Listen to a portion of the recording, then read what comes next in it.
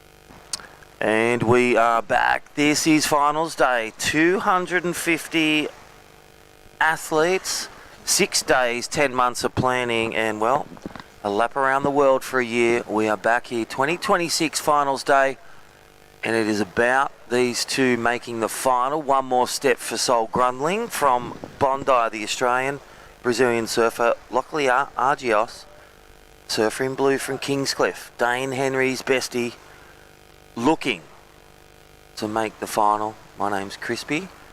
Semi-final, and good morning, Juniper Harper. Good morning, Crispy. Yeah, quarter-final action. We just added to yesterday from a big day, and our amazing Australian Lifeguard Service safety team. Here we go, Sol Grundling looking to make a step closer to the semi-final. Incomplete. Nice intentions, and smaller waves, cleaner waves, nor'west all morning.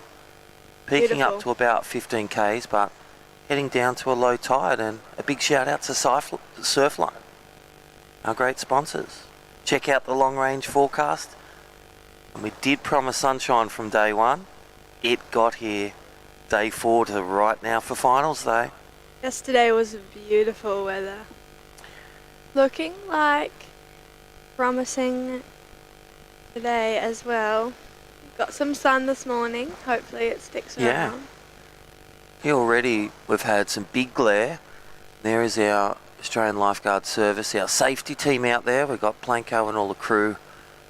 And again, a big shout out to them and some great support from the government with drone technology and beachgoers safety. So we've had our drones on the spot every day and also in our board riders at Lebar. So big shout out to Australian Lifeguard Service and also Surfing New South Wales and Surfers Rescue. Amazing programs. All right, action first wave of Soul Grundling at 0.57. And really see Lachlan having priority these 2-person heats. You did a few in your junior career. How did you like the change, or did you like 4-person heats better or the 2-person? What was the difference? I think the 2-person is obviously better because, you know, in your mind you only have to beat one person. That's but right. I guess with a 4-person heat, you have like two spots of where you can advance, whereas here you have to win the heat to get through. So I don't know, 2's good though because there's just less people in the water, you got more opportunity. You only got to beat one person. Yeah, I think you're right. It's the same 50%, but again, if someone's having a blinder or you're doing the Lockley Argios where you're falling off, you can still get a wave and get through. Just like Willow Hardy, who's made 2 finals. Remember that day 2, big turn, fall off, 2.5. Day number 2, she's now through. She's made amends.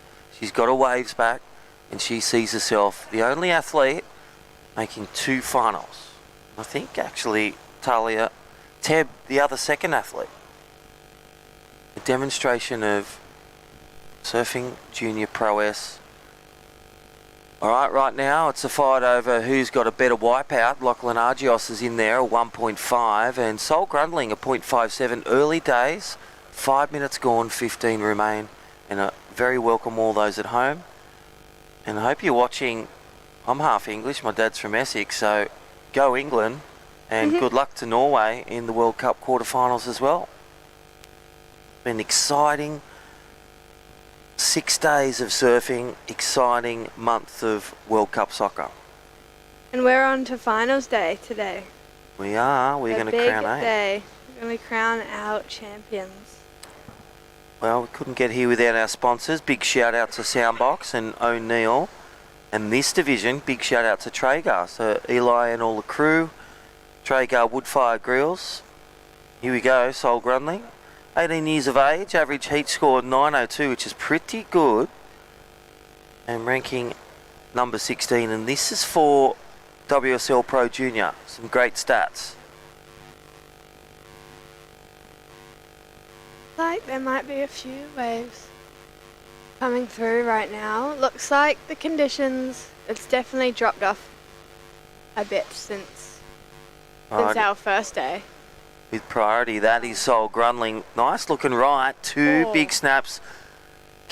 Drops a wallet like a bit of a slide for that last one, and getting the connection. Turn, but still complete. Yeah. 2 bankable turns. He will go to the lead with that one. Soul Grundling getting the upper hand. He did well to get that last turn. It looked like that section was going really fat. Oh. Left that wave really well. And again, he's looking at the structure, looking at the priority. He'll be looking in line with shower takeoff. Yep. Shower takeoff. Got a couple of big pine cones here, but look at the surf mud replay. What do you think? Look at this, good wave. First turn was nice off the top. This turn was where he really pushed, slid the tail, and then kind of got through this fat section and did really well to get to the end and get a little finish on that one, even though that wave just dying out. But yeah, he'll definitely go into the lead with that last score.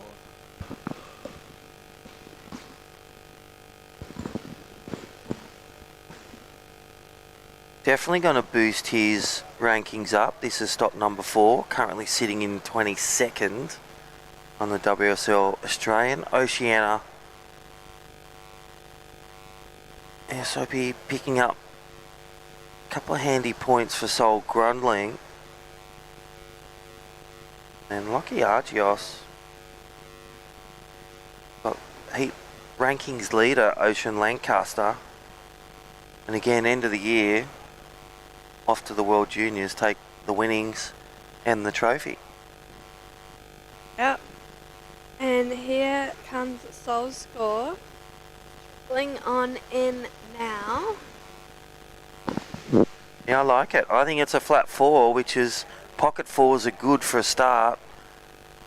And wait around 10 minutes to get it back up. Sol Grundling getting the early lead for the semi-final berth today. Yeah. Shout out to FCS, Lebar Board Riders. Guess what's on special today? Oh, what? Chef Carly, chili hot dogs, nasi goreng. Get on down here for finals day.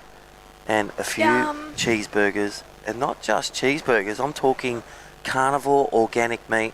Look at this drone angle. There we are, the judges up the top. Priority board 1 and 2. Webcast booth. And all the athlete area. Thank you to our great scaffolding. LJ Signs, CAV Audio, Visual. All the roofing craftsmen and all the supporters of this community.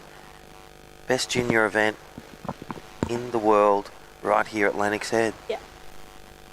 Just coming down to the halfway mark in this heat, and there it is, Sol's last wave coming in at a flat 4, so that's taking him straight into the lead, leaving Lachlan now chasing a 3.08, so he's going to be out there with priority. Up next, we're going to have Mitchie P and Caden Francis. Mitchell Peterson in the red, Caden Francis in the blue. So that's going to be a really good matchup to watch. I'm excited for that. Yeah. Finishing off the quarterfinals this morning. We had the first 2 yesterday afternoon. Yeah, all the way to dark. Well done to Lennox Head Hotel, our VIP night. Thanking all the sponsors. Had our mayor there, Sharon. Mayor. The mayor. And the mayor of the ocean, we know who that is. He was there as well. Big shout out to all our sponsors. Lennox Head Hotel, McAvoy Electrical. Macca was there, making sure everything's signed off. Club Lennox Sports, Lennox Gelato, the bakery. Here we go, Lachlan Argios. Looking to fight back. Oh. Wow. That is the way when you hear your competitor drop his best score, a 4, and then Lachlan Argios only needing a 308. I think he definitely got that. I think that it's a will definite. be the wave of the heat. Really liked that one. And this is where you don't know what's going to come with the sets. Yep. He was patient. There's no stress. The athletes are sitting there. They're just waiting for their takeoff position, selecting the wave with priority. Priority will go to red now. But look at this surf mud replay. First turn. You can see his intentions known, and bang. Nice snap to get rhythm. Goes back down, gets the energy, and drives off that tail, and bang. Is he going to go to the air? Sol Grundling. Nice quick snap. Draws off the bottom. Just a bit late to the lip. Goes down. Priority will go back to blue, but stand by for blue. I feel it's going to go to the 6s. Sol will throw that one away as a 2. I mean, that last wave of Sol will better his situation as his backup's a 0.57. Yes. So, yeah, we'll see it again. He just was a bit late to that end section and couldn't quite stick that last turn. But, yeah, he will better his situation ever so slightly. But Lachlan, his wave, yeah, I think that's going to be the best wave of the heat. Nice surfing, fast surfing. That second turn was really nice, and there it is, crispy. Yeah. 5.5. Yeah, good score. That was that one, remember? Day 2. That's nice. Nice score for Lachlan Argios. And again, go to what are the judges looking for? That that eternal question. They're looking for great surfing, attacking surfing, strong maneuvers, and they're looking for rhythm. It's called flow. Bottom to top turning, spray demonstrating power. Lachlan Argios just getting in rhythm, getting the 5-5 wave of the heat, making it look so seamless. Here is one of our athletes. This is going to be an interesting last 6.5 minutes because it's going to be up to a game of the backups. As we see Keenan Chris making an entrance in the booth just now. Well, he'll be lapping up that chili hot dog and he looks like he morning coffee. Like Dino. Dino cappuccino, please. That could be the morning. So Lachlan Argios, a 5-5 and a 1-5. And I was thinking that too, his soul, even that one snap turn, it was sort of a check turn and a 1-6-3. So all scores are in. Blue holding priority, and look at that. Took him to the line. Goofy's going left. Oh. And Lachlan Argios. Yeah, so there we have it. There's his backup. That is going to get rid of that 1.5 as we see the Surf Mud replay of Lachlan's last. Nice first turn off the top and nice, perfect timing on that end section. So that's exactly what he was looking for to really put the pressure on Sol. Now he's going to have 5 minutes. He's got priority, but yeah, he's going to be looking for a more healthy number after that last of Lachlan.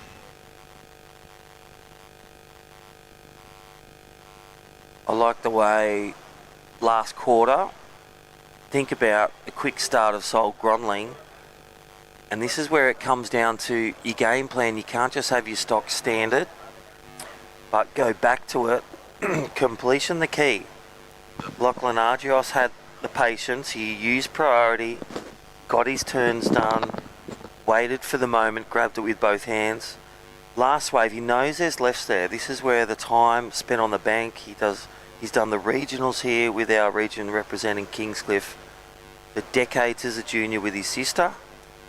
Yep. Very successful campaigns, but leaning on, utilising that priority and going left. And Sol Grundling was taking that wave, and he just pulled back where he let a bit of whitewash, didn't disrupt the situation, but now he'll look to close down the heat and even take a wave. No, he won't. He is searching. You can see the heart rate's gone up in the paddles. Oh, and Lachlan's last is in. It was the best wave of the heat, 5.77. Agree. So Judge is really liking that last one of Lachlan's, and that's left Sol now chasing a 7.27. So he's really put the pressure on now. Try and get the replay of last of Blue, but 2 turns on a left. That is pub innies at its finest. We love pub innies. Such a great training ground. 5.77 on the scale. 2 nice scores, 2 good scores for Lachlan Argios. He's waving his hand saying, give me time. I love that. Specific, points to wants to know the time off the beach marshal.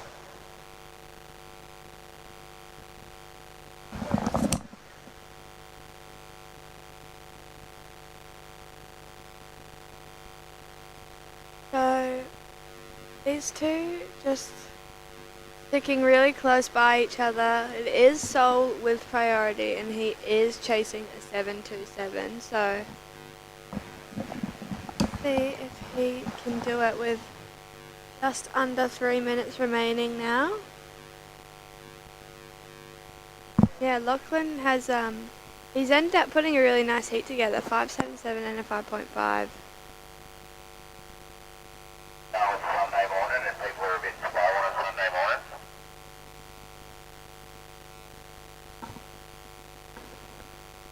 Yeah, 2.5 minutes. Blue leads, red second, but Lachlan, the junior, a year under, but showing experience beyond his years. And this is the 2-person heats. This is the one where Lachlan, does he love 2-person heats? He's lapping it up at the moment. Running rings around Sol Grundling, but Sol Grundling, such a powerhouse surfer, big wave surfer, Loves a big slab at Deadman's. Yeah. Really coming of age over the years, and a junior surfer, doing a few trips to Hawaii. Check out his social, Soul Grundling. You can see Mitchy P on his way out in the red jersey. Next heat, Mr. Noosa versus Mr. Gold Coast. Yeah. Queensland getting 2 in this next heat. This one's in New South Wales, so what a battle. Will it be replicated like the football? New South Wales to win. Oh, stats ticking down here is going to see Lachlan just sneaking one under priority. Oh, nice 2 turns off the top. That one just fizzling out, but don't know that will better his scores, but I think he's just trying to keep busy. Well, good identification of Soul Grundling not to take it, but utilise priority, because that's what Lachlan's trying to grab back to steer the heat into the next round semi. But Soul could have went for an air rev then, or something innovative, or stand by, wave to come as the ocean starts to rise at this low tide. Here we go. Soul Grundling looking for the last ditch effort. He's going to go to the air and just coming off like the first, and well, that will spell an equal 5th finish for the man in red from Northern Beaches, Manly. That would have been his last opportunity there, so a shame that he couldn't quite stick. Here's the winning wave, pub innies at its finest for the Goms. 2 turns, that is Soul Grundling. Thank you, Traeger. Surf Mud replay. Lachlan Argios from Kingscliff, Australia, taking a win. Soul Grundling, commiserations, equal 5th, and we'll be back after a short commercial break here from our great sponsors with heat number 4 of quarterfinal Woodfire Grills. See you soon.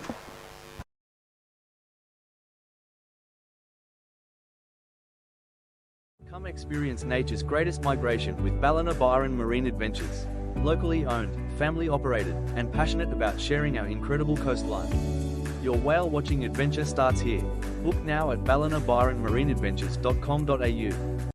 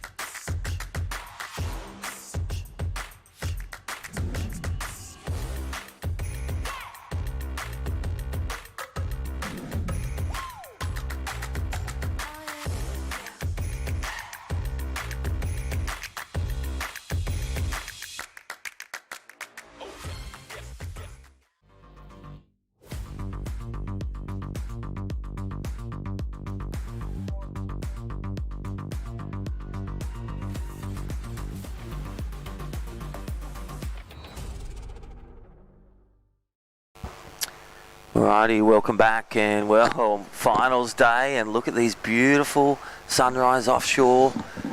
2 feet, few bigger sets, and there is our quarterfinal rejoin, heat 4, Traeger Woodfire Grills Pro Junior. Just saw Lachlan Argios from Kingscliff move on through to the semi-finals. Congratulations, that'll be on soon. My name's Crispy, and good morning. Finals day, welcome back. Chris Binns, what a run. This is finals day, day 6. Yeah, and this is just a big clash. This could easily be a final. Mitchell Peterson, Caden Francis. Caden taking the win last week in the under-18s at the Oki Gromcom. And Mitchell Peterson, I'd say those two and Jesse Ferguson are kind of the 3 guys who've just been on a tear in Queensland the last year or 2. And yeah, these guys wouldn't be used to meeting so early in the draw. Yeah, that's right. And don't forget, Rico Haybiddle, he got through on the last 5 seconds. That he's the Queensland champion over the years and Australian champion. He's in the mix. Huge powerhouse of surfing in Queensland. And versus the New South Welshman. So Lachlan taking down Sol from Northern Beaches. And then we had Freddie Carmody getting taken down from Bondi. So great talent pool. Yeah, so both of these heats were meant to have been run last night. I was surfing after the last heat yesterday with Sol Grunling, and it was kind of pumping, and he was like, oh, kind of wish we were surfing right now. So Yeah. he'll be a little bit upset that he's come back this morning and not really put much together against Lockie Argros, but that's the way it goes sometimes. It's a beautiful morning here at Lennox Head, day 6 of what has been a massive competition, 200 plus in the field. One of the few events where surfers can double dip, so you can surf in a few divisions and in the Traeger Grills Pro Junior. Well, again, creme de la creme. You've got to qualify through the ranking system. It's the top 32 or Traeger Pro Junior, top 64 for the men. They even threw in 78. There's a few of the girls. They lapped up the 24, so there was a couple of extra spots. So well done to the officials. And again, 10 months of planning, literally a year. Wow, there is just a quick one there. So that was Caden Francis. He doesn't lose anything, doesn't gain anything. And wow, there we go. The morning Dolphins. That looks like the 7:30 show. Just going for their morning stroll.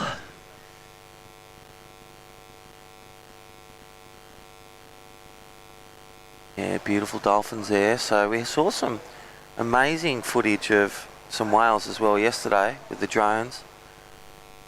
A few big whales, a few baby whales, all going north. If I wanted to go out and have a look at a few whales, would you know of anywhere I could do that? Do, and that is the Beyond Blue, the beautiful Ballina Chartered Tours, Ballina Byron Chartered Tours, 20% off. Just put in Osgrom on socials. Again, an amazing Mango and Dino. Get on board. But this week, 20% off. Otherwise, you're guaranteed, if you don't see whales, you get another run on the boat. So check them out. Ballina, Byron, the Whale Tours, whale watching. Great supporter of this event.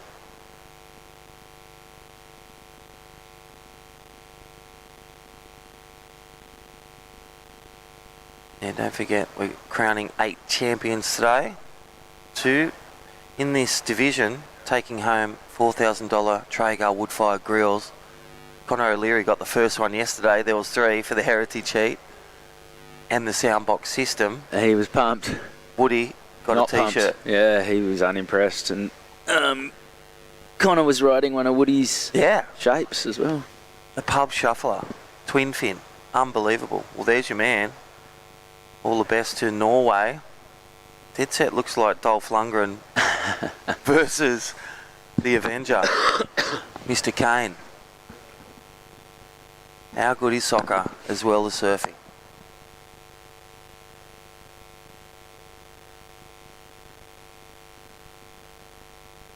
Big shout out to Zach the coffee guy. He's grinding coffees all the way till presentation time. And all the volunteers today, chili hot dogs, cheeseburgers with carnivore organic on a brioche bun, steak, and some great hydrations for some of our staff down here, the VIP night. It was a long one. Alright, this looks like Mitchell. Is that Mitchell into the sun?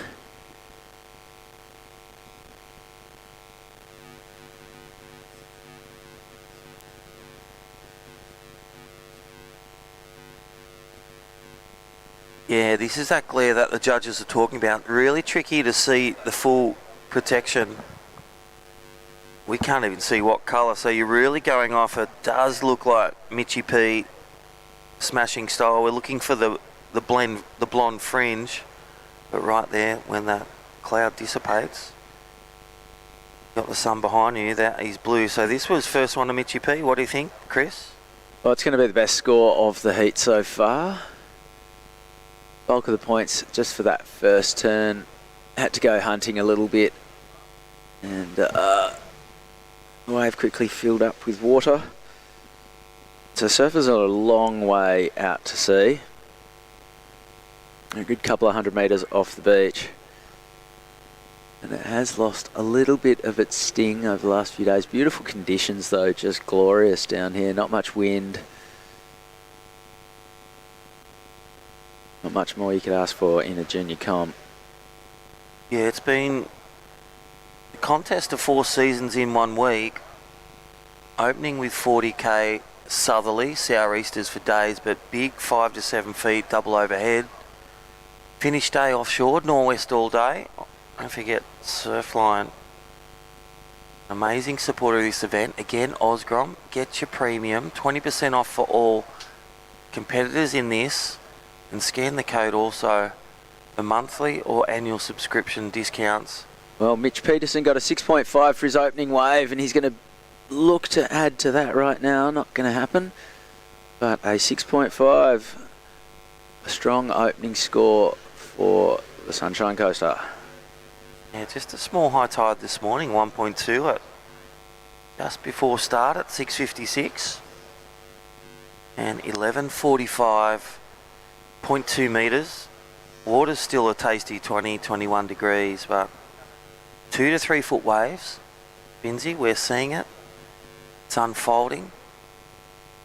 And what a place for finals day to crown 8 champions. 6 in the Soundbox Osgrom, 2 crowns for the Traeger Woodfire Grills Pro Juniors. And wind northwest isn't bad here. It's actually a bit lumpy and bumpy when you're out the point, but we are tucked in on the beach break, a bit protected from the houses and the trees. So halfway through this heat, Mitchell Peterson, this last wave comes in at a 0.8. So he's in the lead with a 6.5 and a 0.8. Caden Francis, nothing to report so far. Just a couple of minor scores. Currently chasing a 6.53 to get up to second.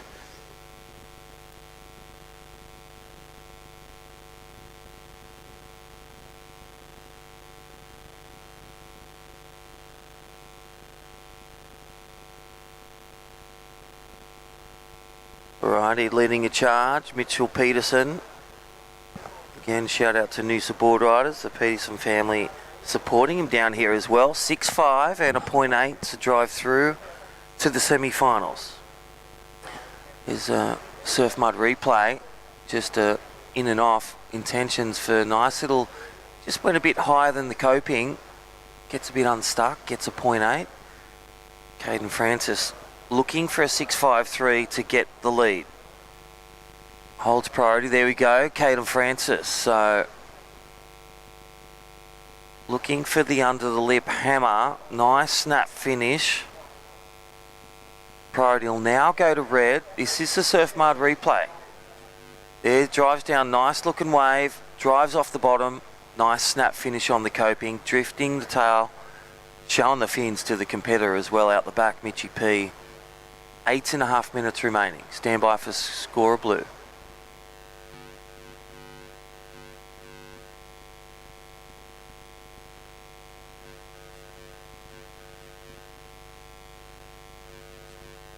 Senova, bragging rights, owning the table, the pool table at Lennox Head. Congratulations.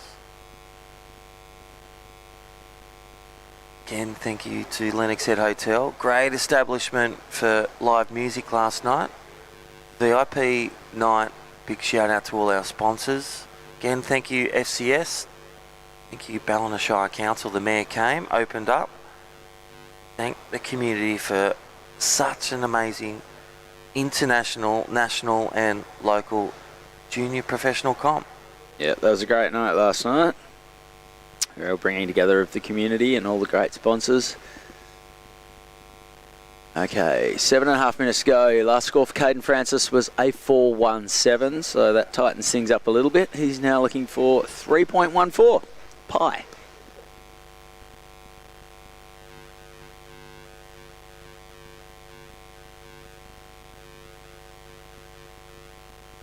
7 minutes to go. Mitchell Peterson needs to get rid of his 0.8 and make things a little bit tougher for Cato. And Caden wouldn't be totally thrilled that his high score at this point is a 4.17. You'd imagine he'll try and get rid of both of those scores.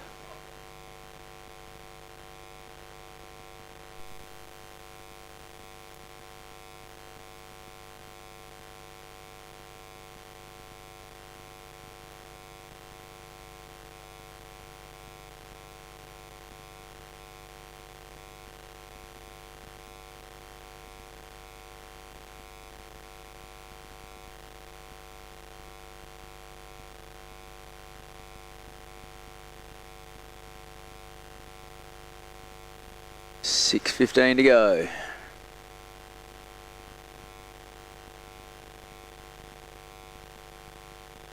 Yeah, just waving his hands, wanting that score for how much ahead. Priority is with red. You can see that on our digital priority board. But Caden Francis needing only a 3.14 now, Binsey, so just under his best score, 6.5 for red, 4.17 for blue. 6 minutes remaining. Upper hand with red holding priority, holding the best wave of the heat.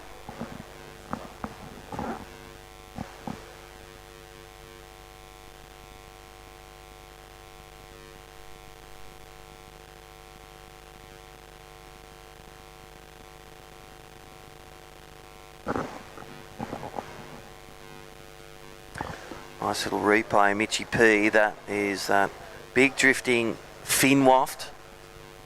That's the turn that the whole heat is hanging on at the moment. A 6.5. So the judges have shown over the course of the last 6 days they're not afraid to throw a big score at one big turn. They're rewarding quality over quantity.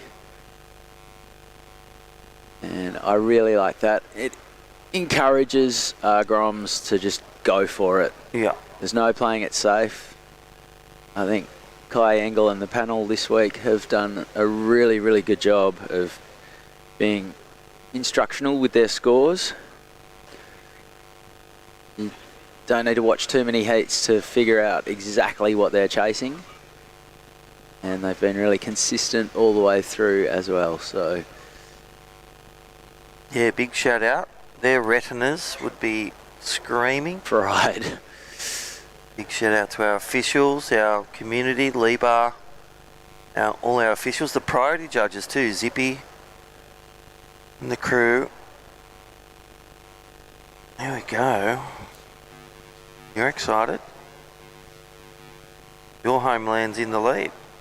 Looks like Norway's just found the back of the net for the first time. 1-0 in Miami.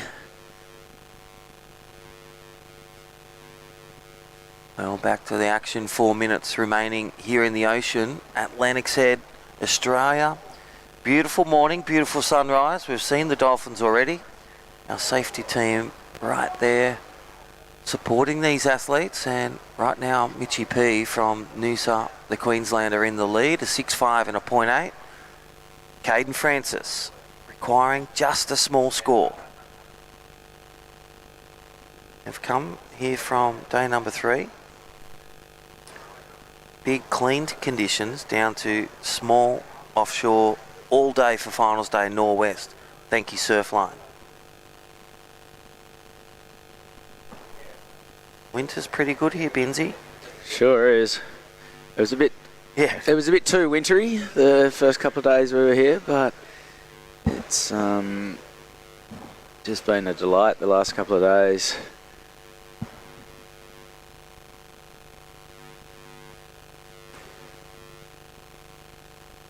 So 2.5 minutes to go.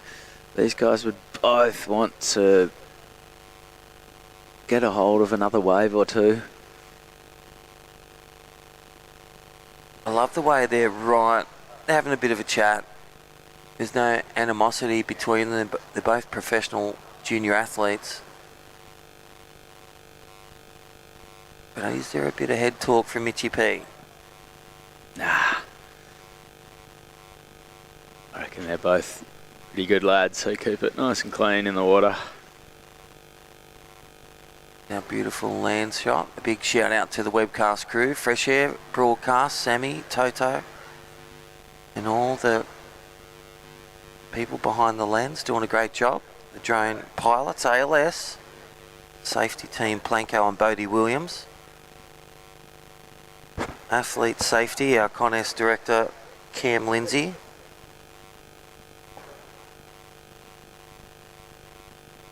So 90 seconds to go, a very slow and sleepy affair. That's our second one. Lockie Argros, the only surfer to crack double figures so far this morning.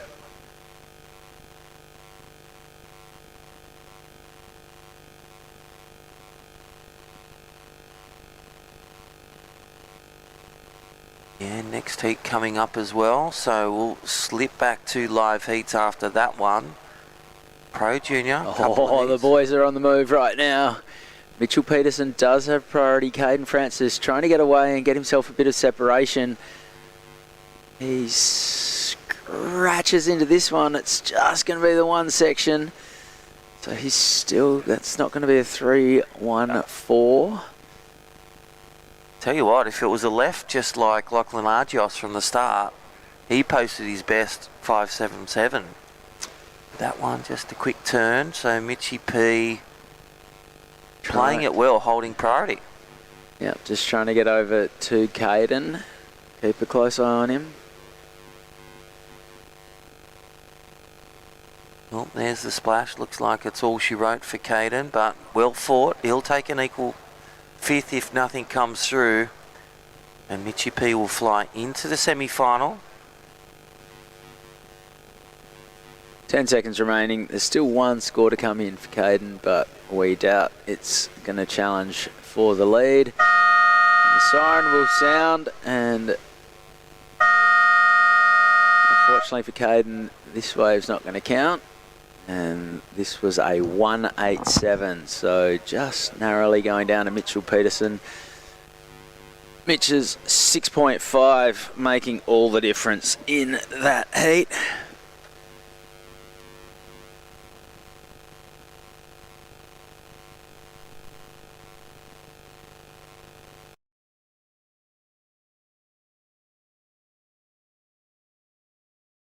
Come experience nature's greatest migration with Ballina Byron Marine Adventures. Locally owned, family operated, and passionate about sharing our incredible coastline. Your whale watching adventure starts here. Book now at ballinabyronmarineadventures.com.au.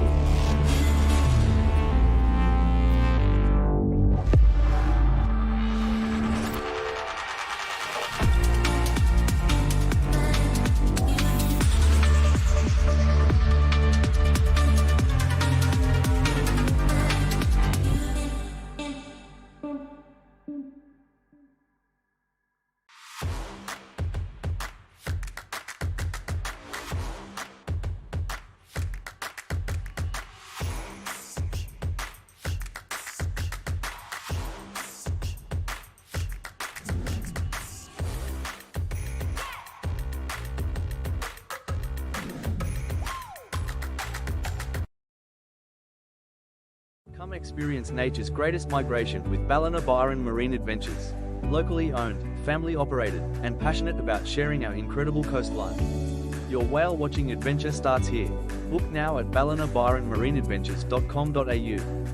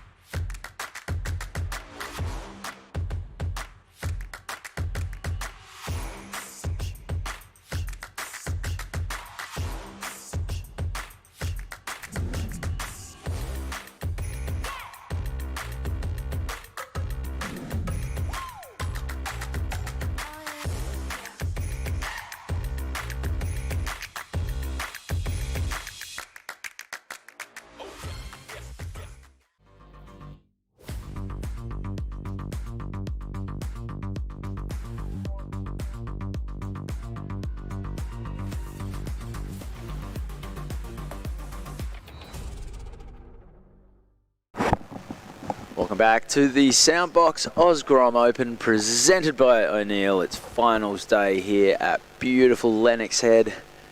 Crispin's in the booth, joined by one and only Chris Enever. We've got Evie Borden and Rosie Annesley in the water. This is semi-finals of the under 14 girls. You can tune into all the action on live heats and the WSL YouTube channel as well. Yeah, Binsy, Sundays don't get much better than this. We're crowning champions down here today at one of the most prestigious Grom comps in the world. It's been a marathon week of action, and now we come right to the pointy end of the draw, and as we see the semi-final action in the water right now. Yeah, that's semi-final number one. The heat 3 on screen is, we need to tidy that graphic up. Can't really have 3 semi-finals. No, we can't. We've had them all week though. But yes, into the two-surfer format. Man on man, and one will progress through to the finals, or the final should we say.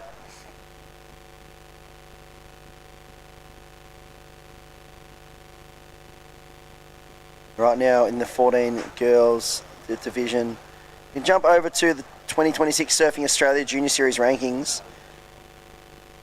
You can check out all the live rankings for the year. I'm just having a little squeeze here.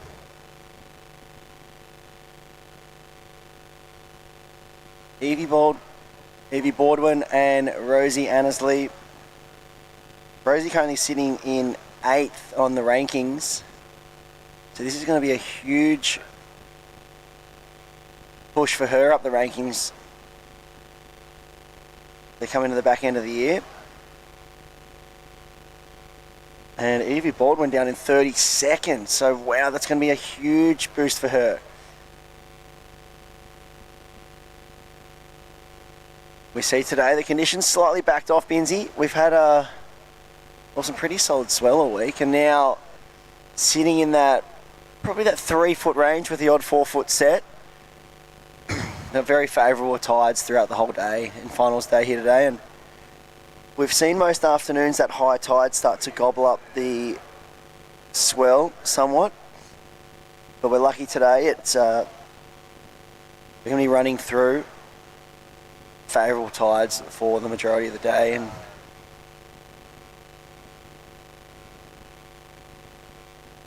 just a mammoth weekend of sport in general.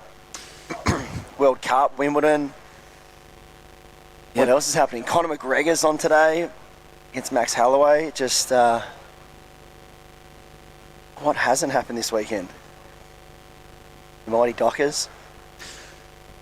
Freeman, I have forgotten about them. Oh wow, England's just scored 1-1. And guess who? It's that man again, Jude Bellingham.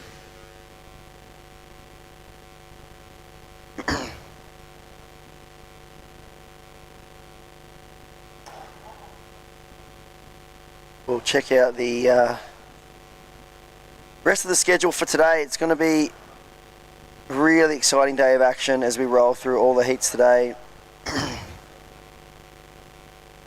There's a few key standouts in the draw that we've seen, especially the likes of Talia Tabb, dual finalist in both the under 16 girls and the Pro Junior division, which is going to be super exciting to see. And she's been in red hot form. Yep, she rips. Proper ripping this whole week, and well, I feel like right now we are seeing a bit of a slow start to this heat. I haven't seen too many waves hit that bank, but I do glance over my shoulder. I can see the surfers. They are up to the north of the competitors' bank competition zone. They finding that end section to be the pick of the bunch, but there is waves all up and down the peak that, well, there is opportunity all over this beach, which has been great all week. And Leno Hotel turned it on last night again. It was sponsors night last night, Pinsy, and it's good to see the town just embrace this event. It really is a incredible community event. The Lennox Head Border Riders, the Lee Bar Border Riders have had the Barbie fight up all week, and like, you've got your stock standard Bunnings sausage sizzle. this is dirty snag between a bit of white bread, and then you have the Lee Bar Board Riders running the Lee Barbecue, the Traeger wood-fired grills with the carnivore meats from the local butcher. That steak sandwich is $50 at Next a restaurant. Here we are, checking out all the live action on liveheats.com. I'd come to this event just to eat. Yeah, honestly, that's why you got to get down here and check it all out, because if you're nearby Lennox Head, there it is. You can check the drone angles out. Sleepy Sunday in the town so far, but it's going to get fired right up as it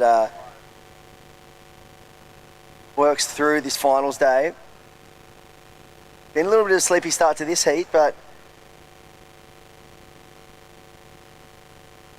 I feel like it's one of those things you notice in these small surf towns. You just cruise through and everyone's just, it's such a easy pace on a Sunday. It's a bit of a different feel than the Goldie, where everyone's just rushing around trying to get out to a surf and just heckling one another.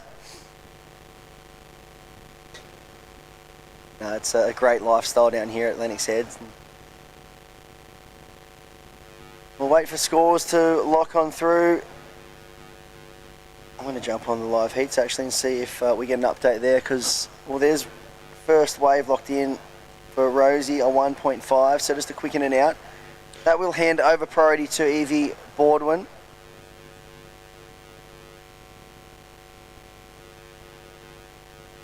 The 13 minutes 55 on the clock.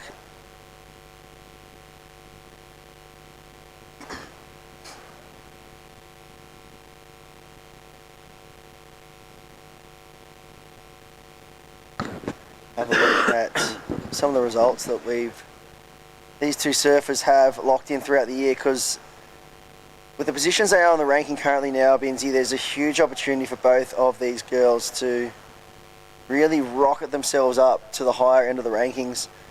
I love the spray on Rosie's board. It really reminds me of, well, it might even be an old board of another really incredible surfer from Byron Bay region. Rosie can't quite get that turn off.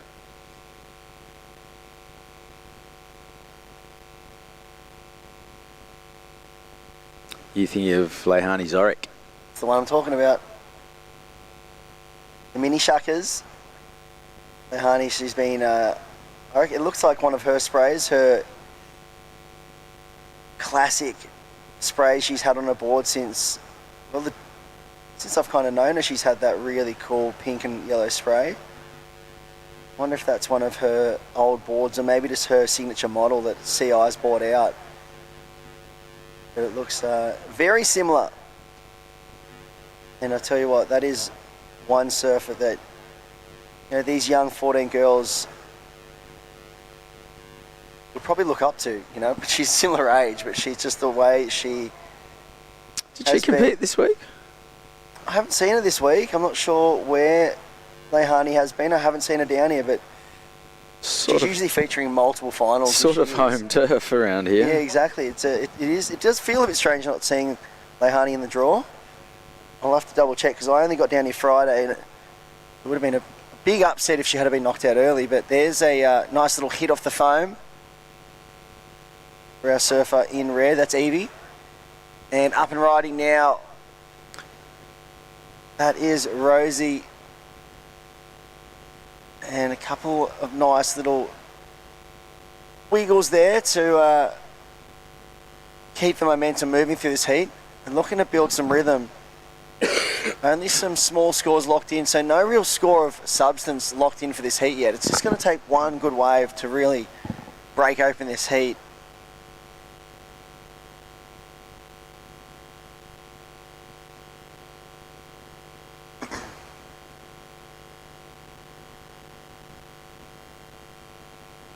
we look over to the rankings, Rosie has had, well, some pretty solid results this year, especially the last few events. She's really, found some consistency to her best score best result this year has been that third place last week at the Billabong Oche up there at Snapper. So she's matched that at least at this event. So she's really starting to find some form as she progresses through 2026. And West Australian surfer. Yep, runner-up state champ last year. Yep. Older sister Stella rips as well. Here she goes, the Goofy on her backhand. Yeah, it looks like she took out the Margaret River round 1 of the WA Junior Surfing titles. Yeah, it was pumping too. That was a big week of waves at main break. And here goes Evie Borden, the Sunshine Coaster, I believe. Yeah, Rosie's, the Annesleys are surfing royalty in Margaret River. Dad Rowan is just the lord of all lords at North Point. And Granddad Fredo is the lifeguard at Margaret River, or has been for years, and head of first aid at Lots of staring into the sun Pro there. every year. Oh yeah, his retinas are torched. But Fredo is one of the greats. A champion Ironman back in the day. Plenty of old black and white shots of him in Speedos, kicking around, running up and down the beach. Yeah, the Annesleys are great. Yeah, so Evie from Queensland. Oh, that was a nice turn there for the surfer in blue. So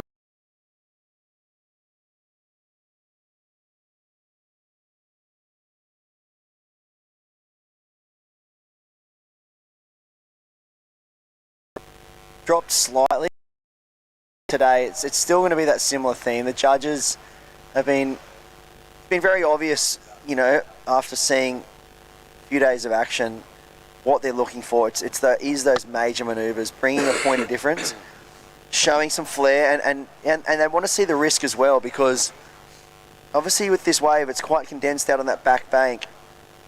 You're limited to how many sections you do get, and you really have to make the most of those sections when they present themselves, Binsey, because we've seen, some surfers connecting the dots, and, it's been a real condense of 3s and 4s. We've seen a lot of those scores this week because, the opportunity that you get out there is pretty limited on how many turns you can do. But bringing that point of difference, that X factor, we've seen those surfers creep up into those 6, 7, 8 point ranges. I've seen a whole lot of excellent numbers this week. Wow, imagine being over in Norway watching the World Cup right now. It'd be unbelievable.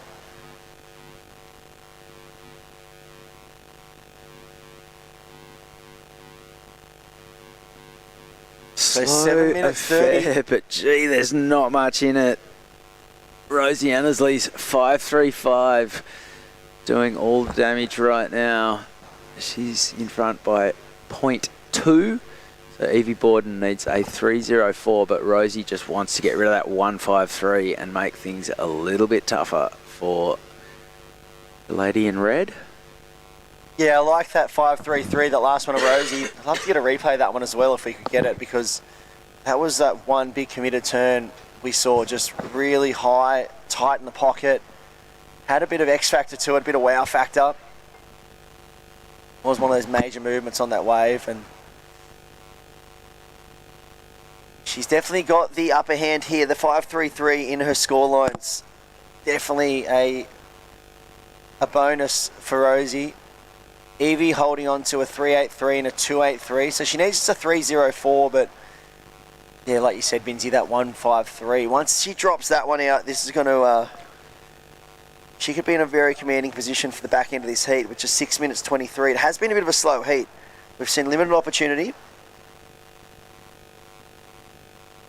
And Evie, looking over at the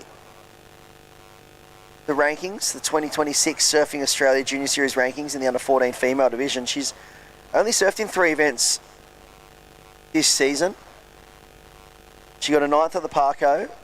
She did an 11th at the 2026 State Surfing Titles qualifier in Queensland, and last week at the Oki, a 13th. So this has been a breakout event for her this year. Now currently locking in at least a 3rd place. Could see herself into the final if she can manage to string together a couple of nice waves in the back end of this heat. But she is up against a very savvy competitor, as you mentioned, royalty from the West Australian coast, in Rosie Annesley. There's the surfers in the next heat making their way out. About to face the mammoth paddle from the beach to the back break here at Lennox. Will be in the red. Saw Estella paddling out now, and wow, that's a big. Hold on to it. Wow, that was that could have been the nail in the coffin right there. There was a huge manoeuvre from You jinxed her. Rosie. I know. It looked like she had it, and she did all the hard work. Just got a little hung up on her heelside rail as she landed. Just a little, probably a bit upright. As we see this one, the big turn there, just a little bit too much weight on the hillside rail, and I feel like she was waiting for the wave to shock back at her, and it didn't, and it just caused her to just go down on that one. But that was a big moment there that could have really put Rosie in a commanding position in the back end of this heat. I feel like that would have probably been the best score of this heat had she rode out of that, Pinsy. Yeah, well, as it is, it's slightly extended her lead, so she's up to a 7.13. Evie Borden now chasing a 3.31.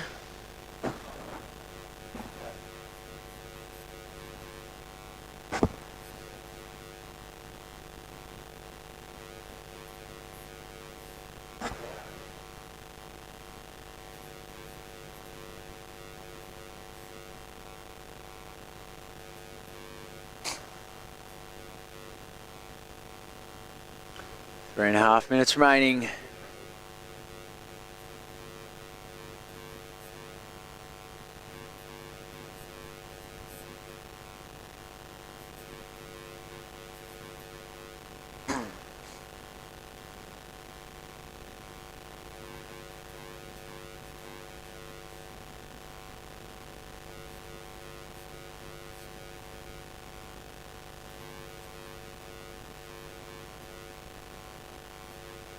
And when Vincent got the win over in the Yeah, the Lido.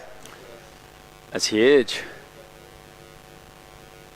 Great warm-up for the Challenger Series. I know. Starting tonight. 2,000 rated event. He's in good form. Winter, and we've been staring at his backside all weekend.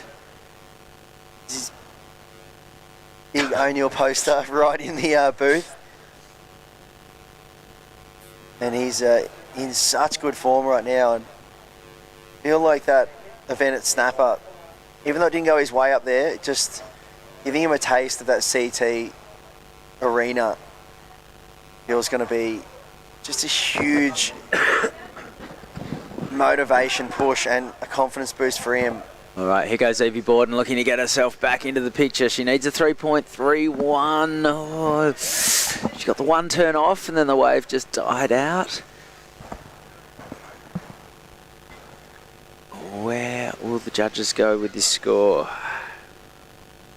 It's such a tricky number out here. We've seen so many surfers come unstuck needing threes this event. It's been one of those ones where, you know, it's almost like they take the smaller ones trying just to manufacture the score, but they really just need to. Oh, that was a big high turn in the pocket. That's going to extend her lead. So very smart surfing there from Rosie, the West Australian, just tightening the screws ever so slightly on Evie, as we see Evie up and riding. See, this is a smaller wave, Binsey, and what tends to happen with those smaller ones, they hit that dead water quite fast. But here's a difference you see up and riding Rosie, just finding that bigger wave with more wall down the line, which really allows her to square up and get high in the pocket. And that 1.8, I dare say, is going to be long gone after that. 1 minute remaining. You know, I feel like those one big turns, that's the 3-point ride that Evie's looking for. But her scores are probably going to push up now to about a 5. Last score for Rosie Annesley is a 6.83. Wow. So Evie Borden is now chasing an 8.33. Feel like that could just about be checkmate. 30 seconds to go, so great surfing from Rosie Annesley. Well, how exciting. She's going to make her first final of the season so far. If she can hold on, it looks like 15 seconds on the clock. She surely's done enough now. At 6.83 just was the icing on the cake. 5.33 is a backup, and we hear the beach announcer counting things down, and well, there it is. The first finalist in the under 14 girls is the West Australian. And we will go to an ad break right now at the Soundbox Osgrom Open presented by O'Neill, and come back with more action. Semi-final number 2 right after this. Do not go anywhere, ladies and gentlemen.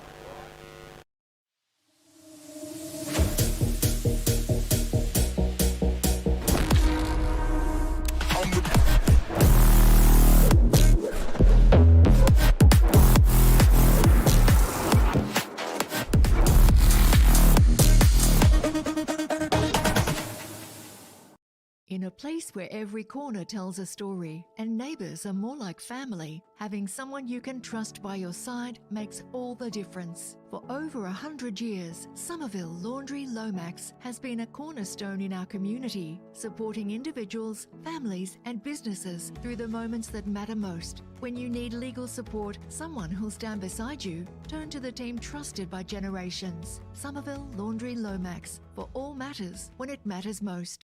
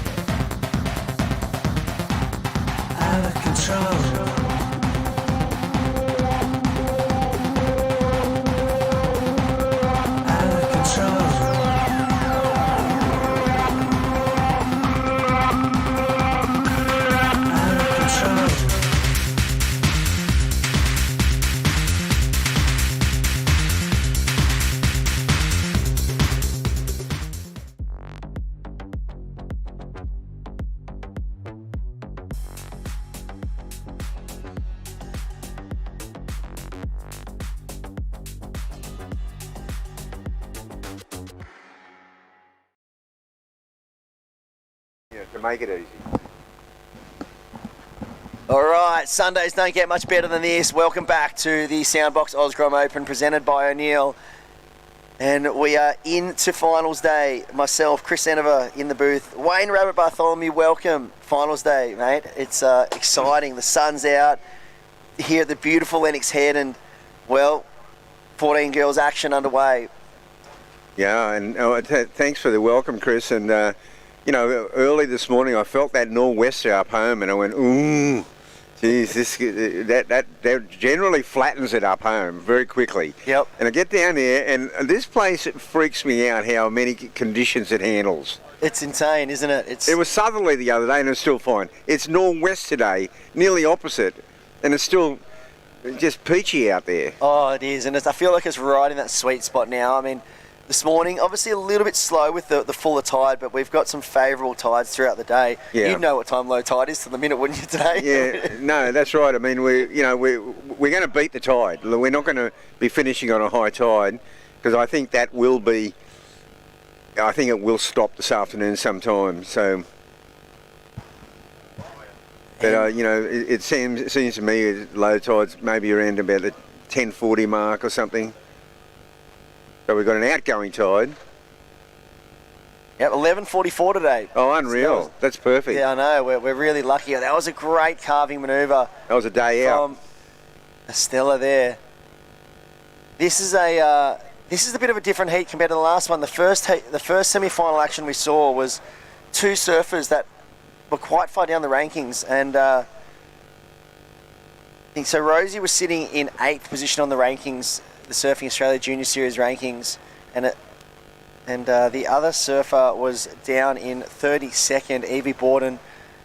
But this heat here, we've seen two of the form surfers throughout the series, and Estella, top of the rankings, sitting in number 1 position at 25,550 points. So she's got some big results she's locked in. She won the Taj Small Fry, she won the Parko, and she got 7th in the Oki Grom. So she's just been in red hot form across these major events. These 10,000 rated events, the premium events, she has just set her sights to, and pretty much... Well, already just being in the semi-final, you pocketed some pretty decent points, and she started well. She actually has an opportunity at this event to go a perfect 30,000 rated event points. It's your top 3 events that are counted. Untouchable. She's got two 10,000 rated events. She'd be... I wonder if that's... how many times that's been done. Topping the rankings on a perfect scorecard with 30,000 points. Well, it's a possibility now, and I mean, look at her scores. She's already locked in 15 points to start this heat. Wow. She's had 2 amazing rides out there. She is just looking unstoppable out here at Lennox Head, and what a way to start the heat. We haven't seen much of this whole week. You know, locking in 15 points, let alone doing it in the first 5 minutes of a heat. So, very solid start. An 8.33 for her first ride and a 6.67. And she'd just be sitting out there with a smile ear to ear, but hearing those numbers come through, and Stevie O'Day is now got her work cut out for her. You know, there's no doubt about it. I mean, you know, you're surfing competitions, and you start with an 8.33. It is just smooth sailing. Yeah. Except for one thing, you hope the heat finishes real quick. But the one thing as well we've seen is some surfers locking in these big numbers throughout the week, but even struggling to find a backup. And, well, she's just paddled straight back out after an 8.33, and, well, she couldn't have done it any better. Straight into a 6.67, and now she's just got, well, a near excellent heat total of 15 points, one of the highest heat event totals we've seen throughout the whole event. And it's the excellent numbers. They've been hard to come by this week. Yeah, they sure have. I mean, but certainly to put 2 together in 5 minutes is miraculous. And I got down here and I was going, oh my gosh, it's still happening. Like, there's still waves, and there's still the opportunity to get an excellent score. So this is brilliant for a finals day. We've got 11, basically a lunchtime low tide. So, you know, we've got an early day, and yesterday afternoon the tide started to really kill it around that high tide mark. Yeah, it does, and I feel like right now this is the sweet spot at this this venue here, that 3-foot range. Hopefully we'll see a few bigger sets throughout the day, the odd 4-footer maybe, and but it is kind of sitting in that 3-foot range out there, and light offshore winds predicted to hang around for the whole finals day. Yeah, just a magnificent setting, isn't it? Like, Lennox Head just nestled away there on the point, that beautiful hinterland in the background. Oh, it's so untouched. Look out the back there. It's just untouched, pristine hinterland views. And we saw before this fantastic view of Lennox Point itself, and the headland untouched. That's where, you know, New South Wales just does it so much better. Yeah. It just does. They're really, the foreshore, the block on the foreshore development is just so good. Yeah, it's really just keeps that raw feel to it as well. When you look up the headland and you see that untouched headland, and you get that as well at some other venues too, like even Cabarita's got a all nice, of them. You know, they do it really well, keeping those headlands untouched. The Gold Coast kind of got away on it. Yeah.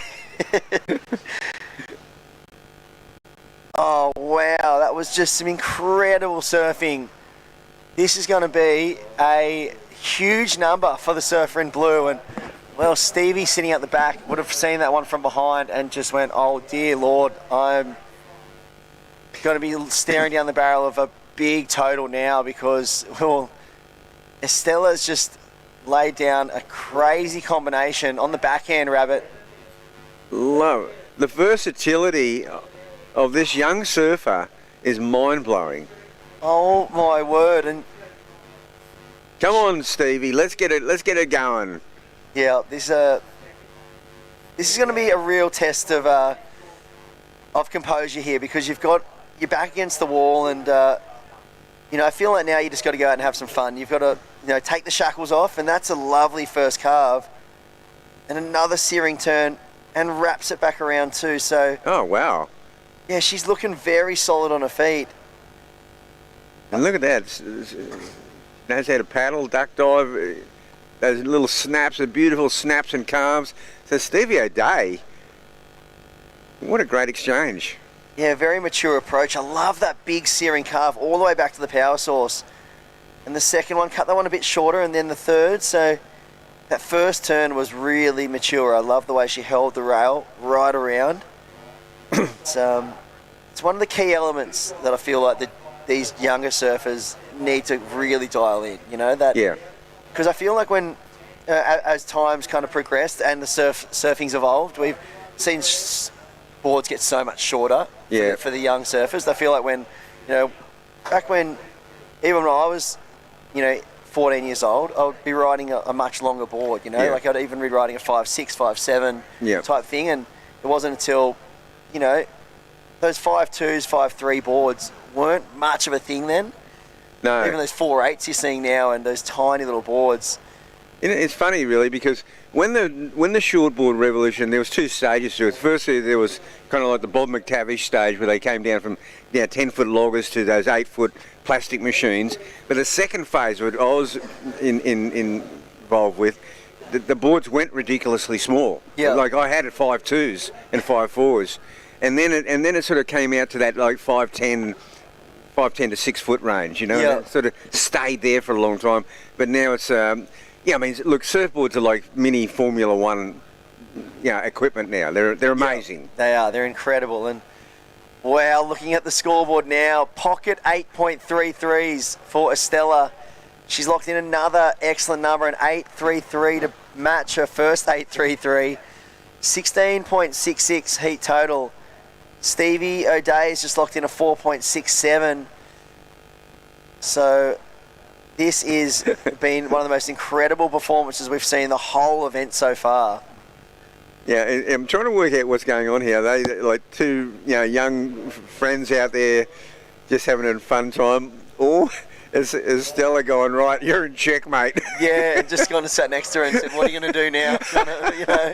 I love it. Yeah, just sitting right and just making her presence feel known and just, I think, keeping Stevie honest. Just going, hey, just in case you weren't sure of what I've scored so far in this heat, I've actually got 16.66 heat total, and I'm going to sit right next to you and make my presence felt. But all still in a friendly atmosphere, and now she wants the scores, she wants the situation. I wonder if she already knows what the scores are and she just wants them to get read out again. I tell you what, wow, it is something else. That's some Kelly Slater mind tricks, Jedi mind tricks playing there, but what an incredible start to this heat. And, well, 7 minutes, 20 seconds on the clock.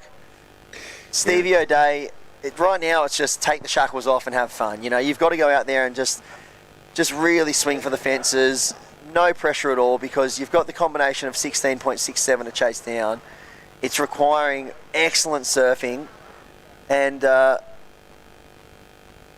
feel like you just got to let the pressure go and just enjoy yourself and just see what you can bring to the table and swing for the fences a bit. And yeah, as we were touching on before with the boards, I feel like those longer boards that we had really promoted you to do that, drawn out surfing and get on your rails. And we saw, the likes of, Mick and Joel and that whole era was so good at rail surfing. And I felt like it went away from that slightly, and a lot of the juniors are really focused on, progressive moves and airs and spins and getting the tail release. But if you can get that foundation surfing of the rail surfing dialed in when you're young, and the progression comes later, I feel like that's the best foundation for the surfing. No, I agree with that, and you tend to see it like kids who naturally got that ability in the air. They love it at the very beginning, and they do it, and then they sort of get to a point. Oh, there's another great ride here. Yeah, and you can see here The replay, she's got such a good. Both of these surfers, Estella and Stevie, have just shown so far that their rail surfing is the strength of what they've got. It's the foundation, and it's laying down really nice full rail calves. It's impressive to see for a 14-year-old girl. Yeah, and Stevie can surf. So she's a good little surfer. Yeah, we saw that on her other wave. That 4.6 was pretty much the back of one turn. It was that searing calve that came right back into the pocket. And I get really excited watching under 14 girls surf and lay down big searing rail calves where they hold those mature turns. Yeah, so getting back to that point, kids tend to get into the trick surfing, I call it, when they're, like 10 years of age. But then they sort of get to a point they go, no, I want to learn to carve and then come back to the air surfing. And I think that's the good foundation. Yeah, it was even when Laura qualified for the tour, she had to go through an evolution of her surfing. When she first came on tour, she had this really progressive approach of blowtails where she'd blow the fins and go backwards, and the boards were customized to do that, so she had that release of the tail, and it was her real strength. And then, a year or 2 years into being on tour, she actually got the judges kind of said, well, look, we're not going to score those turns as we were. She had that heat. She went all the way to the final in her first year and surfing at Steph in the final at Snapper, and was bringing out these blowtail turns and a progressive approach. And then the judges pretty much said, look, we want to really see rail surfing, and that's kind of where we're heading with the judging. And so she had to completely evolve her surfing. She jumped on DHDs, and they had to customise her boards for long rail surfing and rail calves. And it was a tricky period for her. She had to evolve things.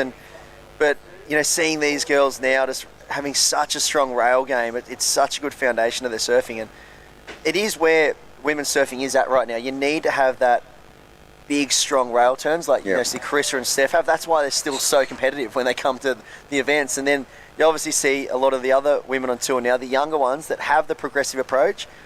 But in the end, the rail surfing is still always trumps it, Well, and that's why this year was such an interesting year, because we've seen, Caitlin Simmers and Molly Picklum really take over the world in the last couple of years as the world champions. But then they come back this year with Stephanie Gilmore and Carissa Moore, and obviously Lakey's been there the whole time. And I was always really interested to see how that would mesh.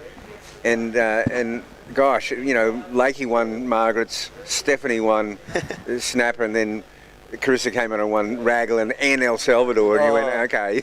I know. It's still to the fore, this incredible rail surfing. Yeah, there is a formula to it, and they understand it, that the experience to come back and then understand the formula and not get too caught up in trying to change their approach to, match that progression of the juniors. They've stuck to their guns, and it's shone through, Yeah. And they do bring out the progression when it's needed. And I think as we go into the second half of the year, now the young guns, they'll respond. Yeah, 100%. We will see, because Molly and Caitlin are so good out there on the reefs. They're incredible. Yeah, they are. They really are, and it's that's where the back half of this tour is going to shape up. We've got a lot of heavy water waves, and we're going to see some exciting stuff. And speaking of exciting stuff, Stella Carbonelli has been on an absolute heater in this event, and also this heat so far. She's looking for, once again, another finals berth. She has won 2 events this year, Taj Small Fries and the Parco.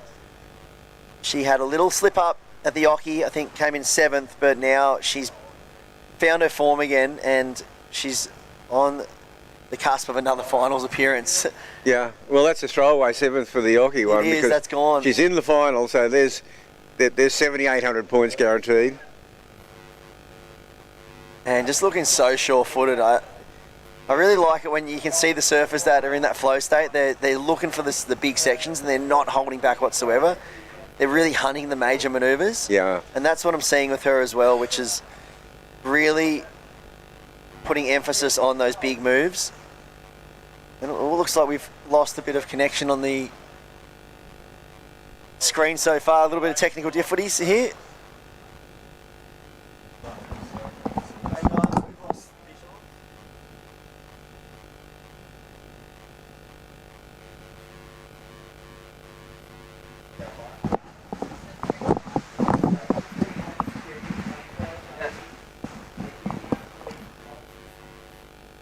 So this heat is coming down to a close, Rabbit, and we don't have visual right now, but we can jump on liveheats.com. We've lost visual in the booth, but Yeah, well, we know that Stevie is in a combo situation, so it'd be a bit of a miracle for her to get a couple of nines she might need. yeah, well, 56 seconds on the clock. I'm jumping on liveheats.com. You can actually, I love the addition of the visuals. Liveheats.com. They're just evolving and getting better and better. Yeah. Now you can check out all the live action on liveheats.com. Keep it on the same browser, or there it is, 40 seconds on the clock, and Estella is sitting in the lead comfortably. Has those two 8.33s, one of the performances of the entire event, and what a time to do it on finals day. Here at Lennox Head, we hear the beach announcer counting in.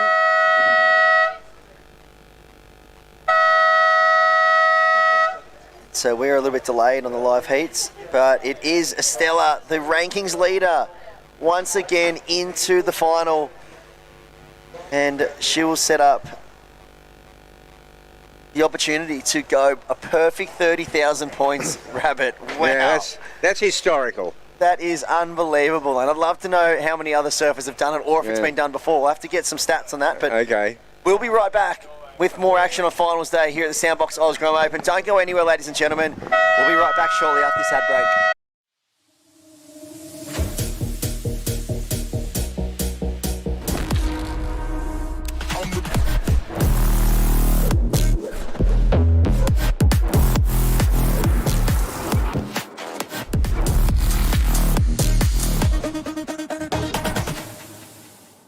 In a place where every corner tells a story and neighbours are more like family, having someone you can trust by your side makes all the difference. For over 100 years, Somerville Laundry Lomax has been a cornerstone in our community, supporting individuals, families and businesses through the moments that matter most. When you need legal support, someone who'll stand beside you, turn to the team trusted by generations. Somerville Laundry Lomax, for all matters when it matters most.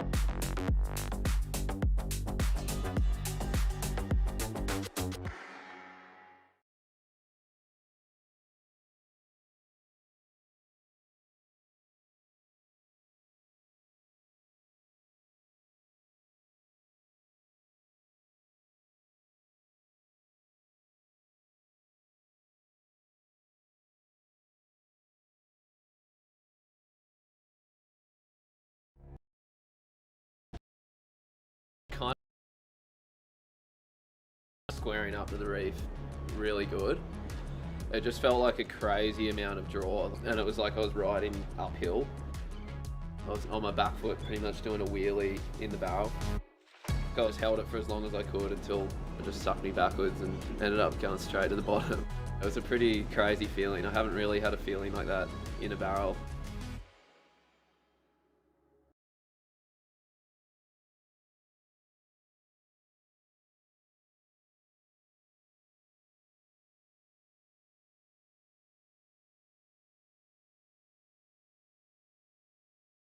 In a place where every corner tells a story and neighbours are more like family, having someone you can trust by your side makes all the difference. For over 100 years, Somerville Laundry Lomax has been a cornerstone in our community, supporting individuals, families and businesses through the moments that matter most. When you need legal support, someone who'll stand beside you, turn to the team trusted by generations. Somerville Laundry Lomax, for all matters when it matters most.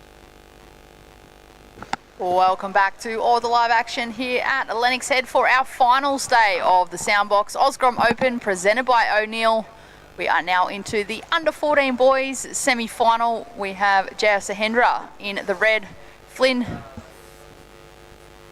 Swicheski. Yeah. We just got correction on this pronunciation of the surname, so it's Swicheski.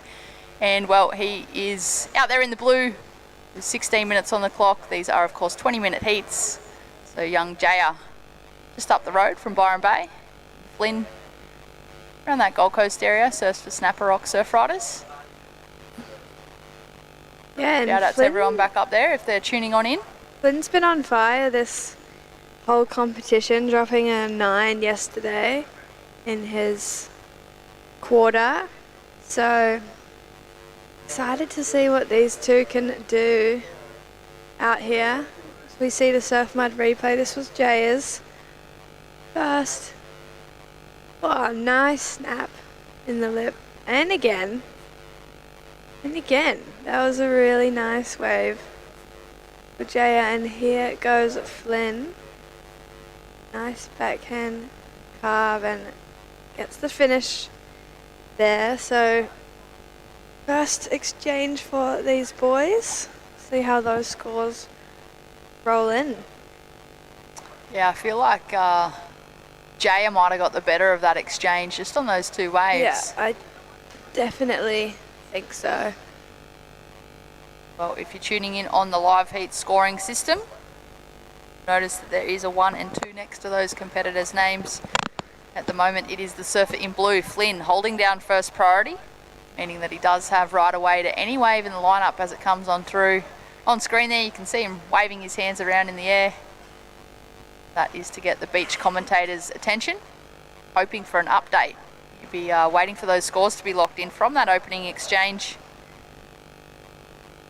Well, it looks like the judges have gone into the excellent range. Jaya Sahendra has opened up with an 8-point ride.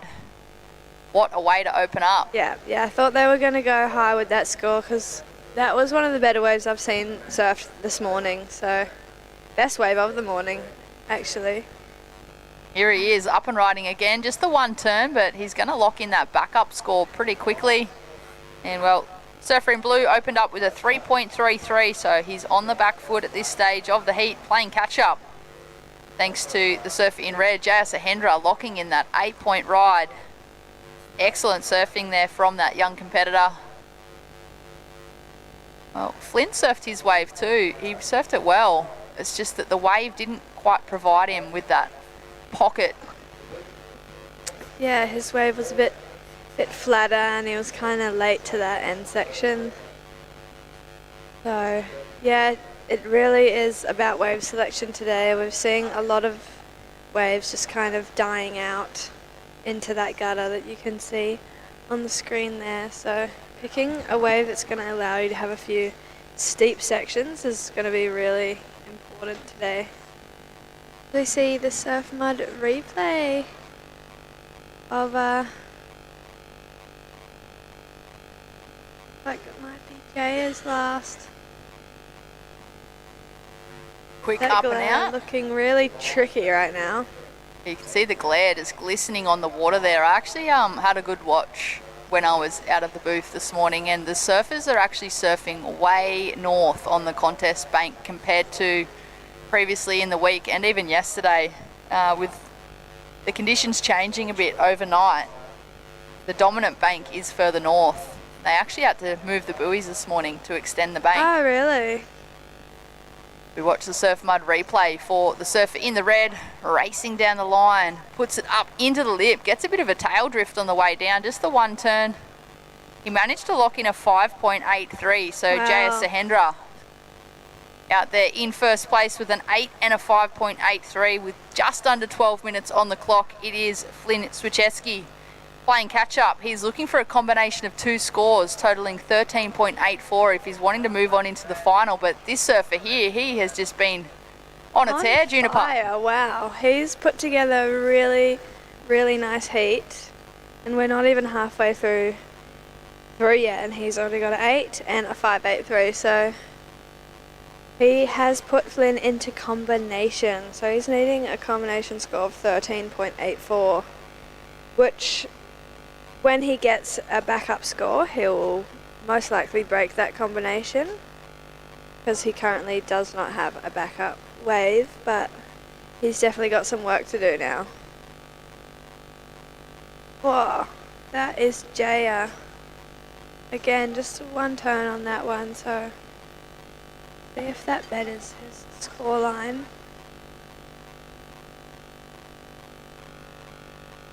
And coming up to the halfway mark, up next we're going to have the Heat 2 of the semi-finals for the under 14 boys, and that's going to be Hayden Mee and Tally Crompton. So don't go anywhere, and as we see a whale out the back behind Jaya on that last wave. He's in a pretty comfortable lead right now, and he's going to be back out there now with priority as we see. Surf Mud replay of Flynn's last. He's found a nice little left here and went for the lip line and couldn't quite stick it, so that is not really going to help his situation at this point in time. He's going to have to start this heat again with just over 10 minutes on the clock. He's still chasing 2 good waves to get himself back into the game and wanting to progress through to the main final, the under 14 boys Soundbox Osgrom Open presented by O'Neill. Jaya Sahendra in the red, well and truly in the lead with an 8 and a 5.83. Flynn Swieczewski in blue in second, chasing that combo. He is more than capable. Just needs to get those waves as they come on through. Wave selection certainly key for competitive surfing. No matter how many you catch, you want to be on those best ones to allow yourself that scoring opportunity. Yeah, and as we can see, it's that number, that combination score for Flynn is well and truly doable. Jaya's got his 2 waves within the first half of this heat, so with just only one other person out there, so surfing 2-man heats, he's going to have enough time and opportunity to still be able to catch 2 waves and have a shot in getting into the final of the under 14 boys. Looks like a nice set here, and Jay is going to be on it, and wow, this looks like a really nice wave. First top turn out of the lip. Aww. Second turn, just whacks it, and wow, gets the finish. So, oh my god, Jaya has been on fire this heat, and I think that's going to have to be the best wave of the heat. That is, I feel like, certainly going to trump that 8 that he has in his scoreline. It was a bigger wave, more critical, good connection. I feel like, yeah, there was absolutely no downtime between those backhand turns. Judges going to have to really consider what they're looking at here. Comes hard off the bottom. Hits a little under the lip if I'm being critical, but belts that second section and straight up into the third. Gets a little tail drift on the way down. So excellent surfing there from that young competitor. No claim on in the red too. Yeah, wow, that was really sick. So sure the Byron Bay Board Riders crew be stoked with that one as they're tuning on in, or maybe just visiting from up the road to support their surfer in the red. Just coming fresh off a 3rd place up on the Gold Coast for the Occy Grom Comp. Have the Surf Mud replay here. Just seems so in rhythm right now. He's been on all the best waves of this heat and surfing them really well. See how that score trickles in, and there it is, Brett, 9.5. Wow. Very impressive surfing from Jaya, and Is he up again? No, just a bit of a closeout now. But, wow, what a heat. 9, 5 and 8. Can't go much better. Nah. Really, really impressive surfing from the man in red. Just under 7 minutes now, and Flynn he's going to be feeling it. He needs 17.5 combination scores. He needs 2 excellent scores to get the lead on Jaya, which he's well and truly capable of doing. But I think he's definitely going to be feeling the nerves now with 6.5 minutes remaining. It is a huge ask, and it looked like he was looking for an update from the beach commentator to see what he needs exactly, or that might actually be red. The glare's pretty bad here this morning, but rest assured, the judges do have spotters. They're well and truly onto the right colours. We just can't quite see on our screen. At the moment, with just over 6 minutes remaining, Flynn Swicheski chasing a combination of 17.51. Have to be one of the highest totals of this event so far. Jaya Sahendra on an absolute tear out here this morning, locking in that 9.5 and an 8. He is going to be hard to beat.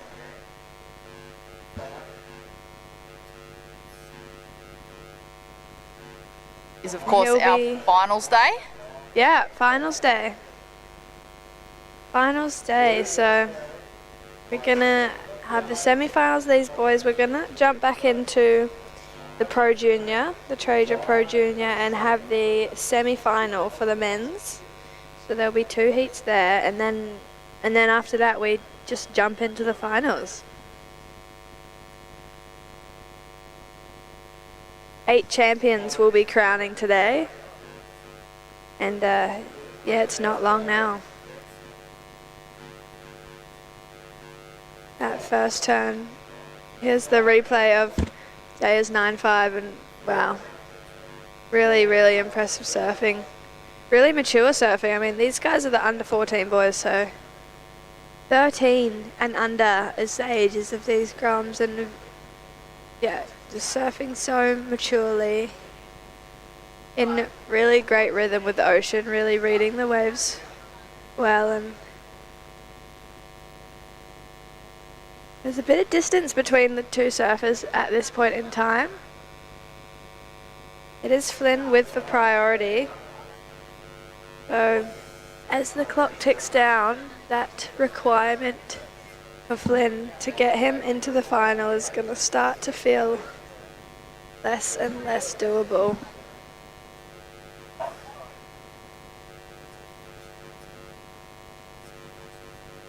Another beautiful day, Brett. Sun's finally out. What a spectacular day we have here. Yeah. Finally, some sun. Sun is shining. I know I've got my jumper on. I might have to pull it off soon. Yeah. Got some sun in our booth, which is always nice. It was freezing throughout the first half of this event. On screen there you can see Jaya Sahendra's total of the waves he's caught so far. Opening up with that 8. And then, well, he locked in that 9.5 on that left-hander. Surfing with a lot of maturity in his approach.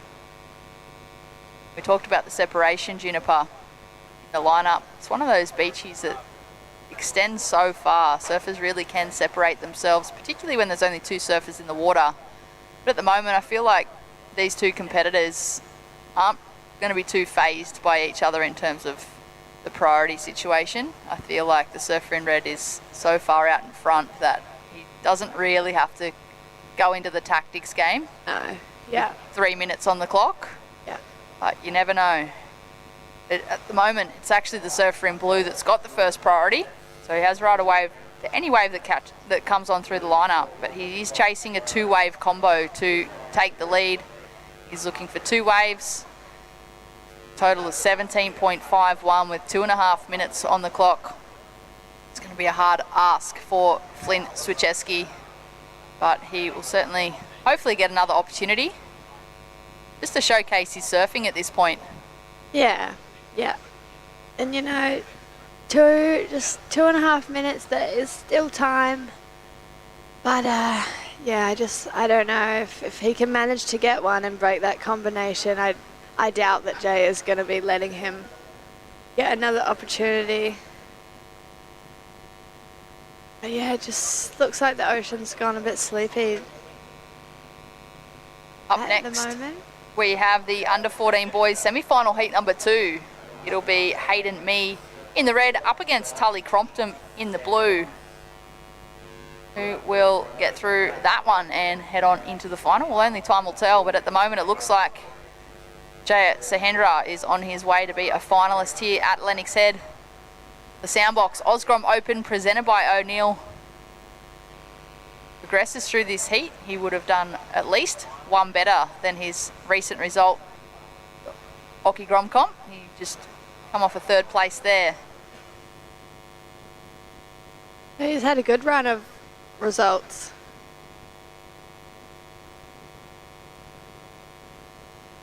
So just getting down to the minute mark now, and it is still situation the same.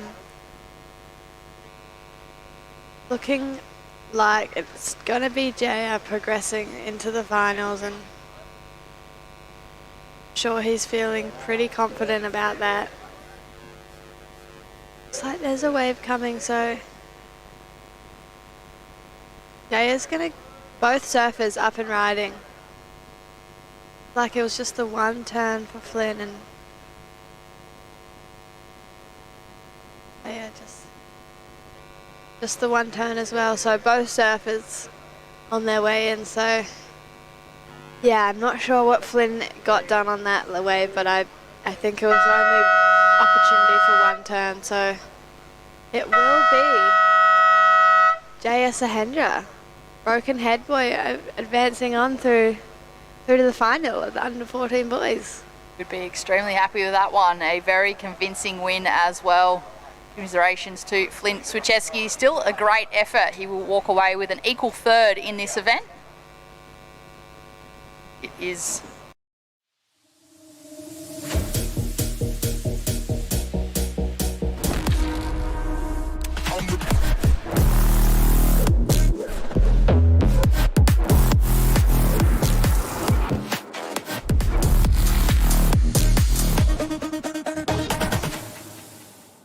In a place where every corner tells a story and neighbours are more like family, having someone you can trust by your side makes all the difference. For over 100 years, Somerville Laundry Lomax has been a cornerstone in our community, supporting individuals, families and businesses through the moments that matter most. When you need legal support, someone who'll stand beside you, turn to the team trusted by generations. Somerville Laundry Lomax, for all matters when it matters most.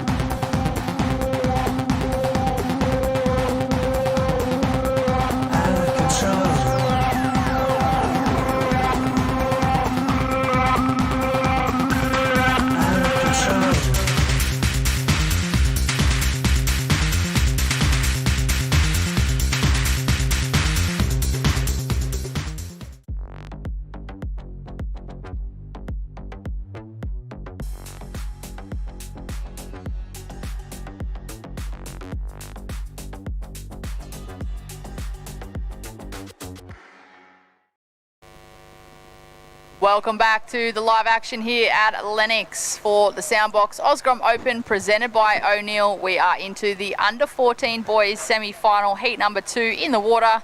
In the red we have Hayden Mee, in the blue Tully Crompton. Well, the winner of that previous semi-final was Jaya Sahendra, so we do have our first finalist for this division. Off to a quick start, that competitor there in the blue. That was Tully Crompton on his backhand. Beautiful first turn, but not able to get the completion on the second. My name is Britt Nicol, joined back in the booth with Juniper Harper. How you going, Ju? Good morning. Good. How are you going? Yeah, good. Oh, look at the little support crew on the beach. Very nice to see. Yeah, all his mates just super stoked for him. They would have all been very impressed with that heat, and it looks like he's pretty pumped, as he should be. 8 and a 9.5 with J.R. Sahendra, so he was ripping last heat. As we see, Blue up and riding here. Oh, getting that one nice lip line, sticking the completion, and Red on the right. Getting the one turn, but stuck it. Nice turn, and yeah, we'll see. Blue had another wave. Blue on his backhand. Whoa, really nice first turn, and I just couldn't quite stick the completion on that one, but I think that might have been my favourite of that exchange, that last one from Blue. It's JR. Big smile on the dial. I see him outbroken all the time, and he's just always in the right spot getting all the best waves. And I'm like, oh, how are you always getting every good wave? One of He's those ripping. frustrating ones to surf with. Yeah. So he's in rhythm with the ocean, as we saw in that last heat. And it is Hayden Me and Tully Crompton out there. Semi-final number 2, so this is going to be the decider of who joins JR for the final. First score for Red has come in at a 5.83.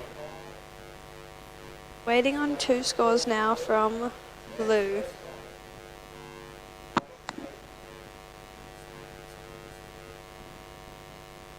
Off to an early lead, Hayden Me, with that 5.83. Like Ju said, we've still got scores to drop for Blue. And I agree, I like that first backhand turn that he did on that last wave. Really critical in the section. Here we go, here's the surf mud replay. Drives hard off the bottom, straight up in the lip, gets a little fin pop on the way up and down. Yeah. Kind of like came out of that turn with speed. Yeah. I think that's going to be a pretty nice number for Tully.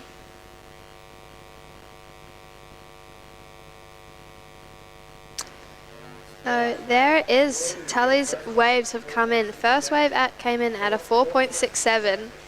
And there it is, his second wave. Best wave of the heat at a 6.17. So that's got him straight into the lead.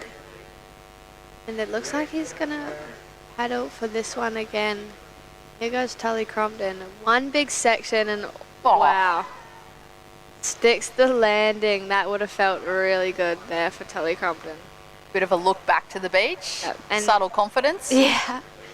As we've seen this whole event, the judges have really been liking these waves. The big sections, big committed turns.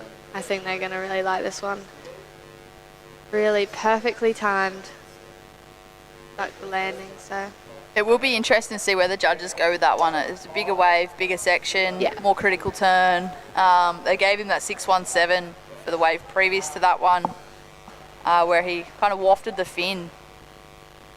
But was definitely a smaller wave. But it was a smaller wave and he didn't get the completion. So whether or not they lock it on in better or worse, but I feel like it could be better. Yeah, I think so. Definitely drop his 4.67.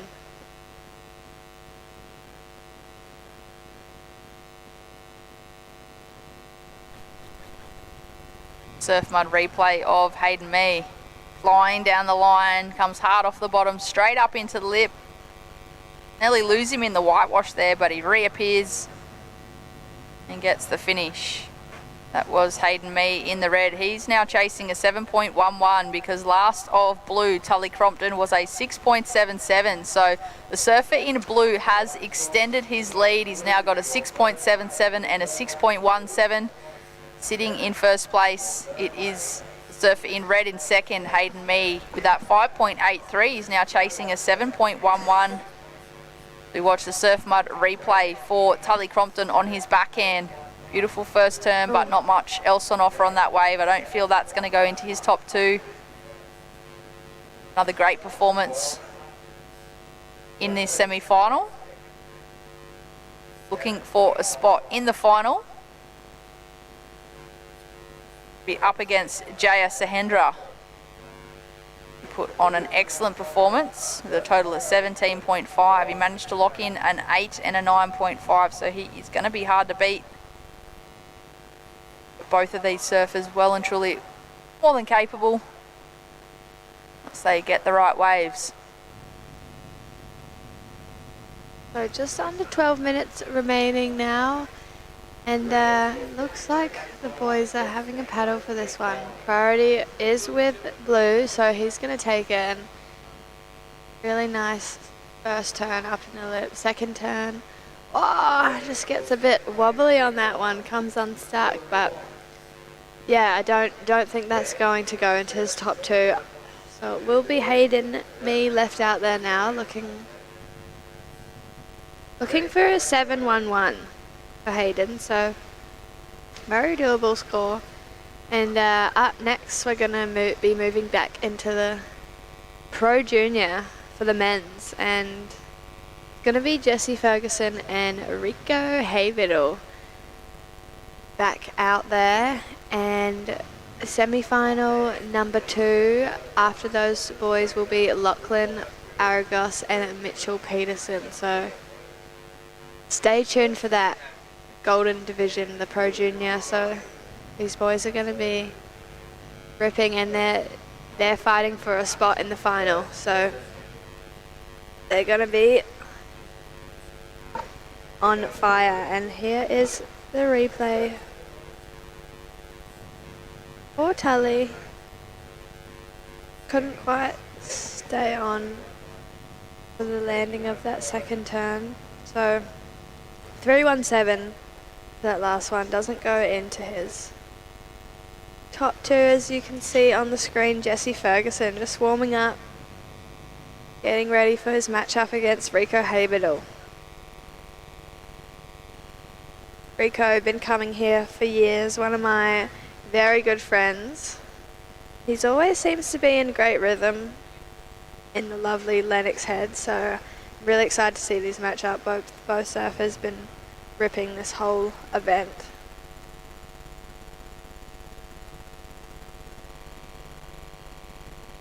Yeah, that could certainly be a final between those two competitors. Jesse Ferguson and Rico Haybiddle. Semi-final number 2 for that division will be Lachlan Odraros and Mitchell Peterson. Another great matchup for the Traeger Wood-Fired Grills WSL Pro Junior. At the moment, it is the under 14 boys semi-final heat number 2 in the water for the Soundbox Osgrom Open, presented by O'Neill. See on screen there, these two competitors really separating themselves in the lineup, creating a little bit of distance between them. First priority is with red, second priority is with blue, but it is blue in the lead at this stage of the heat with that 6.77 and a 6.17. Surfer in red chasing a 7.11, and that's Rico Haybiddle on screen. Go, Rick. Very, very talented young man. So he's going to be feeling cool, calm and collected for this next heat. And as we see Tully Crompton, another big hit and sticks the landing. So we'll see how the judges score that one. He's looking to replace a 6.17 from his scoreline if he's wanting to extend his lead. Personally, I feel like his other two waves were better than that one. I think it will come in close, still a decent score, but I don't know that it will be replacing any of his keepers at this point in time. Being nice and busy on his feet. He is hoping for a spot in the final. Of course, finals day here at Lennox for the Soundbox Osgrom Open, presented by O'Neill, and what a beautiful day we have here. The swell has tapered off a little bit, but still plenty of good waves in the lineup for these competitors to lock in some excellent scores. We saw that in our last heat. Jaya Sahendra locking in a total of 17.5, one of the highest of the event so far. A little overcast here this morning, but warmer than a lot of the other days throughout this week. Yeah. I think as soon as that sun comes out, it's nice and warm. The first few days of competition were really rainy and cold, and there was no sun at all shining through the clouds. So yeah, that sun just pulls it out of taking my puffer off, so warming up a bit. Fingers crossed. The rest of the day continues the way it has this morning. Yeah, touch wood.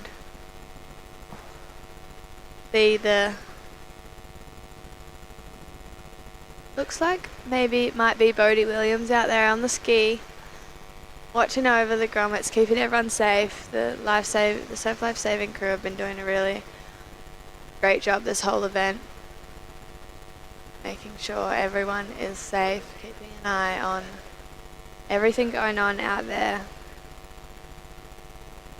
Thank you to that team.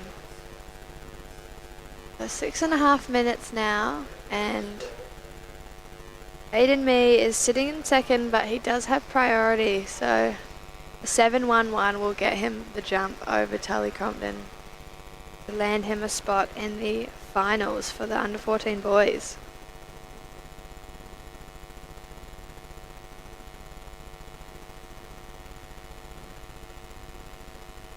Yeah, after we jump through the 2 semis of the Pro Junior men's, we go straight into the 14 girls final, so it's almost time to start crowning our champions, and I'm really excited for that. Oh, we're talking about it. We've got some sun shining on through into the booth. I am definitely going to have to take off this jumper at the end of this heat. Heating up in here, not only in the booth but also in the water. At the moment, we're just over 5 minutes on the clock. Tully Crompton still out in first place. Looks like he's starting to paddle a little further south, potentially over towards his fellow competitor. There we go. We can see the other competitor on screen now, so this could be a little bit of tactics coming into play here. Hayden Mee in the red in first priority and chasing a 7.11. So he does have right of way to any of the waves that come through the lineup, but Tully Crompton in the blue is in first place, and it looks like he's just going to go sit nice and close and maybe try and pressure Red into a wave that potentially he doesn't want. So here we go. Red has taken off, drives hard off the bottom, up into the lip, gets critical, nice and compressed on the way down, and well, we'll wait and see where that sits on the scoreline. He's got a 5.83 and a 5. He's chasing that 7.11, Juniper. Yeah, we'll see where that score falls. 7.11 required for Hayden Mee. The minutes remaining. He's going to be getting back out then, hoping to get another opportunity, as we'll see now that Tully Crompton will be given priority. And yeah, as we see the replay here for Hayden, really nice looking wave, and just that one turn, but definitely a solid turn. Big section, and I think it will be right there, but I don't know that will be the best wave of the heat, which is what he's looking for, a 7.11. So he might need another opportunity, and with 3.5 minutes to go, Tully Crompton is going to be sitting right on Hayden. He's going to be making sure that he can't get another opportunity. I agree with you, Juniper. Although it was a really good, strong turn in the critical section of the wave, if we compare it to, say, that 6.77 in Tully's scoreline, that bigger wave, solid backhand turn into the lip, I don't feel like Hayden's is going to be that high. Oh, and there it is. It's a 5.97, so not quite there. He has lowered the requirement ever so slightly. He's now looking for a 6.97, and just under 3 minutes remaining, sorry. the boys sitting very close by each other. Tully Crompton is going to be utilising his priority to make sure that Hayden can't get an opportunity to get that 6.97 that is required. Red had a little look at that one, opting not to take off. It's going to be extremely hard for him to catch a wave under the watch of the surfer in blue. Well, it looks like they're actually choosing to paddle opposite directions. Surfer in blue electing not to go sit near red. Oh, here we go. He's had a think about it and turned it back around. Just under 2 minutes on the clock. It is blue in first place. Tully Crompton with a 6.77 and a 6.17. He's also holding down first priority, and well, he's having a committed paddle of this one. Up on his backhand, racing down the line. Puts it up into the lip, gets the tail drift, but just catches that rail on the way down. So that's not going to improve on his lead. It leaves the door a little ajar. Or Hayden Mee sitting out there now with first priority and chasing a 6.97 to progress on through to the final, but time may be the enemy. Just over a minute left on the clock. Will there be another opportunity? Nerve-wracking times for Tully Crompton now as he uses his priority in that last one and isn't able to stick that turn. So not bettering his situation, he has left Hayden Mee out there with 55 seconds on the clock, and this is going to be an interesting finish. Will there be an opportunity for Hayden Mee, or will the ocean just go flat? He'll be sitting out there hoping that there's an opportunity for him. Where it becomes the quickest heat, quickest 30 seconds for Hayden Mee and the longest 30 seconds for Tully Crompton. Here we go, this might be the last opportunity here with 25 seconds on the clock.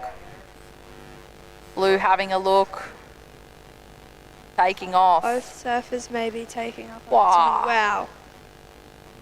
That was a really nice hit for Tully Crompton. Again, just the one turn, and not sure what Hayden Mee got done on the left of that wave, but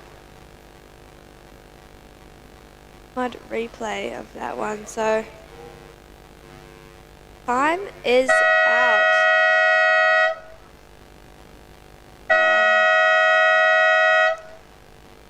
Well, here's the surf mud replay of that last of Tully. So he just got one really nice turn on that wave, and we've seen what Hayden Mee got done, and that's the big question. What did Hayden Mee do on that wave?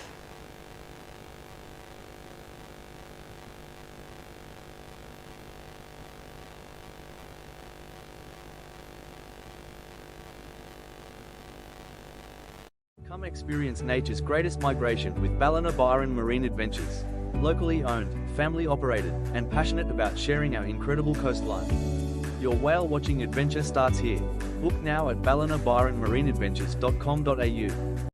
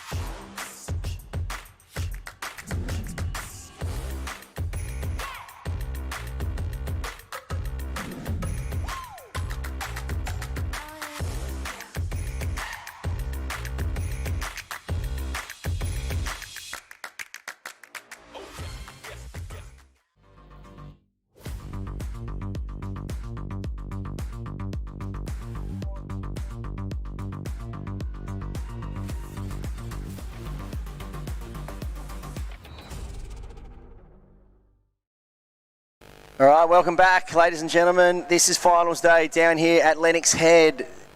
We just saw the Soundbox Osgrom Open presented by O'Neill. Semi-final action. Now we roll into the Traeger Woodfire Grills Pro Junior. And we are in semi-final action. This is a WSL event. The Pro Junior division. Well, two standouts in the draw go head-to-head here, Binzi, in semi-final number 1. Jesse Ferguson, the man from Kira Surf Riders Club. He's been in devastating form this whole event so far. Just cannot put a foot wrong in this Pro Junior. And, well, he's up against a fellow Queenslander and, well, Kiwi as well, Enrico Haybiddle, who put down a very solid performance yesterday afternoon. And this is a big heat right now for the first spot to lock in for a final berth in the Pro Junior at the premier event down here at Lennox Head. It's the stomping ground. It is the original Pro Junior and Junior Series venue. One of the longest running events.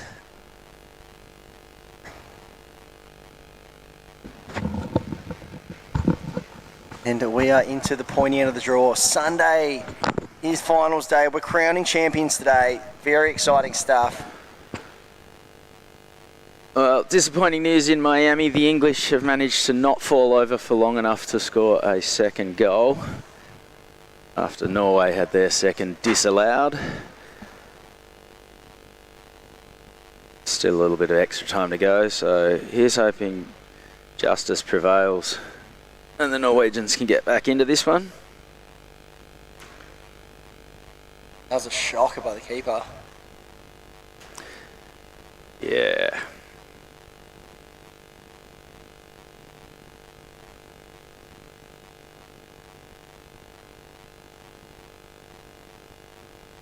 The 16 minutes 25 on the clock. You can jump onto the WSL app and follow along all the live action down here from Lennox Head.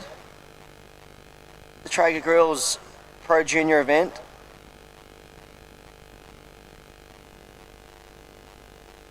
See there the two surfers, Jesse Ferguson in the red, Rico Haybiddle in the blue.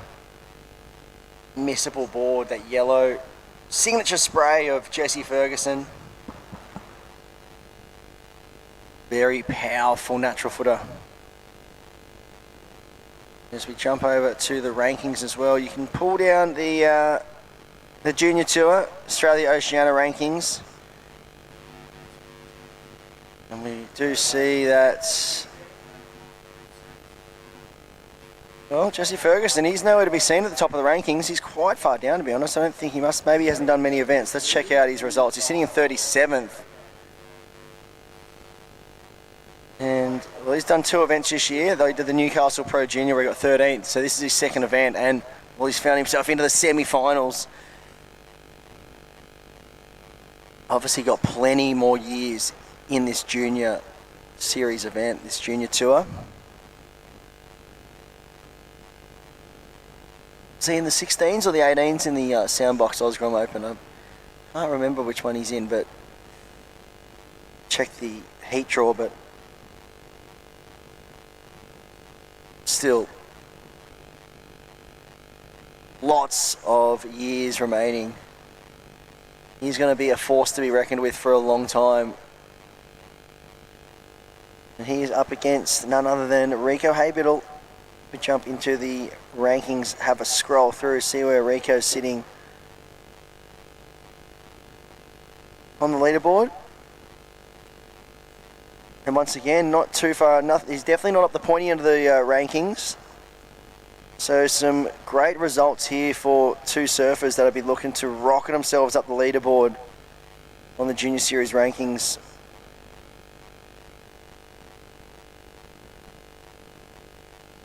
So Rico sitting in 71st.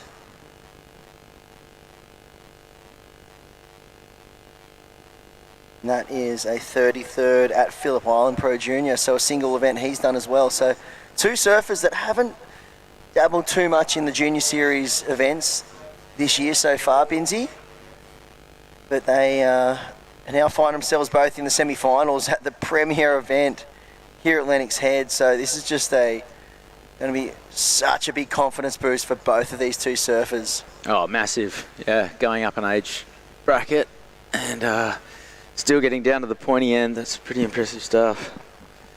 Yeah, especially Rico. I mean, 33rd last year. I'll have a look last year and see how many junior series events he did in 2025. All right, here goes Jesse Ferguson. Flying down the line. It's going to be a one-turn wave. Got all kinds of drift out of the tail. Core strength being put to the test. Unfortunately, couldn't quite bounce back up and ride out of that one. And that was a really exciting manoeuvre. I thought he was going to go to the air then. I feel like he was in two minds a bit. He wanted to throw the big punt. You could see he was eyeing it off. And then I think he was a little late to the section, so he kind of held back and went for the big lip line floater, projection floater, and kind of just overcooked it a little bit. I feel like that being in 2 miles between an air and a floater meant his board kind of over-rotated slightly, and he ended up on his heel side rail, just too much, a little bit too much weight on the heels, and fell back, went into a layback, but used every ounce of strength he has to almost wrangle that one back, but just went on down. So that won't be a score of substance just yet. Back to the drawing board. No harm, no foul. Here it is here. We see this one, Binsey takes off. He's racing down the line. You can see him widen his stance and thought he was going to go for the air, but then he just about rode out of it. Big lip line floater and just got a little disconnected on the landing. And we saw that shocky come up and kind of hit the bottom of his board. I think just put him off as well. But looking at Rico Haybiddle's results for 2025, he dabbled in the junior series, did 4 events. Well, he had a 33rd at this event last year. So he's blown that out of the water. His best result last year was a 17th, which is, so this is new territory for Rico Haybiddle in the junior series. Finding himself in finals day. England have fallen over again. This is a penalty. This is ridiculous. The Vikings are being penalised for being far stronger. Normally being stronger than someone's a good thing, but the Soap Dodgers have gone down again. And it's just a disappointing result.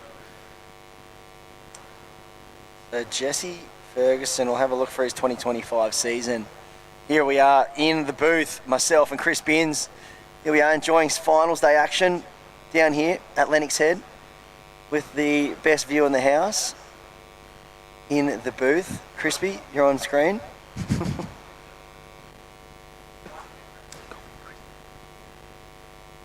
And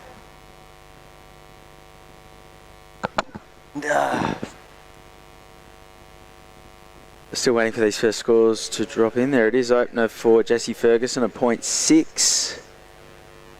Yeah, we actually have an interesting stat here. So Jesse Ferguson last year, he did get a 3rd place finish in the Pro Junior. So he did find himself on finals day last year. A number of times actually. Had a 7th at the Pro Junior Newcastle last year in the 2025 season. 7th at the Murph Electric Tweed Coast Pro. And a 3rd of the Traeger Grills Pro Junior here last year at this exact event. So he's matched his result from last year and he'll be looking to go, well, a couple better, that's for sure. And here's Rico, standby for liftoff. Big lofty air. Huge wind up. Wow, that was inverted, to say the least. Corked out, air reverse. Didn't even really go for the grab.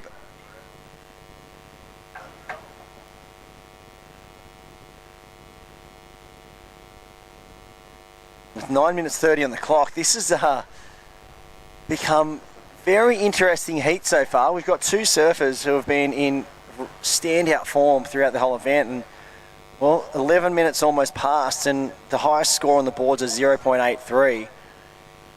So this is anyone's game. I feel like this is someone needs to adapt here and needs to come up with a strategy for the last 9 minutes in this heat. Otherwise, we could see a proper dogfight as it comes down to the last couple of minutes with no surfers having any scores of substance locked in. I mean, what do you do here, Binsey? This is kind of where you need to put your coach's hat on slightly if you're in the water. You need to come up with some form of strategy because the plan A hasn't been working for either of these competitors. It's a tough one. Because it's a semi-final, you need big scores. You also need waves. You need any scores. I know. There are 2 scores in the system, so on screen at the moment, not quite right. I know, it's a real tricky one because you could, essentially fall into the 9 minutes to go, put your competitive hat on and just get moving and try to lock in maybe a couple of threes. It looks like Rico maybe having a paddle here. No, doesn't like the look of that one. You could, sit in a little bit closer, maybe try and just get a couple of waves under the belt, build some foundation. It looks like Rico is having a sniff. Jesse Ferguson with priority. He's paddling, showing some intent right now. We'll see if he goes this one. No, he doesn't. So it looks like Blue will activate under priority here. And it looks like a bit of a closeout, but yeah, it just goes for the spin. And once again, cannot ride out. But I like the intent. I like the confidence. It was 7 minutes 40 on the clock in a semi-final. Well, the judges have shown their willingness just to go for quality of turns over quantity. So with these little slightly lackluster conditions at the moment, it's just go for your biggest turn, and why not? Rico Haybiddle has a big swing at that one. It's just going to be another 0.8. Well, you can sense it's what he's doing here. It's essentially live by the sword, die by the sword stuff here for Rico Haybiddle. He's not backing down. He's sticking to his guns. He knows he's got a very solid air game. He's very confident. His make rate's really high with those maneuvers. We saw him almost ice the landing on a huge air to start the heat, and that would have put him in a commanding position. And then he went down on the last one. He could have essentially, backed it off a touch and just gone for a re-entry on that last one. Probably would have locked in a 3.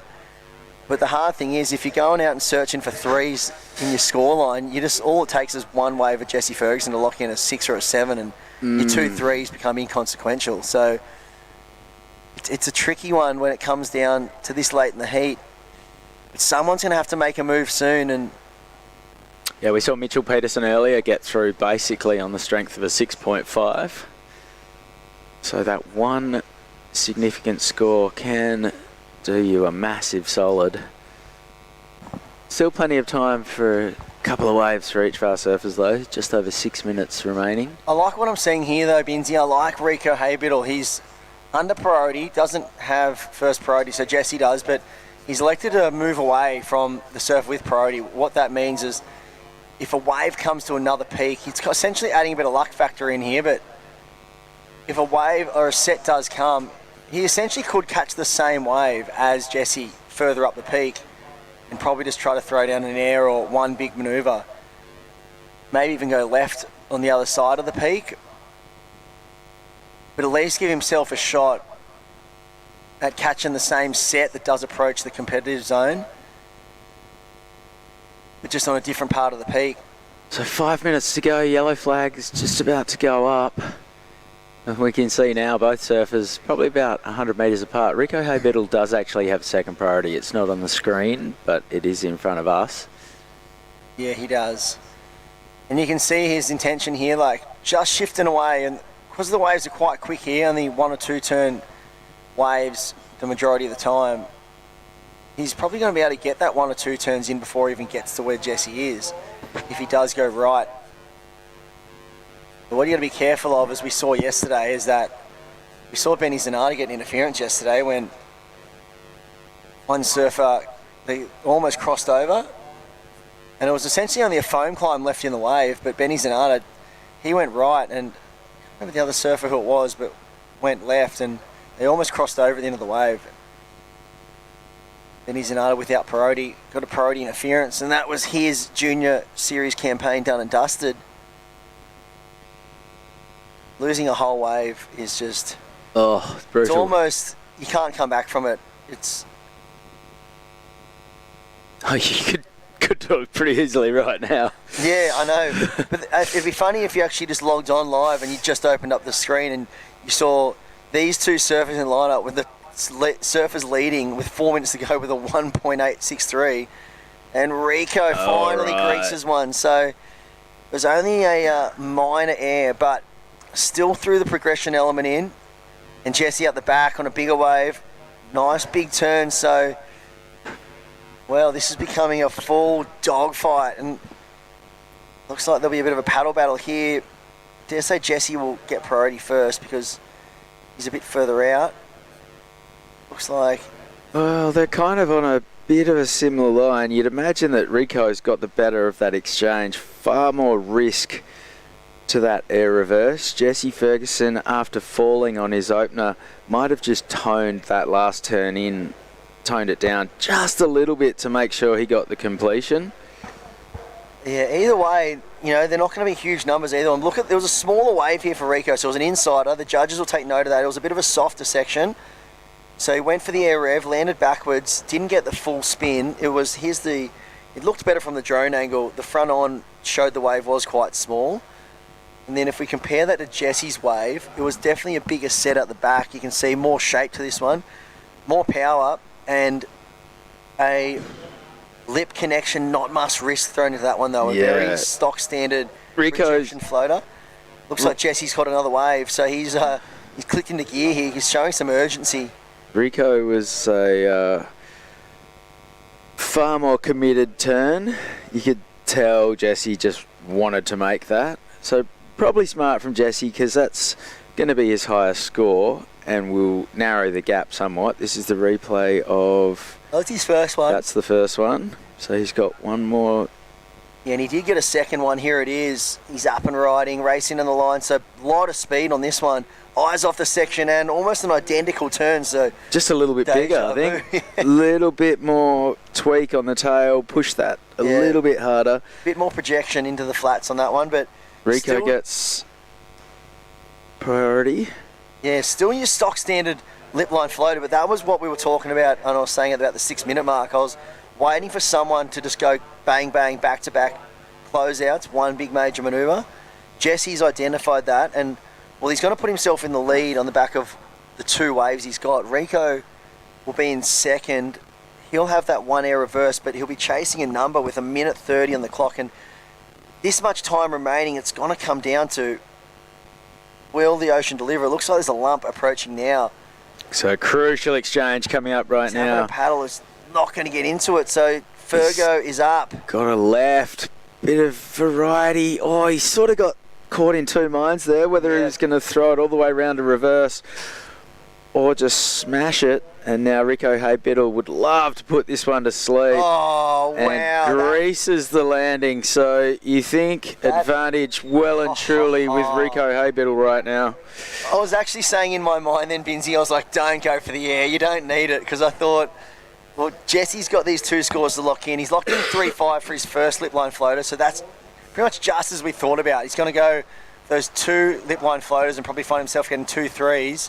There's Fergo with an air of his own. He's put himself back in the picture now, but time is in short supply. 30 seconds remaining.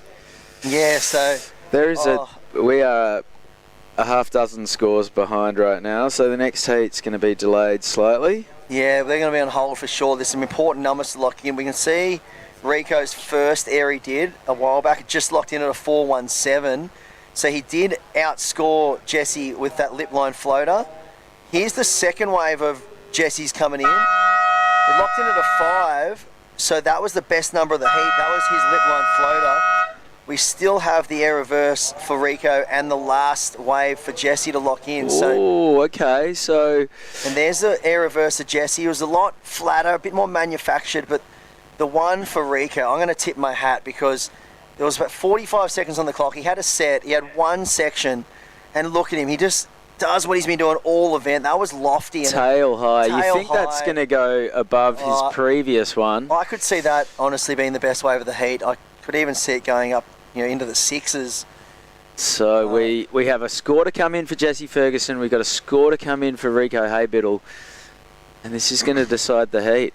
Currently, Jesse's high score is a 5 and Rico's is a 4.17. Yeah, so Jesse has the advantage of the 5. He's got the highest wave score. He's going to better his score. Upgrade. He's going to upgrade his score in his last ride. We can see that locks in a 3.93. So the number required for Rico is a 4.77. And, well, after seeing that air reverse just the commitment and the confidence to go for that air on the very last roll of the dice of the heat. I think the judges will take that into consideration. Lofty air reverse, got plenty of pop. I mean, but for me, I think it's enough. Binsey, I believe it's going to be the best number of the heat. I could see it going up into the 6s. And, yeah, I think you've nailed it, mate. Or maybe even a 7. We see the scores coming through on the WSL app here, pushing up into the 7s. And as they've done throughout, the judges rewarding risk and rewarding the surfers who are prepared to go for it, rather than play it safe. They've cruelled the surfers throughout the event for holding back at all. It's been really clear, and they've done it once again. So Rico Haybettle with a 6.83 and a 4.17 gets the win. Unfortunately, we say goodbye to Jesse Ferguson. Semi-final number 2 is in the water right now. We're going to have a quick break and come back with more action from the Soundbox Osgrom Open. This is the Traeger Woodfire Grills Pro Junior, right after this.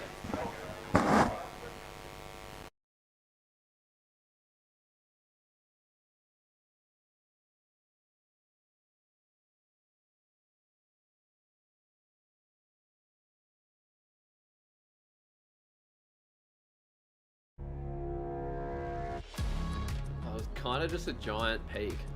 It looked like it was squaring up to the reef really good.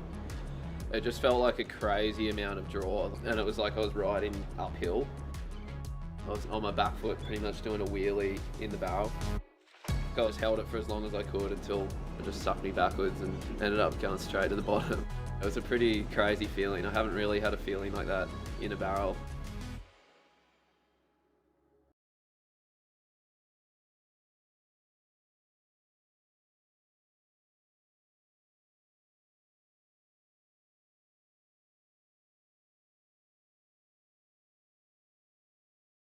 In a place where every corner tells a story and neighbours are more like family, having someone you can trust by your side makes all the difference. For over 100 years, Somerville Laundry Lomax has been a cornerstone in our community, supporting individuals, families and businesses through the moments that matter most. When you need legal support, someone who'll stand beside you, turn to the team trusted by generations. Somerville Laundry Lomax, for all matters when it matters most.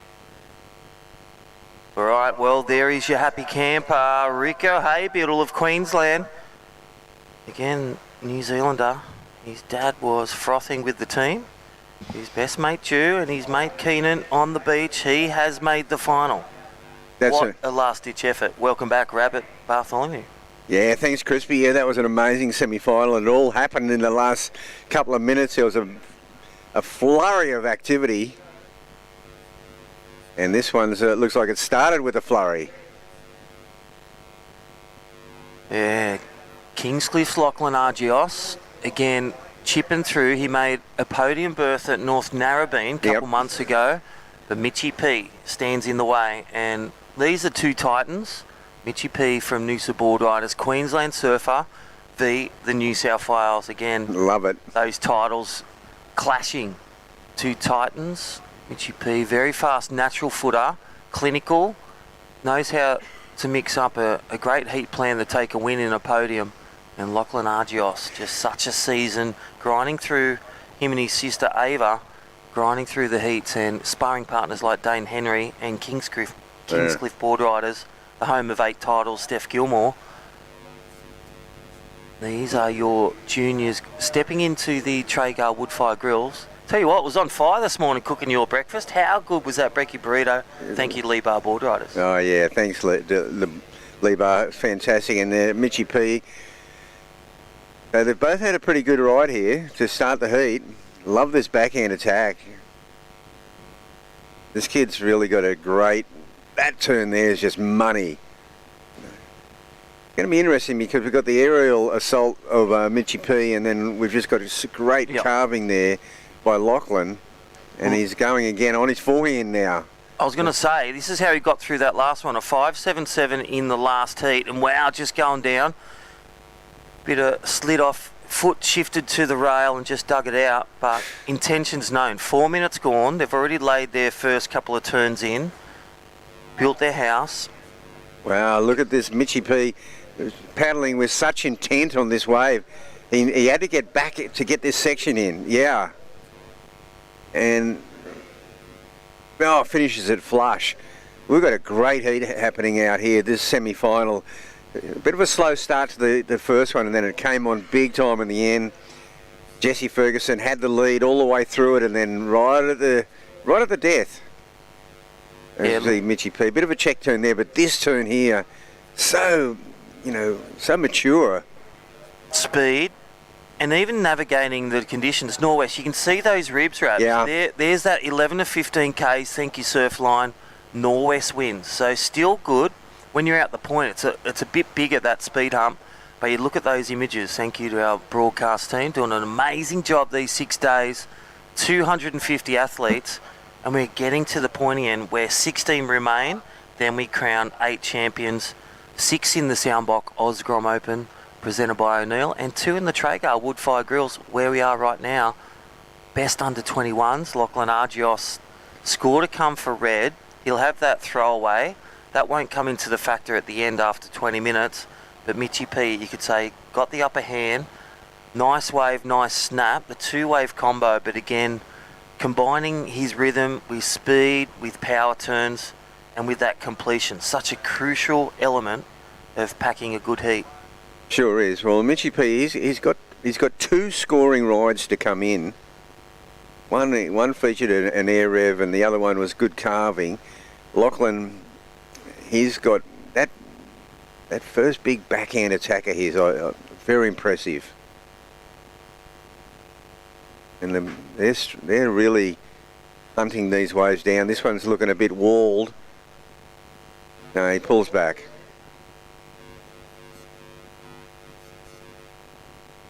5167 for Lachlan's first wave.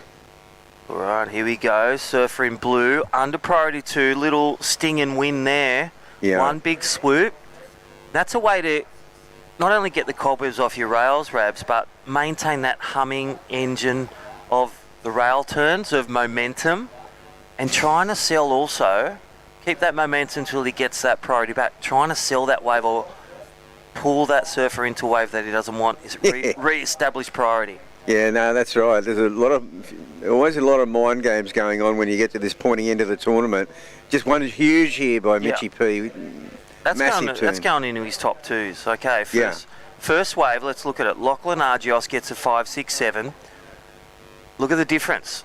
His last wave of 5.6, I dare say that wave then, maybe around the 4.45 range, but here we go. Pulls priority, Lachlan Argios, the goofy footer. He's like a mini Conor O'Leary, and think back to it, the kid that used to take down Slater, Mick Campbell. I was trying to think of it.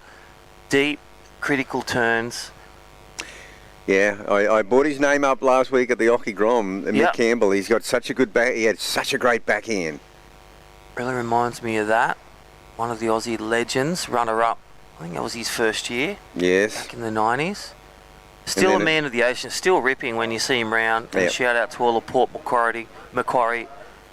Even Mick Kane coaching some of these athletes, the Green Apple. Oh yeah, Mick Kane's a great coach. State champion himself, great surfer. Well, here we go, going to the air, Mitch Peterson. Going for the full rotation, and that's where the air game comes. That northwest wind favouring some airs, really holding that board level. Yeah. That's right. Especially on the rights, that nor'wester, that little bit of rib in the face. Yeah. I can tell you, like up at Snapper, this is the worst wind you could ever possibly get. Same as Byron. Yeah, because the ribs are about half a foot high. Impossible on your back end. Absolutely, nearly impossible to surf. So here's this nice replay here by Lachlan. That first turn was so solid. This is a massive air attempt. Yeah. This would have been huge. Dare saying he landed that. It was nearly rotation 360. Nice air rev. Nearly full rotation. Mitchy P. Look at these images. Drone operators, Ben Aboudi and all the crew. Our Australian lifeguard service on the safety drones, and then our webcast drones. Thank you, Surf Mud. Yeah. Jason Magella. Kids are frothed out. I think there's a lot of kids sleeping in, parents going, what have you done this week? They have surfed, they have eaten ice cream, thanks Lennox Gelato. They've eaten pies, Lennox Head. Bakery still grinding out and baking the pies. And then lots of fun activities, games. Thank you, Soundbox. It's a magical week at Lennox, there's no doubt about it. Every year it is so good. This is, first of all, the athletes get treated like mini CT athletes. And secondly, the whole town, just the hospitality at Lennox is so phenomenal. The whole town turns out, and to make it even more fun, obviously Lee Bar Board Rider's doing a stellar job. And it's a big effort for a club to put on a big event. Oh, you know, it's basically the whole club volunteering. it is, and I love that you said that. Already our Lee Bar volunteers, Little Lee Bar, like Evo, but live action, not live action, replay of Lachlan Argios, looking for a middle score of 516. Yep. Do you think that's a one? I think it's going to come close. Yeah. I just think there's no coping wraps. No, that's right. I mean, the first turn was setting up big time, but it got a little bit flat, and you know the scoring potential dropped away. I love Mitchy P's one. I was trying to think that one turn, 5-2-3, where it was going to sit in the mix of things. It sits right there, pocket fives, and Mitchy P in the lead. 2 turns and a 1 turn, and he's back up. Oh wow! There's our Ballina Byron showcase. That is a live Southern Right whale out there. On its way to Harvey Bay. Wow. Yeah, holiday in Queensland. But this is where they, you know, on the way back, they come into the bays in the Gold Coast down the southern end, Byron Bay. Here, before they do the big swim south. Well, they actually scratch at Boulders. We got the peg there, which is a really black spot, dangerous spot, light danger point. They come in. They reckon sometimes they even see them scratching near the edge. Oh wow! Getting their barnacles off, and even sharps. That's probably the closest you'll ever get to a whale. Yeah. Apart from some lucky punters a few years ago at Lennox, it went under them. Oh yeah. And there's footage of that. But sharps, you can be 30 to 50 metres away as they come in. Because backside's flat rock is one. It's about a couple of metres. Some debate. It's the easterly tip of the east coast. Some say Byron is. Yeah. But in our historical records, you see it at Ballina at the Surf Club. That's where the Southern Cross, they pinpointed in World War I and II off Southern Cross flat rock. Just wow, that's amazing. I mean, I'm completely into stuff like that. I love to hear that. And whether it's a couple of metres Byron, couple of metres flat rock, it's easterly. That's why the waves pump. And that's why the whales are just so close here. Yes. All right, back to the action. Lachlan Argios, how close? Oh. Last one, needed a 516, 487 Rabs. Yeah, that's what bang we thought. on. Judges, bang on. Yeah, and we thought that too because it was going to be just short of the required score because he got that first big snap in and then the wave just petered out a little bit. So those hooking cutties, they don't score as much these days. Well, shout out to all the Kingscliff board riders. They're going for the man in red. He holds priority, 7.5 minutes. They know he's got firepower to go. Big shout out to you, all those. This is, man, Rabbit, 78, the immortal.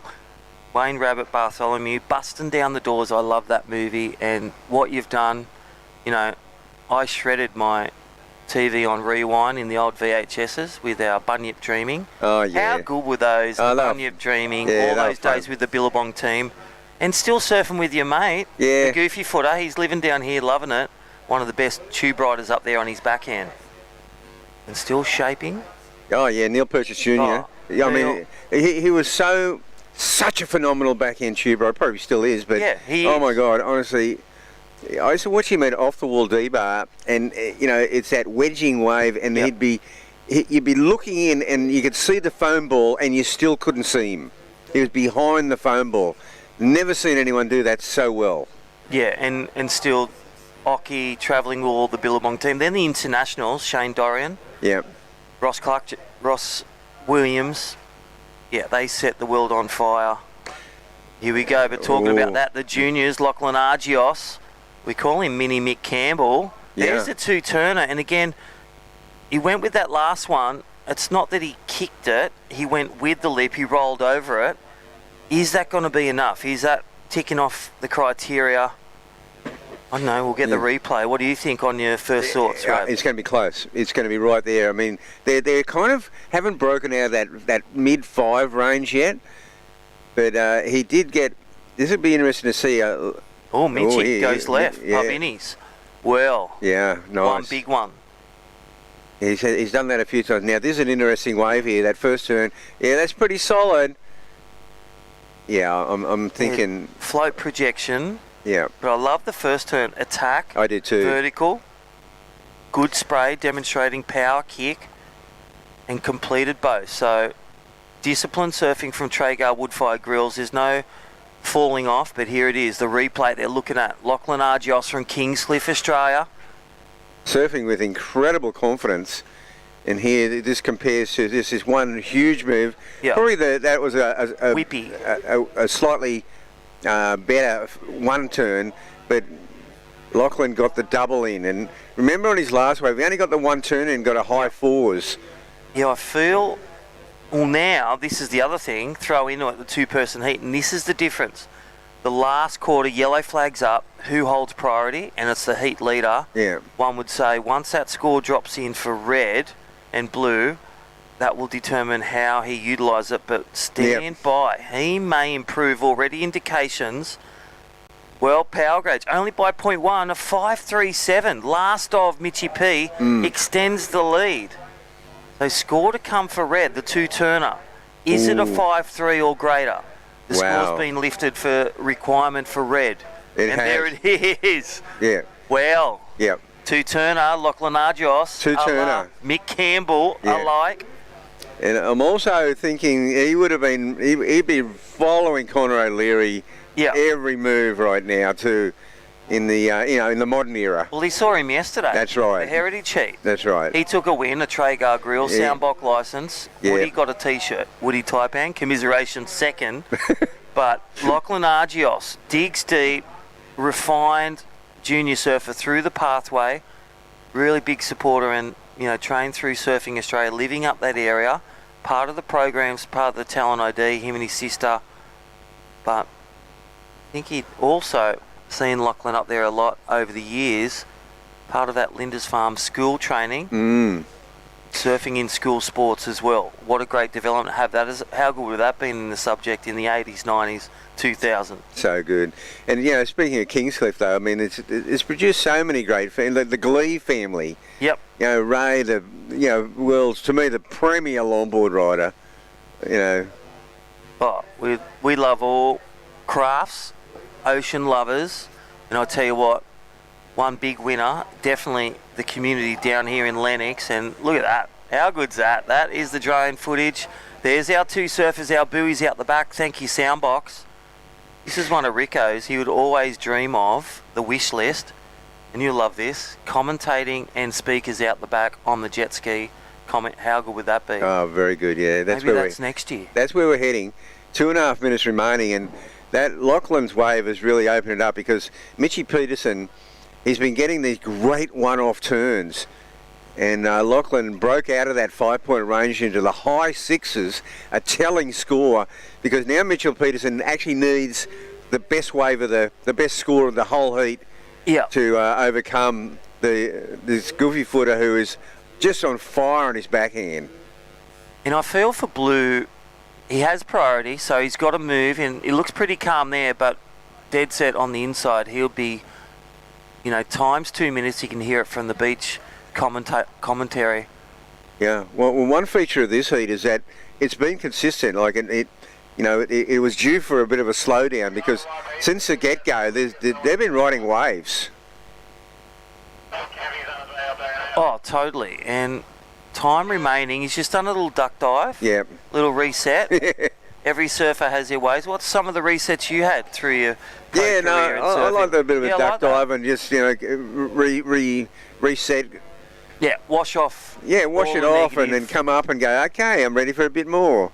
90 seconds, 6.9, looks something they'll compare it to the 6.83. Yeah. But I like what he's got. Mitchy Peterson, those two of his big scores are one-turners. He brings that with another turn. Exactly. There's your 6.9, Rabs. But I think, time the enemy. Yeah, I feel Lachlan actually has been on the pick of the waves too. He's had you know, both his 5.6, his 5.67, which just shaded Mitchie P on the opening exchange, and then the 6.83. They were two turners, both of them, and really good backhand turns. He's showing a lot of maturity above his years out there.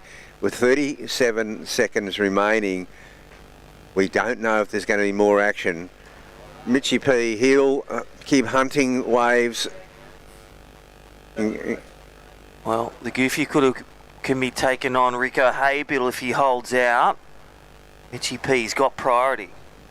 Upper hand just needs to connect to the ocean, and well, glancing to our ocean. Yeah, don't think it's going to happen. The booth. Looks like it's a high five to his buddy, and this is sportsmanship right here. He knows nothing's coming. There's your equal third for Mitchie P. Well, Kingscliff comes alive again, and it's not Dame Henry, it's his mate Lachlan Argios taking a win. 6.83 and a 5.67. Rabs, wow. Yeah, what a contest. An exciting semi-final. Great surfing by both combatants. Mitchie P probably just not quite getting those connecting waves that allowed him to completely open up, but all power to Lachlan Argios. The Goofy footer showing a backhand display that was quite a clinic. Well, he'll be back on the last heat of the day, and that is crowning our 8th Traeger Wood-Fire Grills finals. Congratulations, Rico Haybiddle. That man, Lachlan Argios from Kingscliff. Queensland versus New South Wales. Yeah. They'll do battle, and we've got the ladies back, Britt and the crew, coming in to take us through the first final of 8. And we'll be back to you after we hear from our great sponsors. Back to the Soundbox Osgrom Open, presented by O'Neill.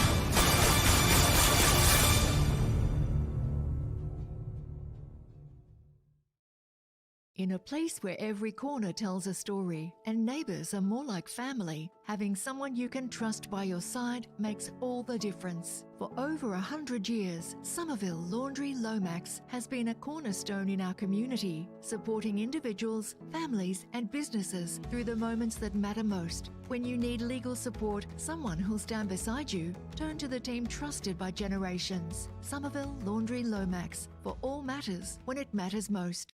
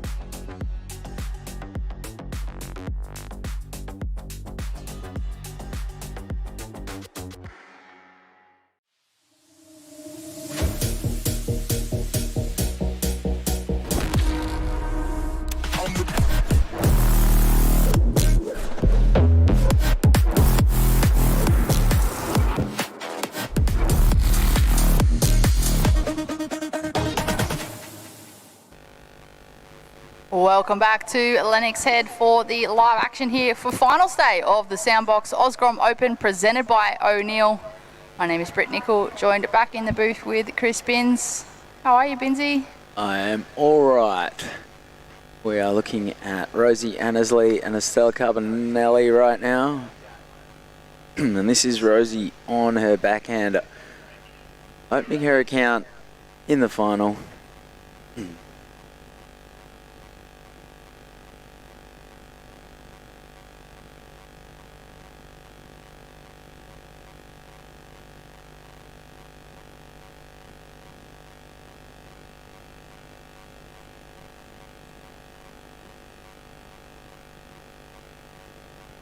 Rosie Annesley making the trek over from West Oz.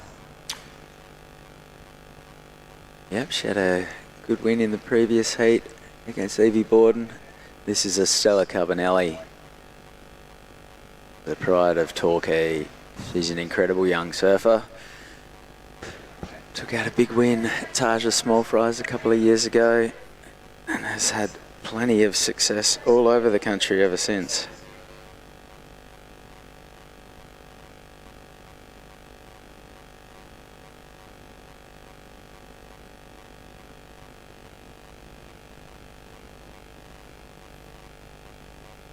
We have Red having a look at this one. Up and riding on her forehand and a nice looking wave. Beautiful first turn, looking for the carve back into the pocket. Great opener there for young Rosie Annesley. Ainsley, sorry. Received word that this is the first time that she's been surfing at this level. Our group chat. Surf mud replay there. Beautiful conditions here at Lennox this morning. The swell's dropped off a little bit. Clean, glassy conditions. Still pretty consistent with our sets. And what more could we want for finals day? Sun is shining. Water clarity is absolutely pristine.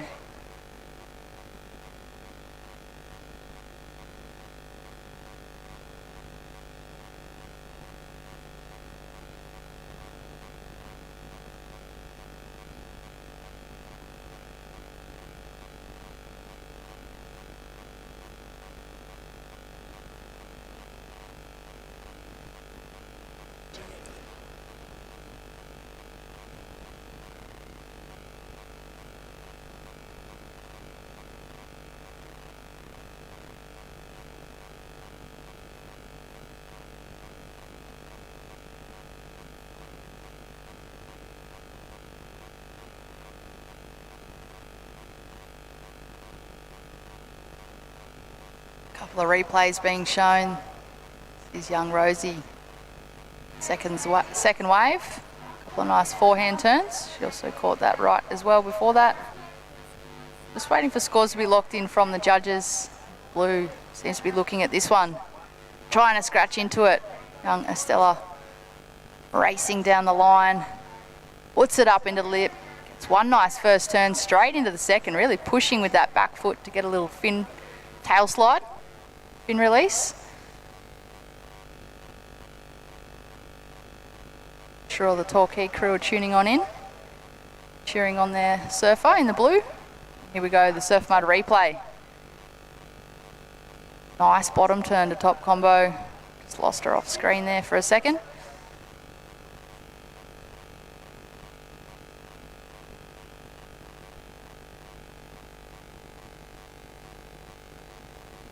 Just over 13.5 minutes remaining. Rosie Ainsley looking at this one on her backhand. Great first turn, straight up into the lip for the second. Just gets bounced on the way down. A great commitment from young Rosie in the red. There's our water photographer out in the lineup, capturing all the moments. I do believe that we have Crispy down there for a post-heat interview. Take it away, Crispy. Yeah, thanks, Brett. Thanks, Benzie. I'm here with the man made the final, Lachlan Argios from Kingscliff, New South Wales. How's your week been? A lot of ups and downs. I got knocked in my junior 18s, and I was a bit down about that because I was going into it feeling really good.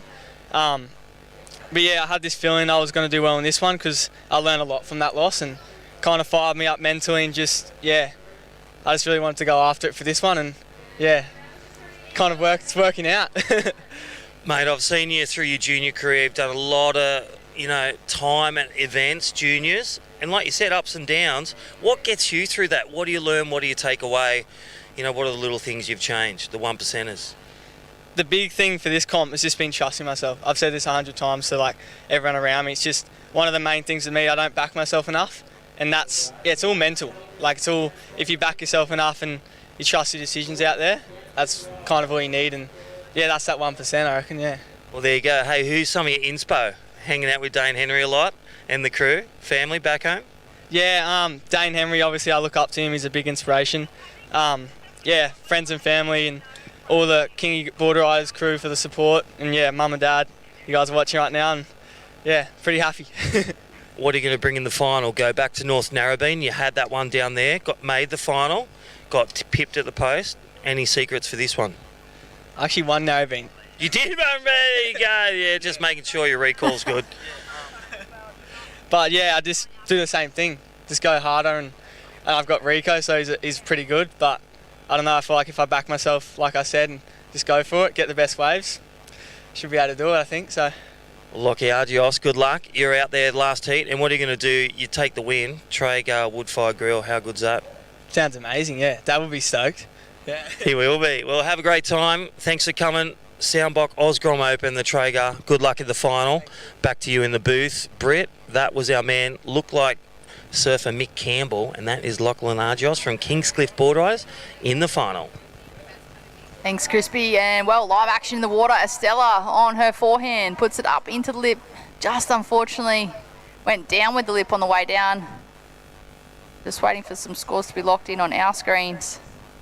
I can see that Rosie Ainsley in the red is in first place with a total of a 7.33. She's coming fresh off a third place just recently at the Oki Grom Comp just up the road. So she's taking the momentum straight into this event here for the Soundbox Osgrom Open presented by O'Neill. At the moment it is the under 14 girls in the water. This is our final. Rosie Ainsley from Western Australia. Annesley. Ainsley. Annesley. Getting it wrong. Annesley. Annesley. Binsy's on it. Fellow West Australian. This is Estella Carbonelli.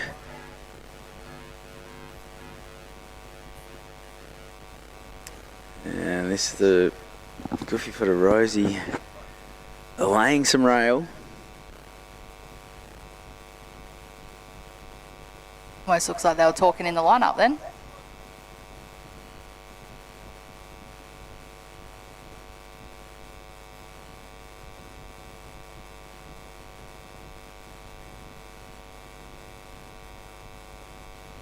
So it's Rosie with a 4.33 and a 3 who is currently in the lead. Estella with the best score of the final so far, a 5.5.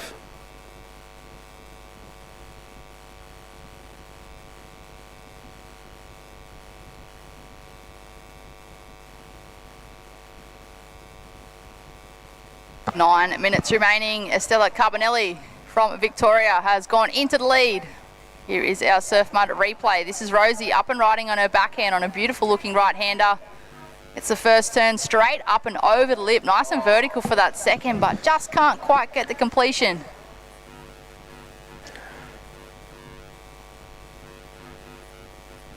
Estella Carbonelli in the lead with that 7.17, backed up with a 5.5. Rosie Annesley in the red in second place, chasing an 8.34 for the lead. This is, of course, the final. Go big or go home. Surfer in red chasing an excellent ride to move on into first place and take the win.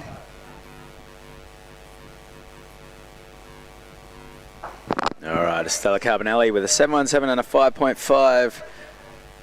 Out in front, Rosie Annesley has a 4.33. She now needs an 8.34 to take the win.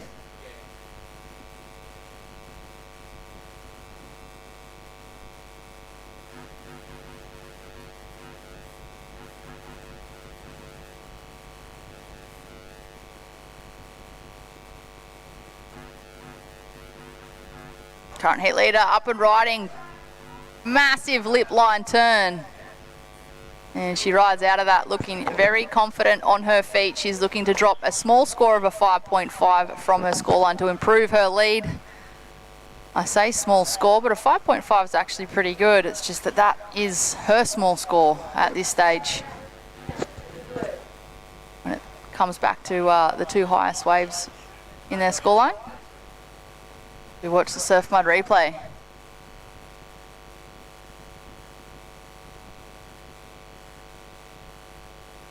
Oh, commitment plus from the natural footer.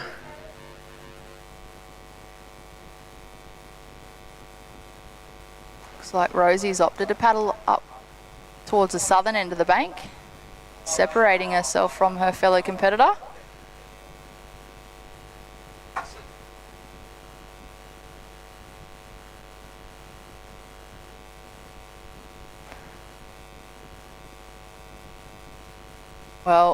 Well, Estella Carbonelli in the blue from Victoria. She has just locked in a 7.23. She has put her fellow competitor in a combination situation. So Rosie Annesley now chasing a 4.41 total. So she's going to have to catch 2 waves to take the win off Estella. 6 minutes on the clock, still achievable. She's just going to have to reset her final. Stella Carbonelli in form here for the under 14 girls final. The Soundbox Osgrom Open presented by O'Neill. Looks like we have our under 14 boys finalists heading on out there.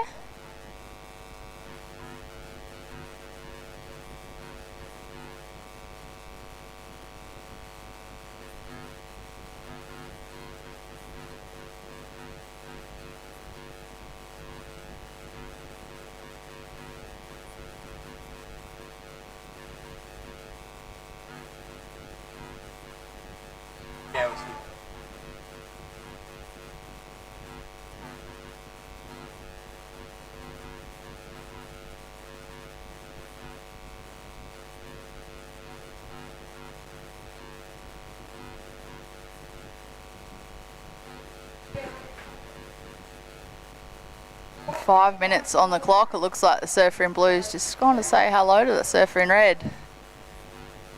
Might try and pressure it into a couple of waves. They actually look like they're having a bit of a chat in the lineup.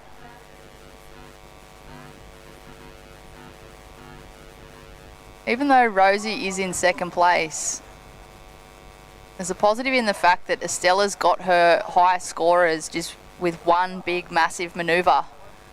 So if Rosie can manage to get off a couple of waves, that she can just even lock in one huge big committed turn, she's going to get rewarded. Judges have identified that that's what they're looking for, that strong committed surfing in those big sections. Estella Carbonelli in the blue, locking in that 7.23 and a 7.17. Just over 4 minutes on the clock. Rosie Annesley now chasing that total of a 14.41, having to break it down to 2 scores.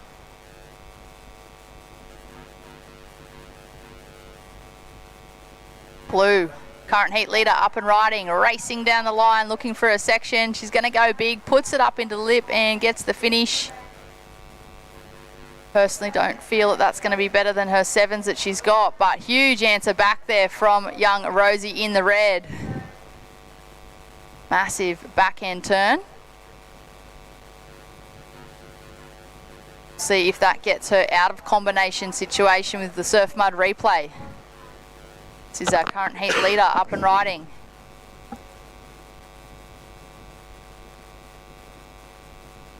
And we've also got the replay for Rosie. Huge vertical backhand hit. Hangs onto it nicely, gets plenty of drift out of the tail.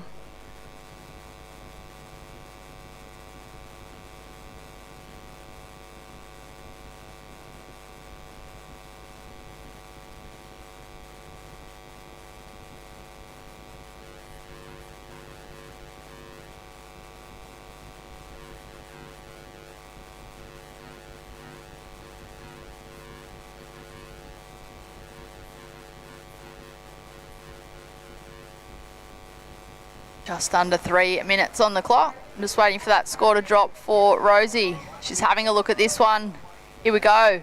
Taking off again. Oh, throws it up into the lip. Her last score's looking like it could be a good one as well. That was her opportunity. Unfortunately, just couldn't ride out of that second turn.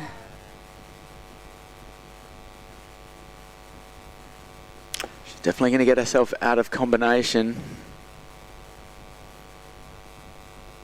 Really needed to hang on to this turn. Unfortunately, pokes the nose and goes down.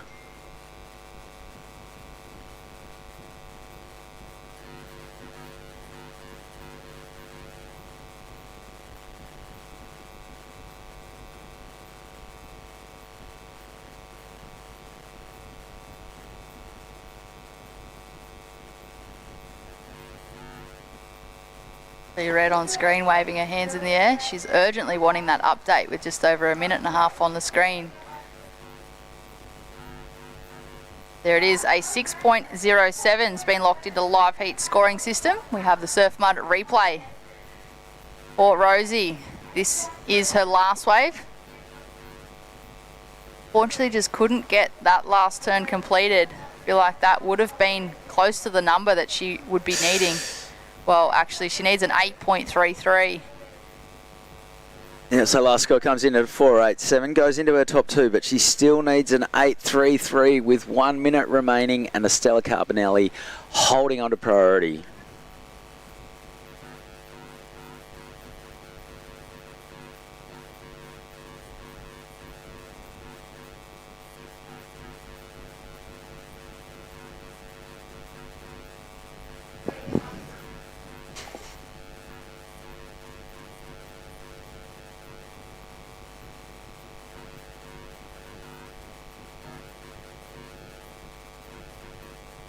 These two Grommies hard at it for the under 14 girls final. I do believe that although they live in different states, they have grown up surfing together. Their mums have been mates for over 30 years. Now the daughters are matching up against each other. 15 seconds on the clock. It looks like we will have our first final winner for the under 14 girls final here at the Soundbox Osgrom Open, presented by O'Neill. This young competitor here, Estella Carbonelli, up and riding on her backhand. Victory lap for the time. section. Certainly a victory lap.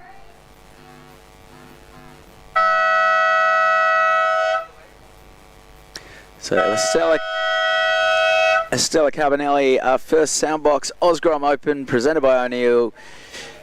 Champion for 2026, taking out the under 12 girls division. A high five from Rosie Annesley, who is our runner-up. And it's trophy time from now on through to the close of play. Congratulations to Estella Carbonelli. Congratulations to Rosie Annesley. Second is a huge result. We have the boys final, under 14. Coming our way, don't go anywhere. We're going to have a quick break. Back with more Soundbox Osgrom Open, presented by O'Neill. Action right after this. You are. In a place where every corner tells a story and neighbours are more like family, having someone you can trust by your side makes all the difference. For over 100 years, Somerville Laundry Lomax has been a cornerstone in our community, supporting individuals, families and businesses through the moments that matter most. When you need legal support, someone who'll stand beside you, turn to the team trusted by generations. Somerville Laundry Lomax, for all matters when it matters most.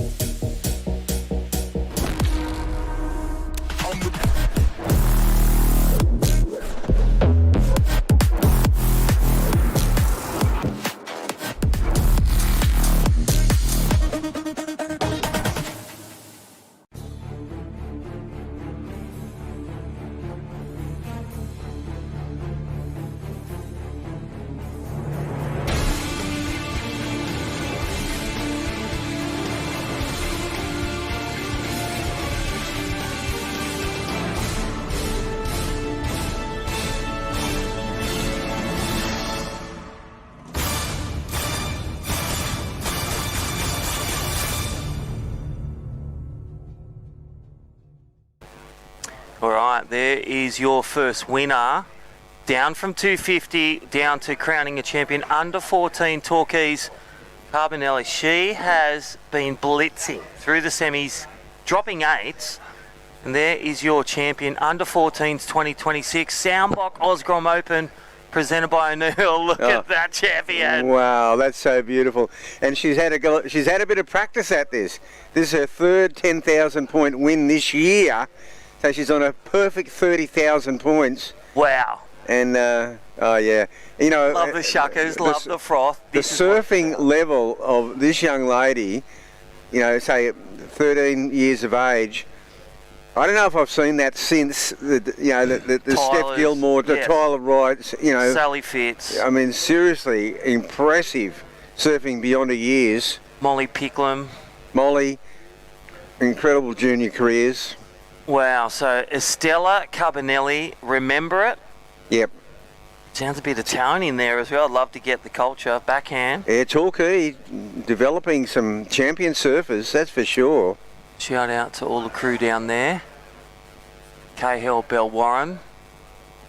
Super outfit, Victorian. And also the utilisation, again, go back to Lacana Collin, the pool practice.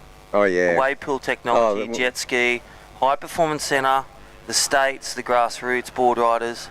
Well, look, you know, I was just having a chat with Jesse Ferguson's dad, and you know, we were talking about that whole thing between the power-based carving rail games and the kids in the pools going next level aerial. And it's just going to be so interesting, you know. I mean, my theory is that great surfers push the envelope. They actually push the needle their way. So, you know, when Medina and Italo came on board, you know, and then along comes Ethan Ewing and kind of brings the needle back a bit. Well, it kind of I like that. Brings it his way. Yeah. And it's the surfers that do it. Well, think about this, that, you know, when laybacks went out of style, yeah, who brought it back at WA? John. Oh, yeah. When he was dropping those 8s and, you know, dropping the microphone and gaining a podium win. John, laybacks. There's never been laybacks like that in powerful, you know, powerful margs. That was extraordinary surfing. Him and Jack Robinson had some amazing finals over those years at Margaret River. And the box, how when we were treated with a bit of box or big Margarets, rights and lefts. Unbelievable. All right, here we go. JS Ahedra, this is next generation. We've just crowned one champion, 7 to go, Rabs. Under 14 boys, JS Ahedra, and I'll tell you what, I've seen him through his junior. Indo-Australian, so smooth, but we are going to go to hear about from this Carbonelli winner. Oh, beautiful. Down with Brett. Tell us about it. Celebrating. Yeah, it's Chris actually down here, but down here with the champ, Crispy, and, Estella Carbonelli. You are a superstar, the winner of the Soundbox Osgrom Open, under 14s division. How does it feel? It feels pretty amazing, yeah. And talk us through this event as a whole. Obviously, it's one of the most premium events on the calendar. You must see this event and go, that is the one I want on the mantelpiece. Yeah, it's definitely one of the biggest events of the year, so I'm super happy to win it. And give us a rundown on, you know, your preparation, because I got to watch a lot of your heats and commentate a lot of them, and the performances you put on were incredible. Just so consistent, big major manoeuvres. It looks like you had such good game plan and such good read on the wave here at Lennox. Talk us through it.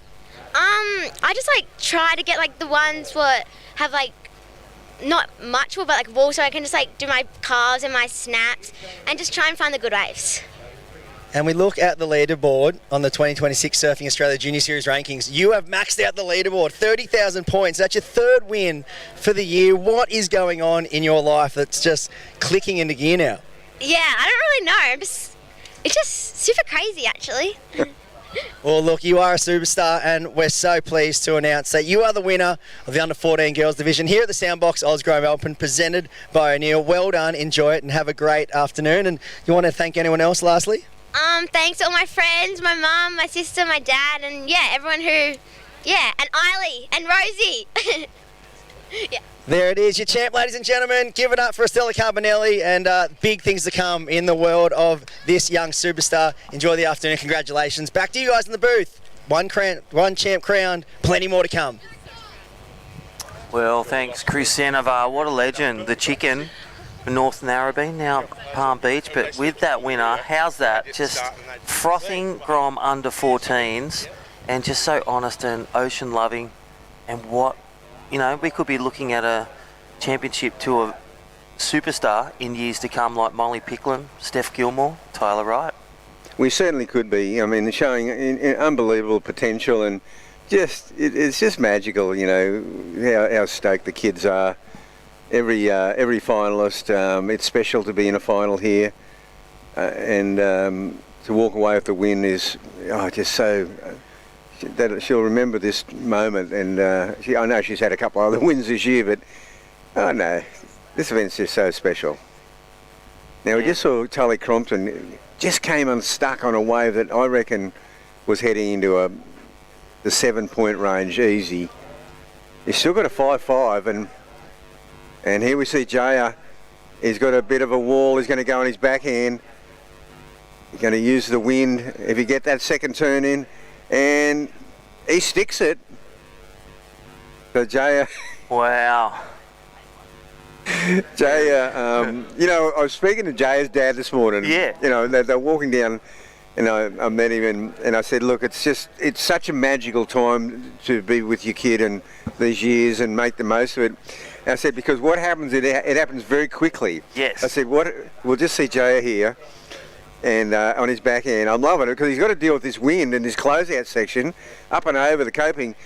And I said to him, look, what happens is that one day, your kid will go, Dad, not only do I not want you to push me into any more waves, but I'd much prefer it if you'd stay on the beach. You're embarrassing me. Yep. And he said to me, yeah, he's already done that to me. Yeah. Get a camera. Can you film me? It's not, can you come surf with me? But right now, Tully Crompton, a 5-5 and a 0.7. Jaya Sahedra, yeah, 3.83. Score to come, that last one of Jaya, and I love these two surfing. One's a goofy footer, clinical. He sticks his turns like that big one he fell off. Yeah. He'll be looking at the high numbers. So Tully on the fight back. Yeah. Shout out to Surf Mode. Look at the replay. Look at the nice lefts coming through. Beautiful lefts. Tully, nice snap there, and the timing of this is so good. He handles the bounce, and these guys are going toe for toe. Wow. That was great surfing for Surfer, the goofy footer in blue. And here, the last one, a red coming in. That puts a kick in his step. But then the fight back. And some of these kids, I reckon this is one of their, they've been in the 10,000s at the Parko, the Oki, over at the Taj's Small Fires in WA. They've been privy to a man-on-man or two-person heats in the female division. The last one, it was an 8-1-7. Wow, 8-1-7. This is going hammer and toe. And then blue, the fight back. Doesn't have to match it. He's already got a good score. If he gets another one, he could take the lead, Rabs. Yeah, Jaya laying down that 8-1-7, that has changed the whole complexion of this final. Tully now, well, he did come back on his own wave with two good manoeuvres. Let's see how that one matches up. But we have gone into a whole new realm of scoring, which where it changes things is that these little one-off with one manoeuvre waves are no longer going to be relevant.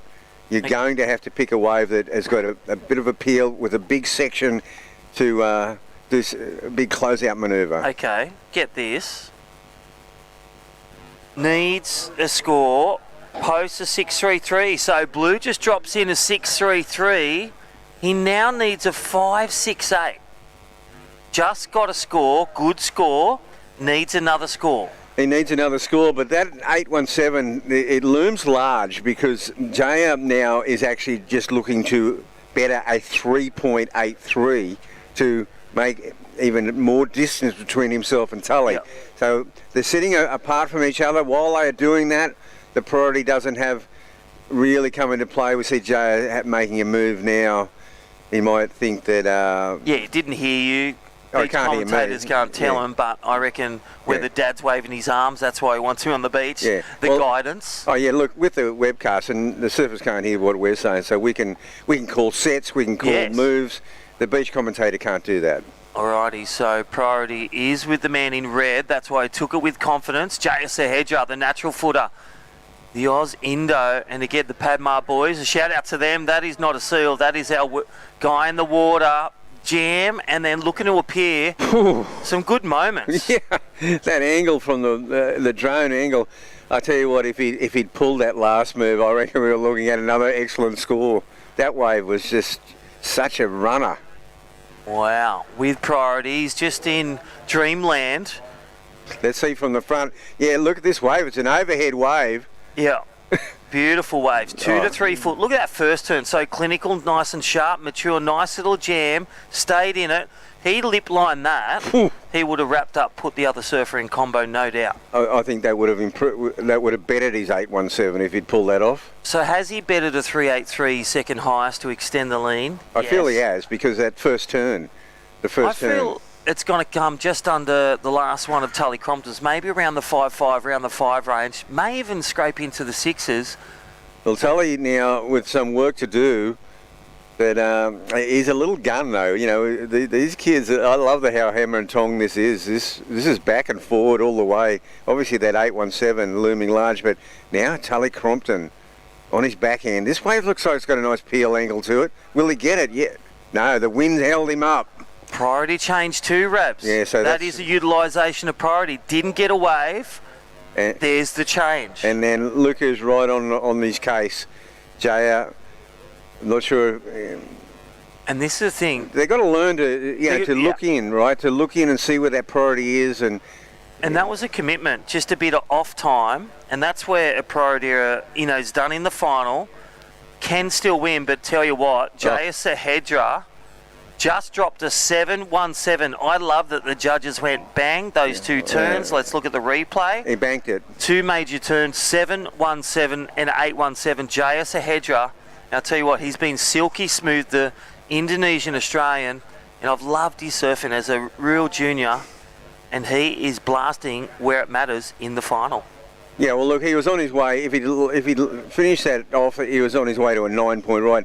It was the wave of the final. It was a beautiful wave, the biggest wave we've seen for a while, and he just attacked it. That first big carving turn, surfing with a maturity beyond his years. So he's got the rub of the green out there as far as being in very good rhythm with the ocean.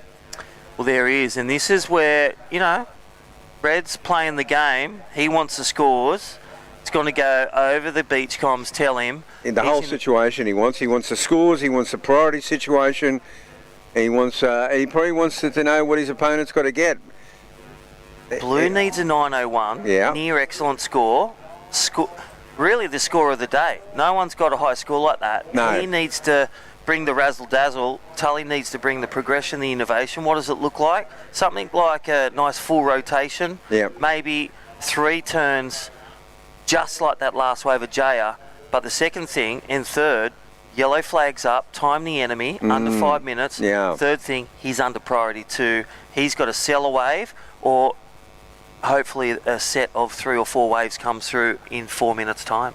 Yeah, well, where time becomes of the essence, at this stage, he's still got time for 2 waves. Like when you need a 9, you nearly need a 7.5 to get back into a place where you can reasonably have a shot at it. But as we're down to under 3.5 minutes, that opportunity starts to disappear, and it's going to have to be done in one spectacular shot. But he surfed well. I mean, Tully has had a great tournament. And Jaya looks like he's just got a bit of a peak performance going in this final. I'm not sure. Oh, you did see it the first one, but big shout out to Equal Thirds, Jesse Ferguson. You were talking with his dad. Yep. Love those guys, love the family, and love just the support for junior surfing and what they bring to junior surfing as a family. Here we go, live action. This is a ditch effort under 3 minutes. Is he going to the air? Yes, he looked for it, and just incomplete. Yeah, well, I mean, look, that was a bit of a, bit of a throw of the dice, a bit of a Hail Mary, they call it, because it was only going to be a 1-section wave, so he had to do something so spectacular. I mean, I go, go for it. Just go for it. And look at this.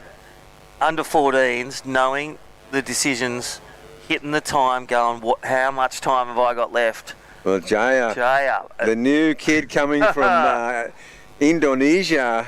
Surf mud replay. Look at this. This is what it needed to go for. An innovative, progressive turn. Just went a bit deep off the bottom. It really scrubs away when you go for those airs. Yeah. You know, a lot of the high performance training really got to get there quick. You watch John, you watch all the super airs, whether it's the Brazilians or Australians, you got to get there. It can't go too deep. You can lose those sections really quick, and there it is. He knows he needs something big. Yeah, he's going for it. For a big manoeuvre. I love this surfing, but under priority 2, Rabs, I think Jaya has sewn it up with smart surfing and clinical surfing right where you need it in the final. Yeah, he's like a little pro out there at the moment. Yeah. But you know, now with a minute 30, he'll make his way down. He's got priority. He's got he's just got the whole run of the show out there, and now he's looking to. Well, it's just looking to do what he sees all the pros do. Going to shut down the opposition, getting a freak wave under priority, and of course Tully would do well to keep away from him, but he can't. Yeah, you can see the frustration, the hit of the thing, but I love the passion pop of Tully Crompton. Jaya Sahedra in the lead. He's going to try and sucker him into this wave, but Jai doesn't want to know a bar of it because he knows that it's got nothing. He needs a 9. I mean, he's going to need a wave exactly like the wave that last wave Jaya got. Jaya will only swing, and the maturity of this young man under 14s is something to improve a 717 or something that can be dangerously close to give the ramp. And Tully still, I love the fact that he hasn't given up. He's going to fight to the absolute last second, and that is a good sign. Time calls, but do your best, mate. Thanks.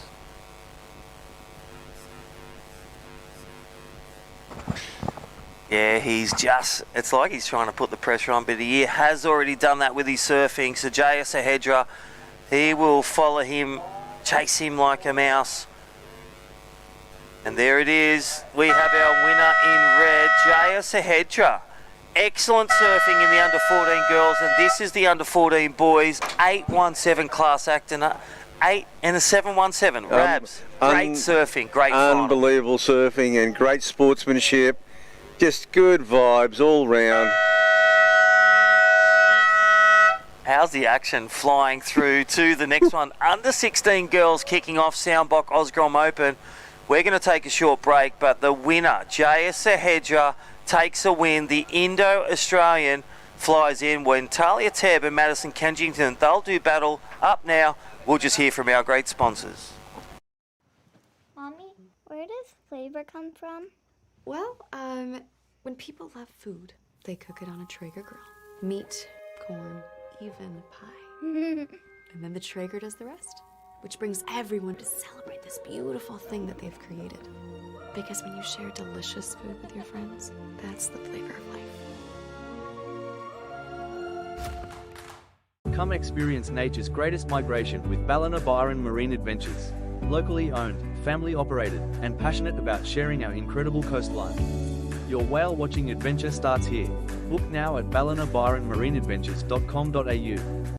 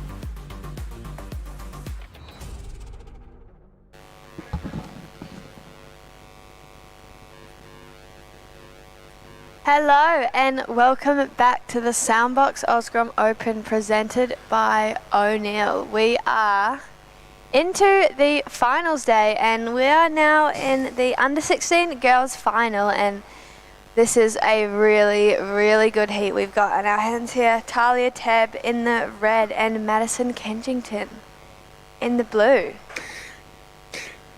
This is an amazing final. I mean, these are the form surfers. You go back to the Ockegrom. These two were standouts, absolutely.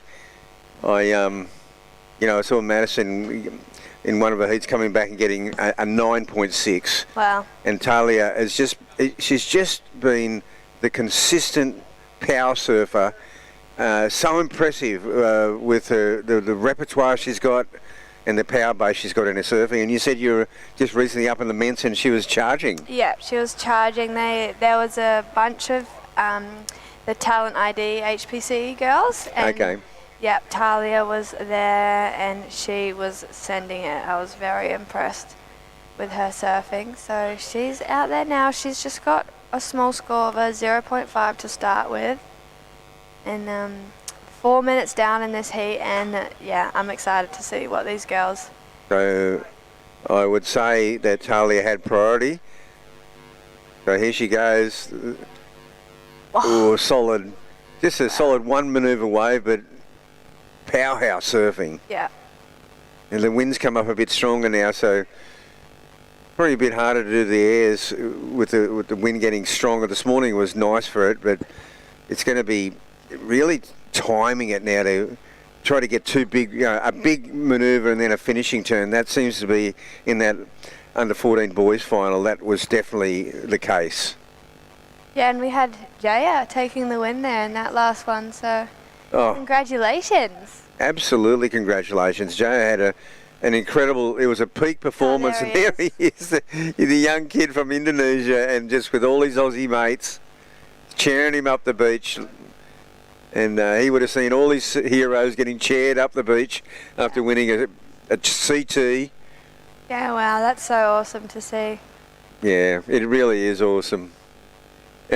He's stoked. It's just pure stoke. Yeah, and surfing's so good. I saw his semi-final this morning. He got a 9.5 and an 8 in that semi, so just on fire this whole event, and yeah, it's awesome to see. Yeah, I ran into him and his father this morning on their way down to the bakery, and they were just they're just so stoked, you know. Yeah. This is the replay of Talia Tebb's last, and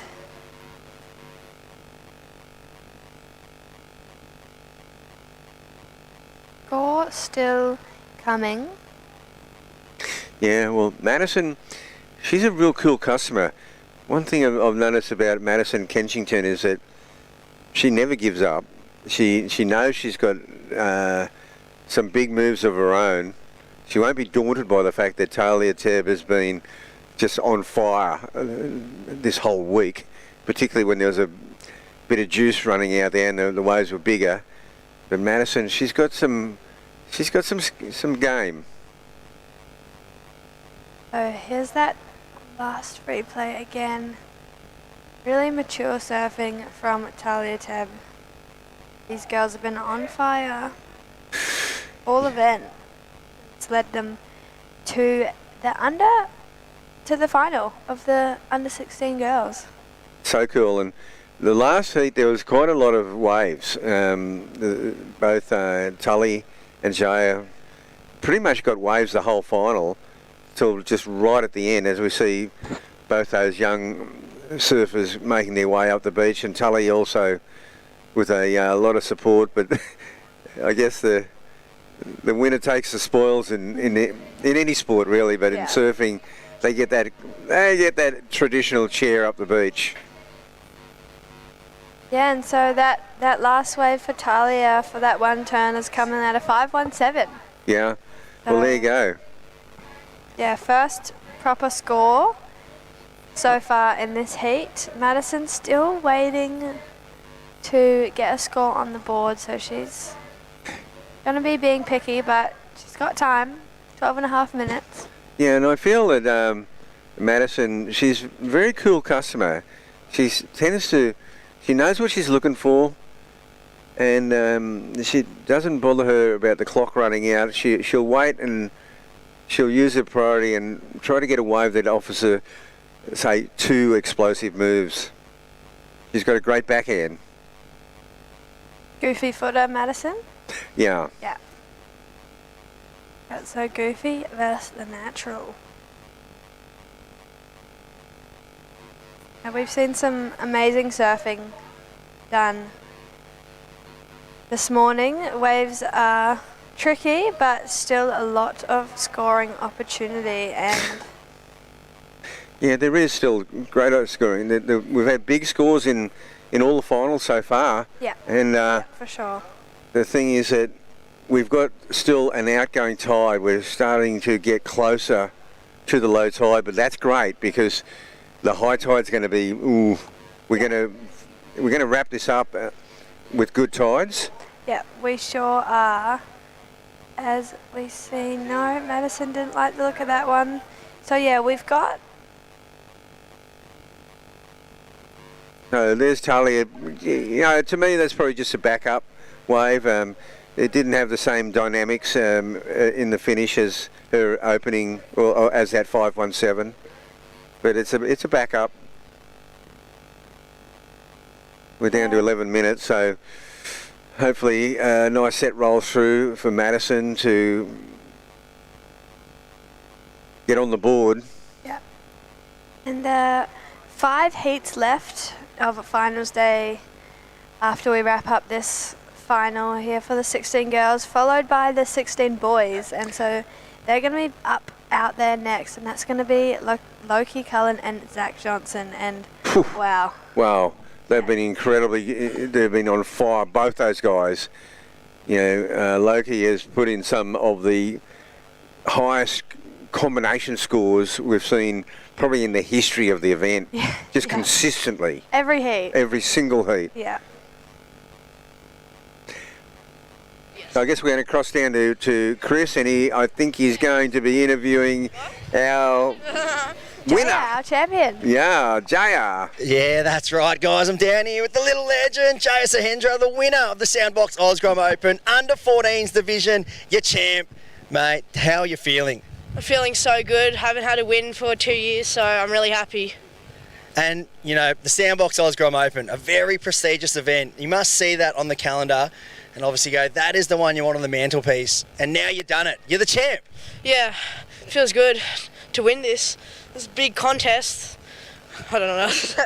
And from Byron Bay, just up the road, so probably sleeping in the own bed, coming down. Do you spend a lot of time down here at Lennox surfing this beachy, or because you seem to have a pretty good read on the lineup? Kinda. I don't really come down here much, but I surfed the point a couple times, a lot. Don't really surf here though. And you mentioned as well, I think it's your first year in the 14s, right? Yeah. It is, first year in the 14s, takes the win at one of the biggest events on the calendar. And well, you said you hadn't had a win for a couple of years. I think it was 2 years ago you won the Parco. But now, how's that resilience? You had some good, results. You've been consistent, but what did it take to get the win? Just took good surfing, I guess, and good reading of the waves. And well, your first year in the 14s, you pretty much almost rocketed yourself to the top of the rankings in the Surfing Australia Junior Series ranking series. How does that feel, mate? You're really close to the top. I think it's you and Tully are just battling for first place. Yeah, it feels good to be in the top of the rankings. It just feels good. And is anyone else you want to thank before we wrap this up? I'd like to thank all my sponsors and all my friends for supporting me, and my dad and my mum and my little brother and my little sister. Perfect. Well, that's the support crew behind Jaya Sahendra, your champion, ladies and gentlemen, for 2026 at the Soundbox Osgrom Open. Give it up for your man. Back to you guys in the booth. That's all time, Juniper. Like, wow, what a cute interview, and you can tell he hasn't been in the winner's podium for 2 years, and he probably hasn't had an interview like that for a couple of years. And whoa, so a little bit of a paddle there. No, I'm not sure on the priority situation with that one. I would have assumed Madison still had priority. Not sure if I know that Talia paddled with a lot of intent on that one. To me, I don't think Madison showed the same commitment, intent that we'll see on the with the priority situation. It looks like Madison might have had, I'm not sure if that's already updated. that Okay. priority. So not too sure what happened there, but yeah, with just on 7 minutes remaining now, and Madison's still looking to get a score on the board.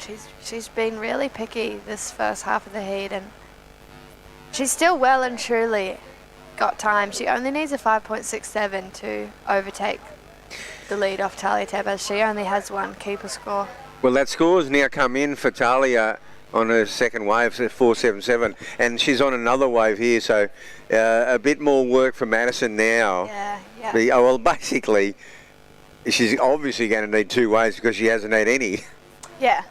You know, so it's not like a one shot here, and she needs to kind of get on a bike and get going in a way, and maybe take off on a wave like this, or like a closeout wave, just to get a score on. And she wasn't interested in that one either, so she's letting Talia get one. I think maybe she's, holding that priority. She's held it for too long, and now she's getting a bit too picky. She's Bit too picky. Pressure's on, and she doesn't know which wave she wants to take. And this is what happens when you're up against the form surfer of the whole, Connors, who has been posting huge scores. You kind of feel that pressure that you need something really special. Like in that last final, Jaya got the wave of the final. It was incredible. It was an 8.17, and it was just a good-looking wave that allowed him to go. And I think that is what Madison is looking for, that Jaya wave. Yeah. Yep, so yeah, there it is, that score. Locking in at a 4.5, and then her last a 3.5, so it doesn't go into her top 2, but yeah, Madison really needs to get going. She's got 5.5 minutes now, and she's needing a 9.67, so she can still do it in one wave. She could. She would need something extraordinarily special. We haven't seen a score like that, but I have seen Madison get a 9.6. I have seen her do it in the last minute of a heat at Snapper last week. Wow. Amazing it was. And she's up and riding the goofy footer. So she's got that fantastic turn off the top. Yeah, wow. She whips it under the lip, and with the board over the lip line, and then whips it under. And if she can reel off, and that's when she gets going in a rhythm, she can reel those off like one after the other, and they're huge scorers. So she's on the board now, which is her timing.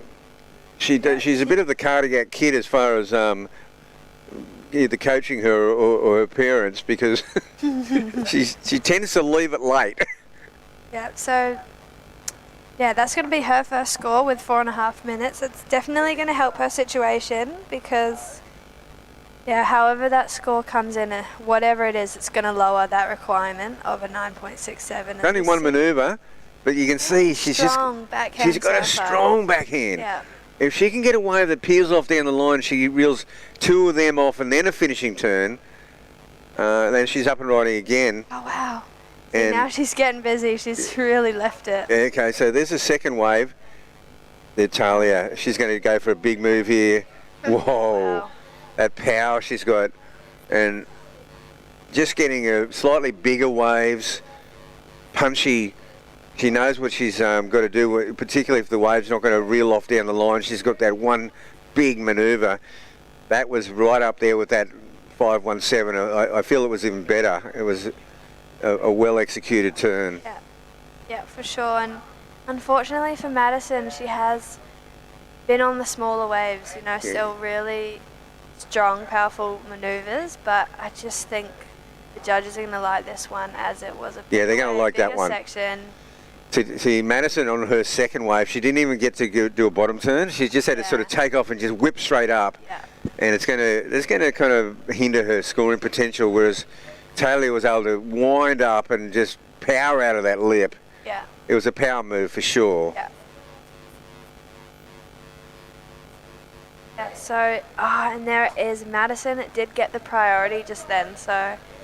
Okay, ideal for her, because she is going to be okay, and then scores it in. So Madison's wave, her first was a 4-point ride and her second wave was a 3.67. Yeah. And that's based on just one manoeuvre on a pretty ordinary wave. Yeah.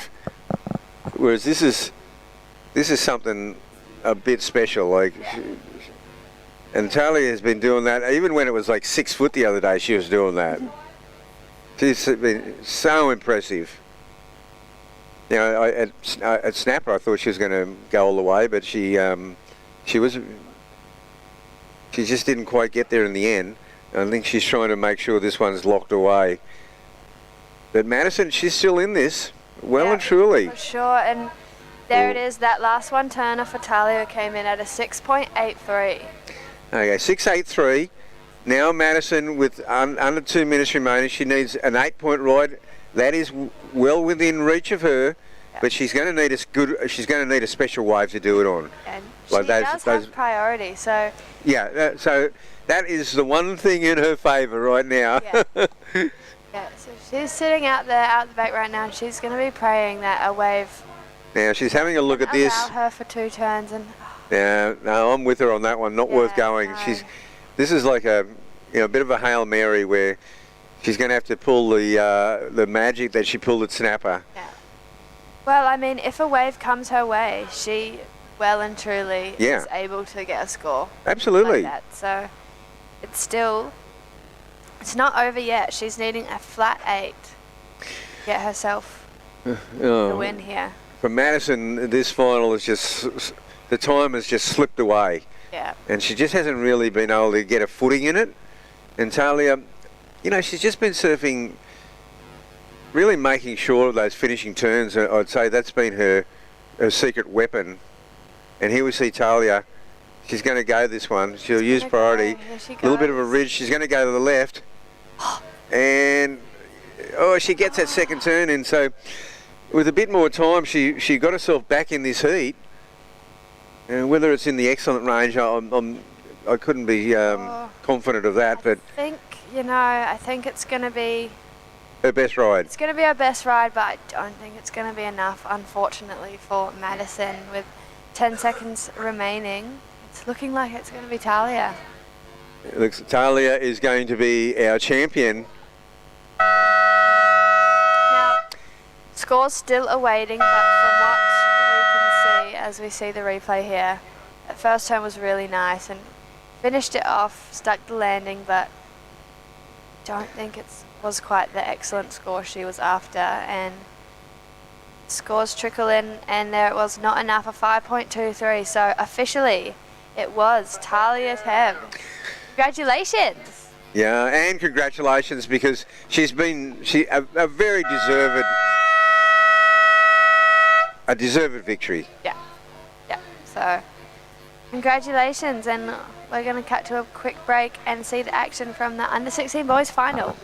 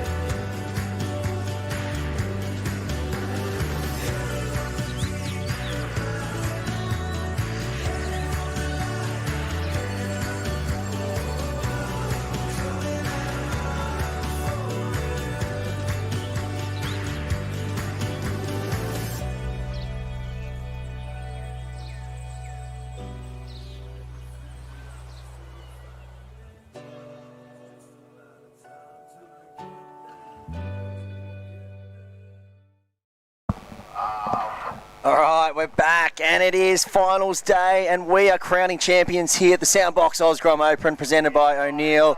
How exciting is this? Myself, Chris Enever, in the booth once again with another Chris Binns.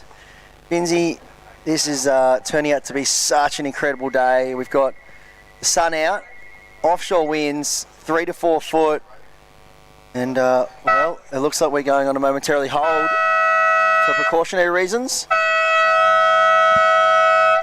And well, while we go on hold, we're going to bring in the champions. There they are, last heat, the final, the winner of the under-16 girls division here at the Soundbox Osgrom Open was Talia Tebb, taking down, well, Queensland surfer, originally from North Narrabeen, Maddie Kenchington, who had a great run through the event, but Talia Tebb, wow, what a performance. She's already locked in a finals appearance in the Pro Junior, and now she's taken out the under-16 girls division, Binsy.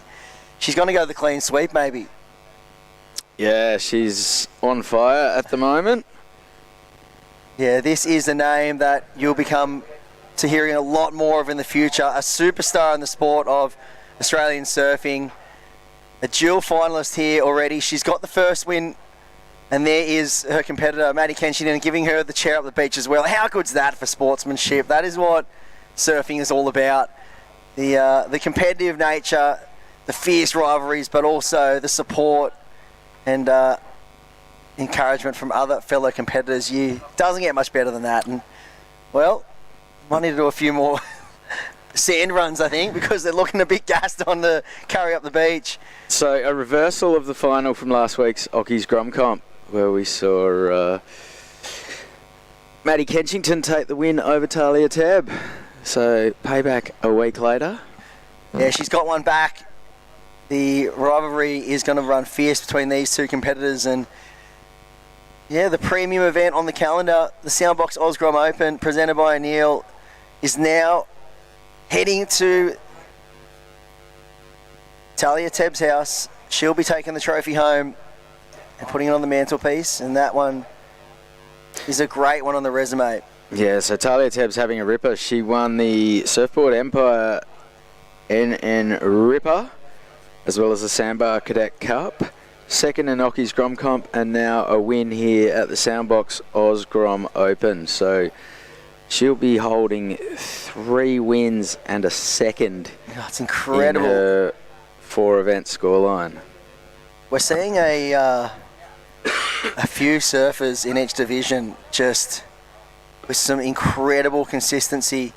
We saw Estelle Carbonelli. She's just maxed out the scoreboard, 30,000 points. She's had 3 wins in the Premier 10,000 rated events. The only other high rated event on the calendar is the Australian Titles, which offers up 12,000 points. And I'm not sure if anyone else has done it, but going back over the records, I saw Lucy Dara. She actually last year locked in the perfect 32,000 points.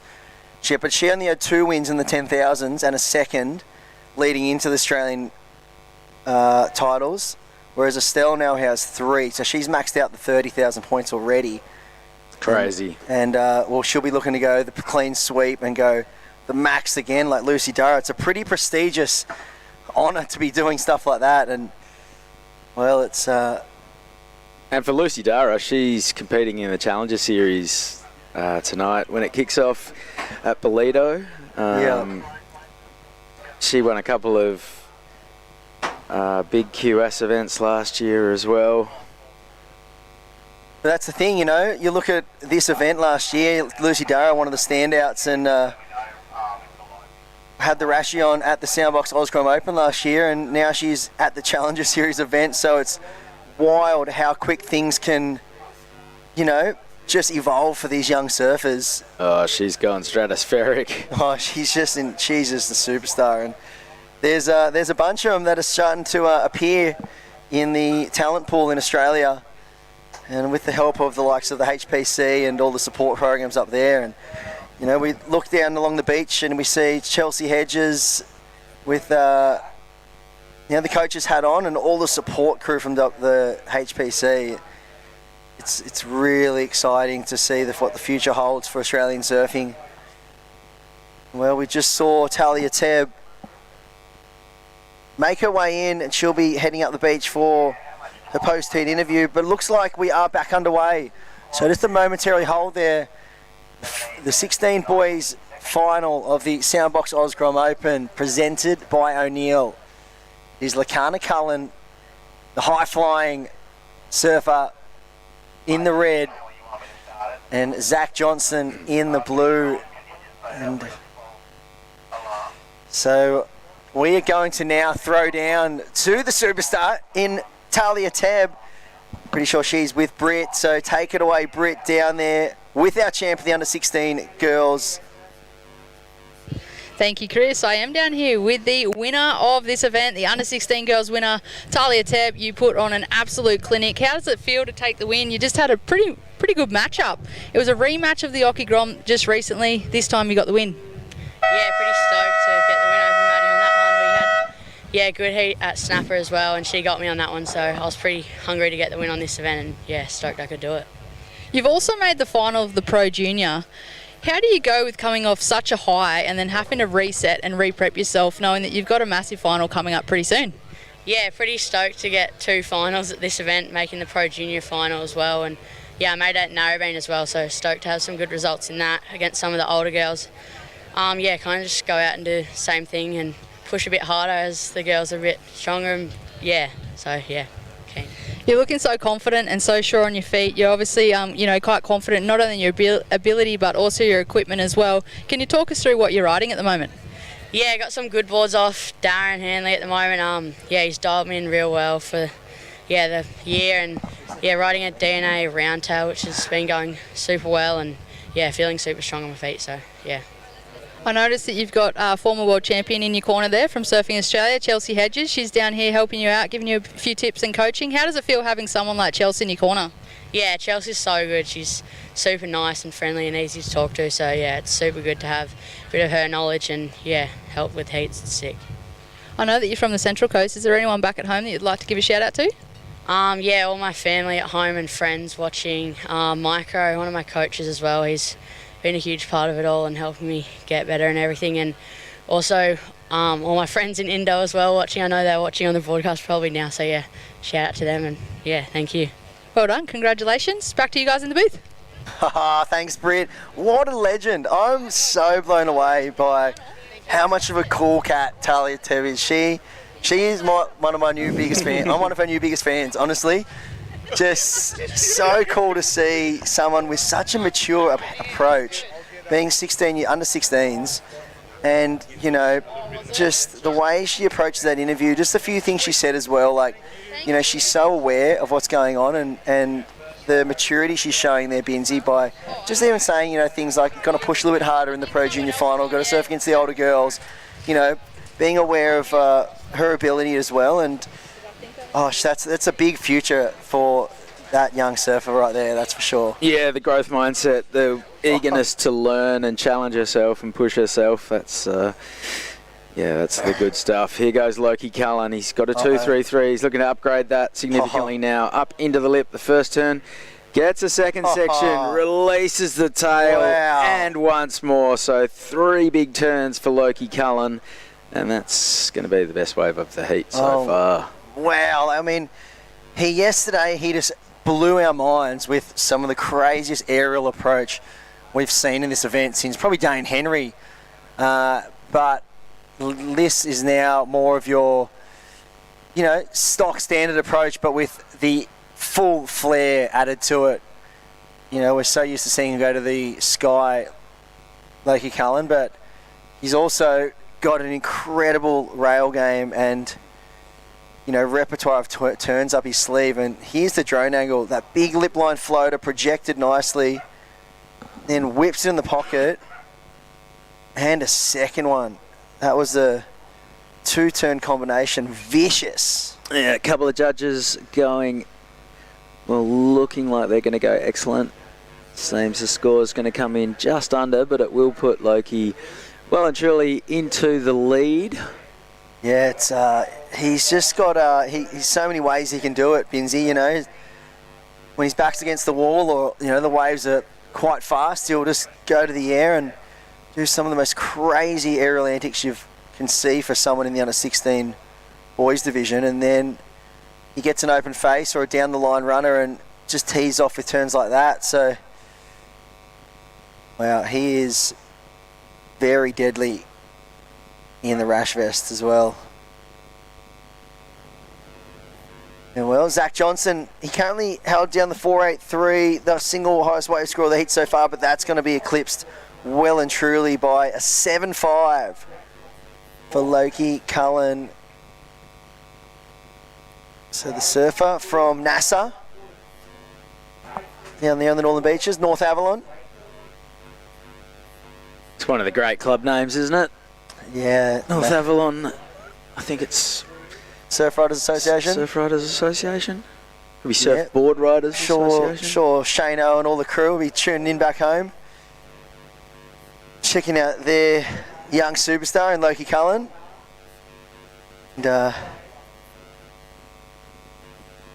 well, it was, I remember seeing at the ABB this year, they even threw him in as their power surfer for some of the heats because he's just that good, and that's on an open stage against, former CT competitors and, up and coming, junior and current QS and Challenger Series surfers. All the best surfers around Australia representing their clubs, and yeah, Loki was, for a few of the heats there, they had him repping as their power surfer. Just shows the belief they have in this young kid, and also the skill and the composure he has, maturity. But cannot write off Zachy Johnson because he has been so in form throughout this whole event, dropping huge numbers. And we see him having a look now. So the surfer in blue, Binsey, up and riding. Oh, Zach Johnson fighting back. Cracks that wave a couple of times. And this is really going to tighten things up, especially with Zach currently holding that 4.83, which will be the bigger of the backups. So he's just chasing a 5-point ride. You imagine he's done that, but he'll know that Loki Cullen is only upgrading a 2.33. Here's the replay, skating down the line.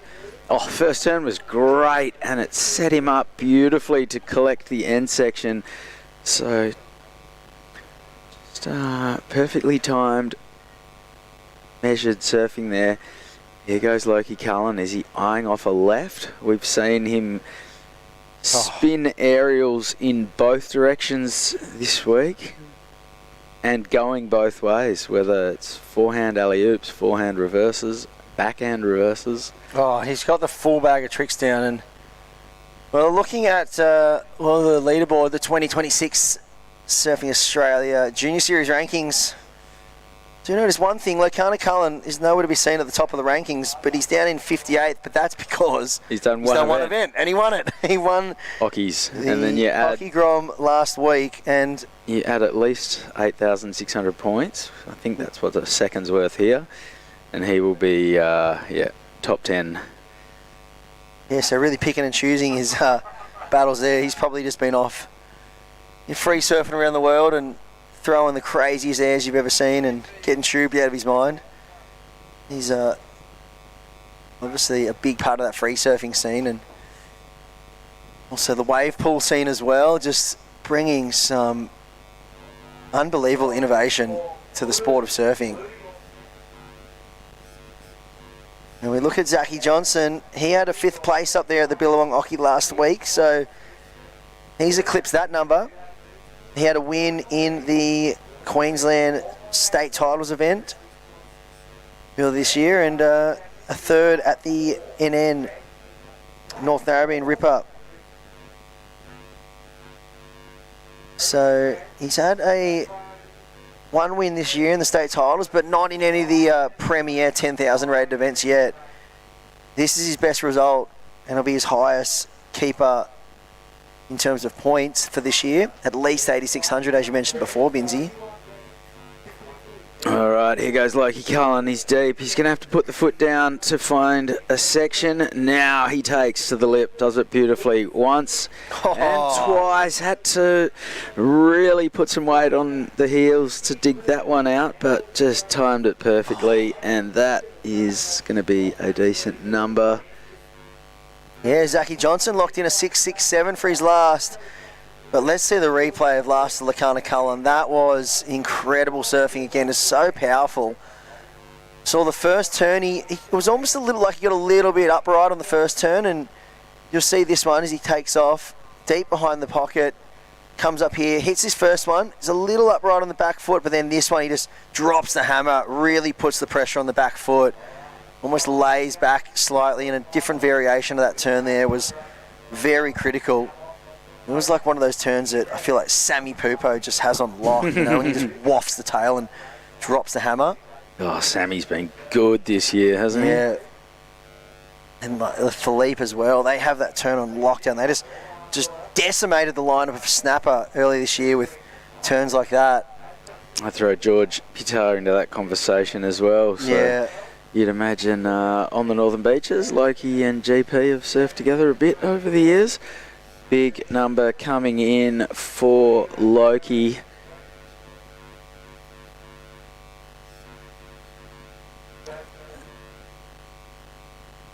So this is going to well and truly put Zach Johnson up against the ropes, but 7 minutes to go, plenty of time.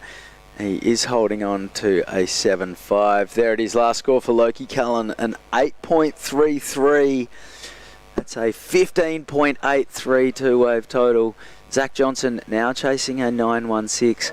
And the scary thing for Loki Cullen is he hasn't really taken to the sky yet either. I know, and he's... well, this is where it gets really scary for someone like Zach Johnson, because you can see him hunting around the inside now. It means one thing, that he is going to start doing things like this because he's got the 8.33 and the 7.5. A 15.83 heat total. The foundation is laid. It's the most solid concrete foundation, and the walls and the structure for this house are up. He just needs to start adding levels to it. Yeah, the pressure's off for Loki Cullen now, so it's all kind of a free swing from here. He can really push the boat out and go for some big stuff without too much fear. If he doesn't make it, he's still a mile out in front. Yeah, you can expect some fireworks in the back end of this heat, that's for sure. And well, as surf fans around the world tuning in, that's exciting because we might see some pretty crazy things being thrown down. And here's the first roll of the dice in terms of progression. And he ices that one. But that was a tricky wave. Didn't really offer up the big section to boost.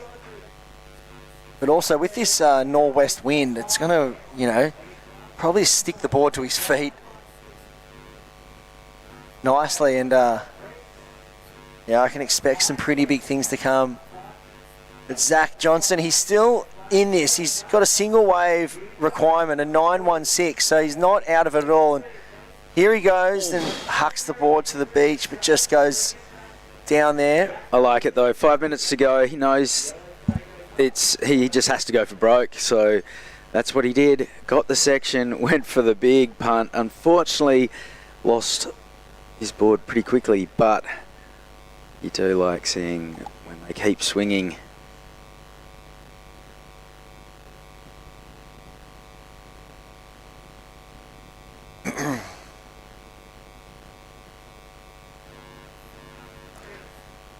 Yeah, so 4.5 minutes. We can't see the time on this screen there, but we just heard the beach announcer give an update. 4.5 minutes to go. So Lakana Cullen holding down the lead, looking to keep his perfect run so far. His perfect run in events this year going. He's had one win, one start. Looking to make it 2 from 2. That'd put him on 20,000 points, and well, and then he'd probably just pull an eye off the Aussie titles at the end of the year for a 12,000 and max out the scale. Do a Lucy Dara. But he was in the Pro Junior event and went down early in the draw in very tricky conditions, and Well, he's definitely made up for that so far. He's made sure he ironed out any creases in his performances because he's been pretty much bulletproof since that moment in the Soundbox Osgrom Open, presented by O'Neill in the 16s division. He's just had it on an absolute string and surfing with lots of confidence. But also has the man in blue, Zachy Johnson. He, the surfer from Queensland, is just looking to stay in touch here with Loki. And Loki's going to let him have a roll of the dice on this one, so he's going to need something pretty special. See him race down the line, plenty of speed. Expect something big here. Goes for, well, the Superman. Was it a Superman or a backflip attempt? Yeah, maybe a backflip attempt. Trying to out Loki. It was definitely eyes on the sky. Had a big section. Went for broke. A 9.16 the requirement. I feel like our photographer was right underneath that as well. I feel like as well this number is extremely hard to get out here at Lennox because all week we have seen it become the very few and far between 9-point rides that we've seen this whole event. It's going to need to be something pretty special because the way that the competition zone does break, it does offer up limited sections, and to drop the 9s, you're going to have to be going something pretty spectacular. So, I mean, the backflip, that would do it.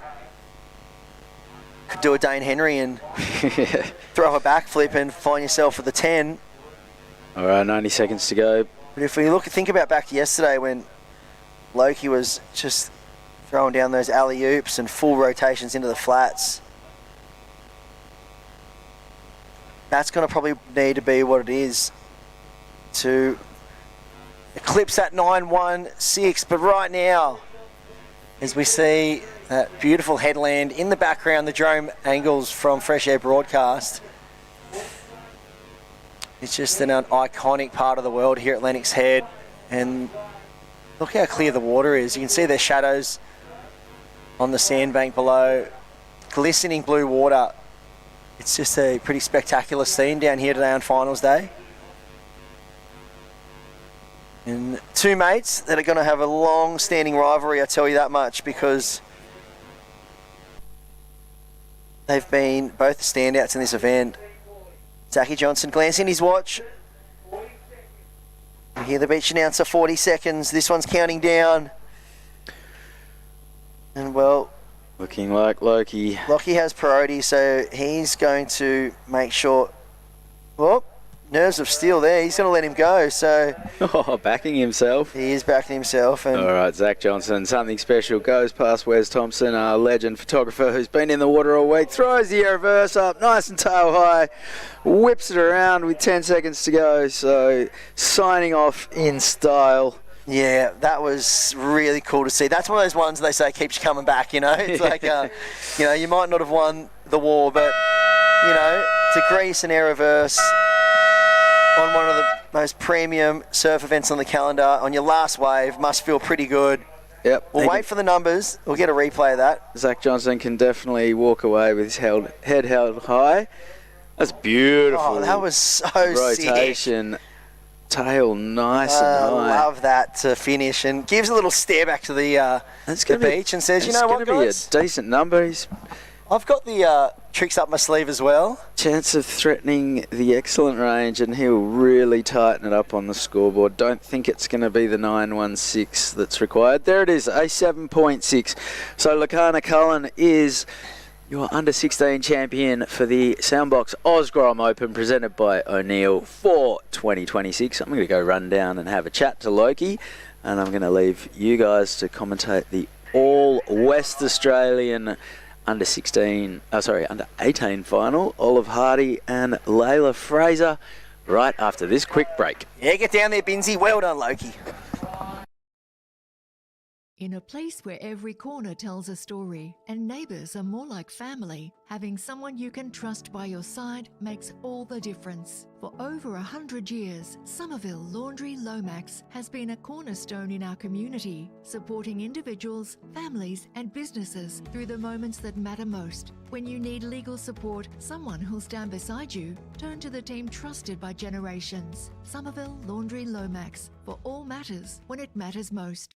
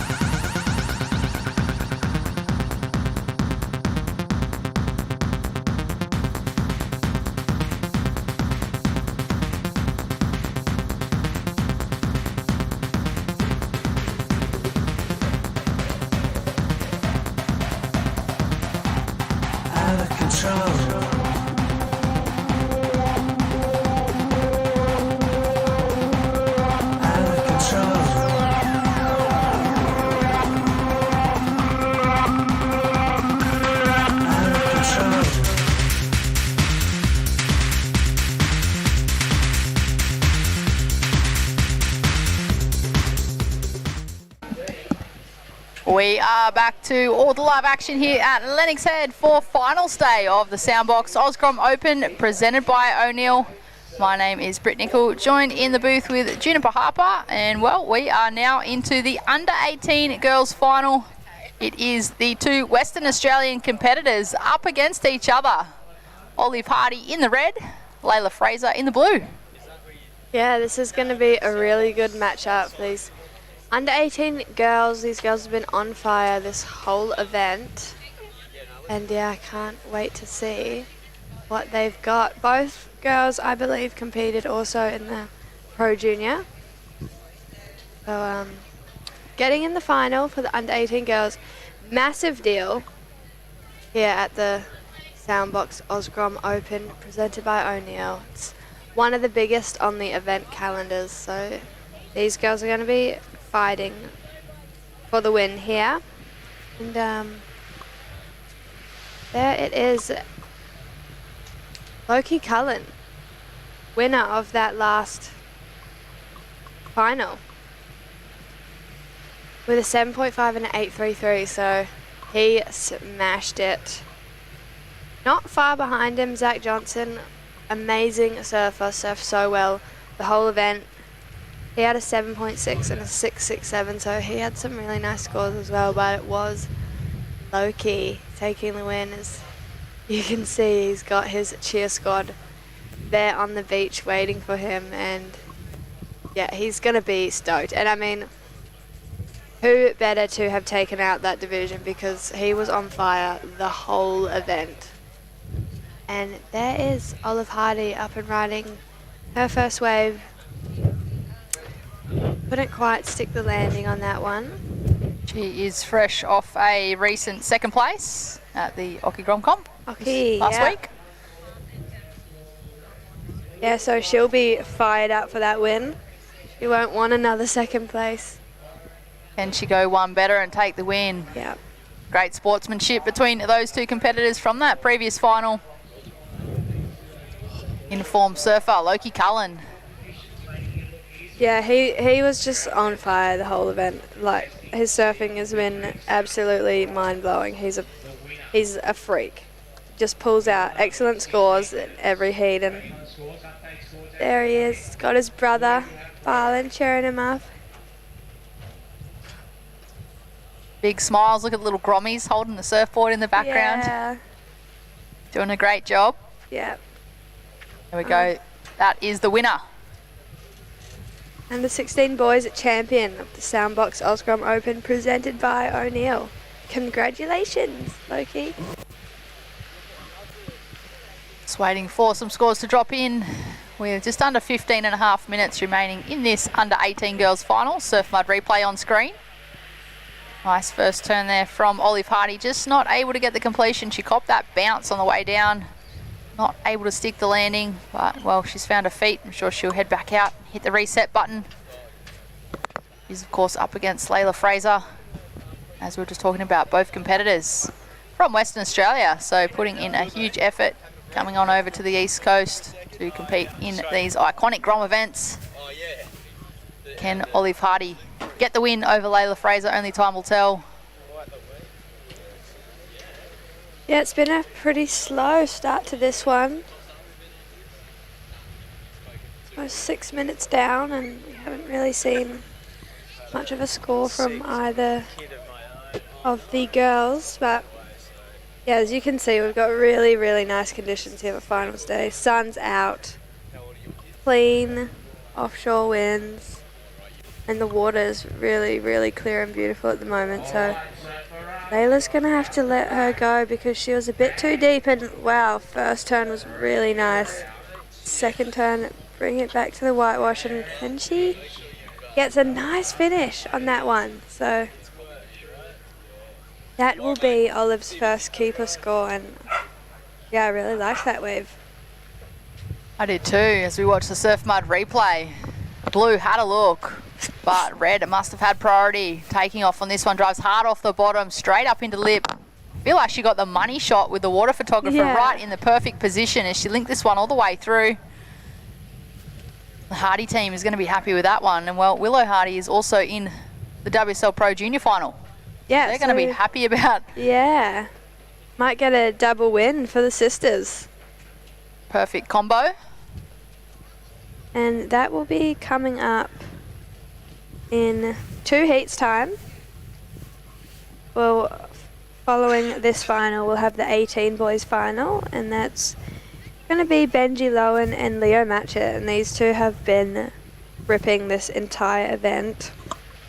So that's going to be a great show, so stay tuned for that, and then we'll finish off the event with the 2 Pro Junior finals for the men and women's. Veggie burgers, are they? I'll be back. Red, you have a 1 and your second wave was a 6. There we go, we've got scores locked in for Red. Olive Hardy, she is off to an early lead with 12.5 minutes on the clock. First wave was just a 1, but that wave that we just saw a minute ago was a 6 as she takes off again, staying nice and busy, Juniper. Wow, yeah, so just 1 turn on that one, but it's going to be a nice backup. She'll get rid of that 1 point ride as we see Layla up and riding. Just the 1 turn there. Not sure if she got anything done before that. Now we're going to look like we might have a bit of a paddle battle here. For priority, it does look like Layla's going to be out in front. Yeah, 6 point ride for that last of Olive. And just the 1 turn for her last, but it's going to definitely better her back up of a 1 point ride as we see the replay from Layla's last. Just 1 nice turn in that end section, so that will be her first score on the board. There was Olive's last, so pretty similar waves just now for both Olive and Layla, and yeah, Layla did end up with priority, so she's going to have first pick on the next wave that comes through, and we're getting down to half time in this final. We're just waiting for scores for both surfers. Yeah. Sweet. Yeah. Looks like Olive Hardy might increase her lead ever so slightly from early indications on the live scoring system. We've also got that score to drop for Layla Fraser. We watch the Surf Mud replay. Surfer in red paddling on into this one. Straight up into the lip. Not much else on offer, and answering straight back was Layla Fraser on her forehand. Comes hard off the bottom, belts that section. Just the 1 turn, but she's going to put a score on the board, and well, this is live action. Surfer in red, super busy in the lineup. Wow. Beautiful first turn, straight into the second. No downtime between that combo. With 10.5 minutes on the clock, there'll be another score to drop for Olive Hardy. And here we go, Surfer in blue on a backhand. Beautiful first turn, straight into the second throw, and a massive fan of spray, and a third. It's a better looking wave there for young Layla Fraser in the blue. That was one of the scores she'd be chasing. if she's wanting to put herself into the lead for this under 18 girls final of the Soundbox Osgrom Open presented by O'Neill. We'll wait for those scores to drop in, but I feel like we are going to have a much tighter battle on our hands now. Yeah, so this last one of Olive was really nice first turn, and wrapping back around with that second turn, and that wave didn't really offer another section, but this wave from Layla, that first turn was really, really nice. Same with this second turn. Read that wave perfectly. Turns were timed really well, and that was one of the nicer, bigger waves we've seen this heat. So both surfers locking in decent scores now. So the heat. And while we've got a bit of a lull in the action, I do believe that we have Chris Binns down there with our previous final winner. Take it away, Bidsy. Sure to, guys. Loki Cullen, congratulations. Thank you. Mate, it's been quite a week. How do you explain this one? Yeah, it's been a sick week. I've had pretty fun waves the whole time. This last 2 days have been epic, so yeah. Conditions are a bit slower today. We've seen you just punt non-stop through the whole event, but was it a conscientious decision just to take it to turns to start things off? Well, I was actually planning on going out and just like doing airs every wave, but the wind went really offshore, so I was like, oh, I better just stick to turns for this one, and yeah. Just in case winning 2 events in a week doesn't give you enough confidence, there must be some lessons to be learned from, you know, just being able to go out and change a game plan like that and win on turns. Yeah. Yeah, it's 2 different ways, and yeah, I don't know.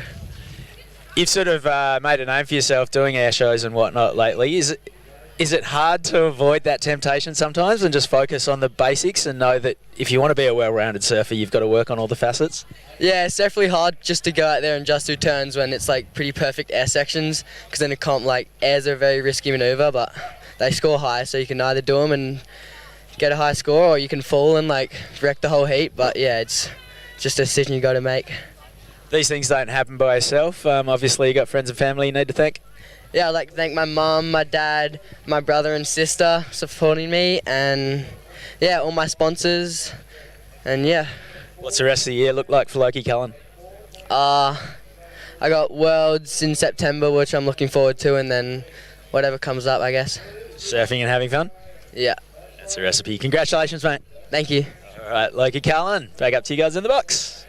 Thank you, Binsey, and well, what another win for Loki Cullen. He is looking pretty unstoppable at this moment in his career, hard to beat.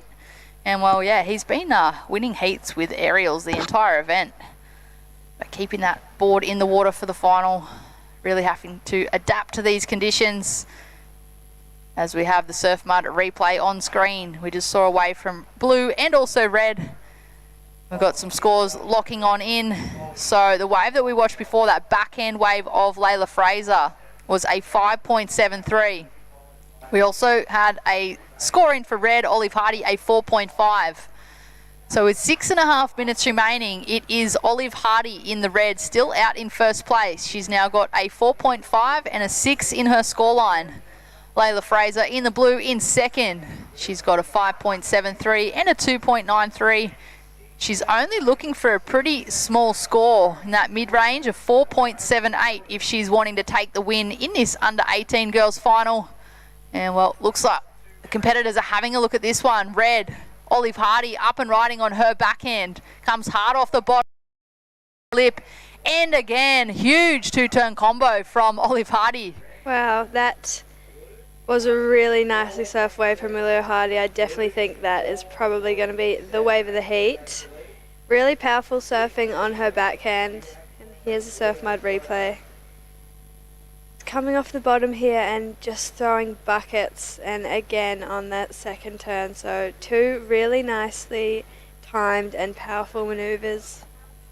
I think that's going to be a pretty healthy score for Olive, and she'll definitely drop her sorry, getting the sisters mixed up. She'll definitely drop her low score of a 4.5, that's for sure. So she's sitting in a pretty good position right now. There it is, an 8-point ride. So Olive Hardy extends her lead. She's now got an 8 and a 6. Layla Fraser in the blue Now chasing an excellent score of an 8.27, highly achievable. Olive Hardy just showed us that you can get an 8 for the two big solid backhand hangers. And well, these two competitors, both from the same region, that Margaret River region over in Western Australia, I'm sure that they've competed against each other multiple times over. So Yeah, feel like they're just surfing at home. They probably have a huge rivalry going. I'm sure they're great friends. And yeah, it's coming down to the wire here with 4.5 minutes to go. And 8.27 is what Layla is chasing to take the crown and win the under 18 girls Soundbox Osgrom Open presented by O'Neill. And she is sitting out there with priority, so she well and truly still is in the game at this heat. And yeah, that last one of Olive Hardy, really impressive surfing there, getting an 8-point ride.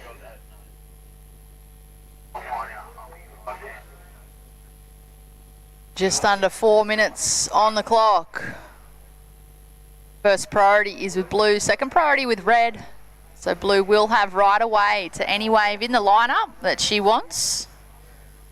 But it is Olive Hardy in the red in first place in this under 18 girls final of the Soundbox Osgrom Open presented by O'Neill.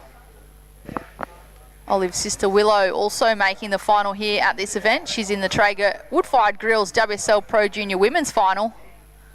The Hardy clan would be absolutely stoked with how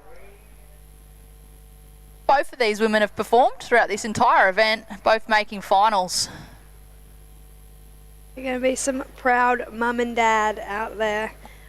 And yeah, it's at the moment it's looking like this heat is going to go in Olive's favour. Still 3 minutes remaining though, so anything can happen. Layla Fraser is sitting out there with priority as we see Olive couldn't quite finish that second turn, so just keeping busy here, and don't think that wave will go into her scoreline as we watch the replay. First turn was really nice and came to get the finish and couldn't quite stick the landing, so Olive just hoping that clock ticks down. She's keeping herself busy. Won't go into her top two as we see Layla looking, but deciding not to go. She definitely is going to be wanting to get waiting for a set for that excellent score. It's going to need to be a nice wave like Olive's 8-point ride was. For sure, if Layla can get one of those lefts that come on through, that 8.7 is highly attainable. But time may be the enemy with just under 2 minutes on the clock. Wave selection is crucial. Blue having a little look at this one. She has committed to the paddle. She's up and riding. Surfer in blue, Layla Fraser looking for a section, puts it up into the lip and just not much on offer in that section. And yeah, that was a pretty fast wave. I guess she just had to pull the trigger. I think too, you know, knowing that she had first priority and she'd already committed herself to that paddle, it was kind of, I just have to go. Yeah. Run off way too quick. A little late to that section, but still putting in a solid effort. With just over a minute on the clock. Wow. And now, yeah, it's now Layla is in a tricky position because it is gonna. I doubt that Olive is going to let her catch a wave here. If a good one comes, Olive is definitely going to be taking it and making sure Layla cannot be on it. So she sits out there holding priority with 40 seconds remaining, and well, both ladies really going really mature and great surfing this whole event. Looks like Layla's going to get this one, so Willow's going to let her go, knowing that, yeah, that wave probably didn't have 8.5 points to offer. Coming down to 10 seconds remaining, and it looks like it's going to be Olive Hardy taking out the under-18 girls here in Lennox for the Soundbox Osgrom Open, presented by O'Neill. This is a victory lap for Olive Hardy. Belts that last section, and there is your winner on screen of the under-18 girls final. Olive Hardy taking the win over Layla Fraser.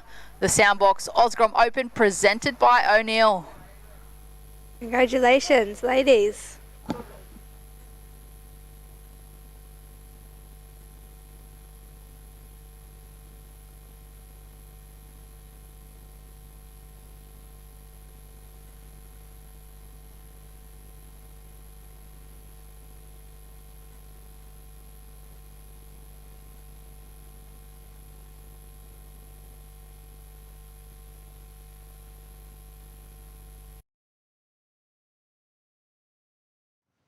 Mommy, where does flavor come from? Well, when people love food, they cook it on a Traeger grill.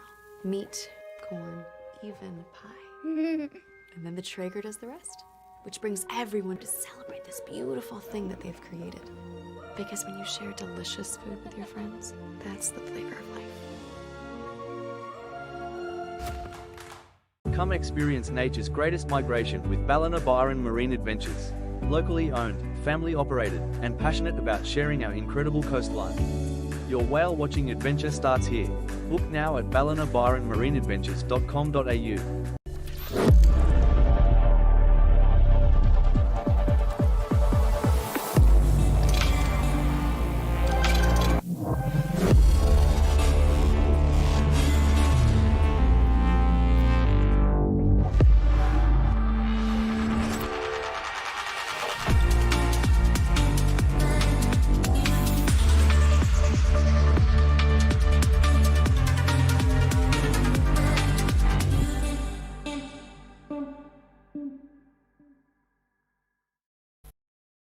Welcome back. Sundays don't get much better than this. The Soundbox Osgrom Open, presented by O'Neill. We are in finals day, and there it is up on your screen. The under-18 boys Premier Division.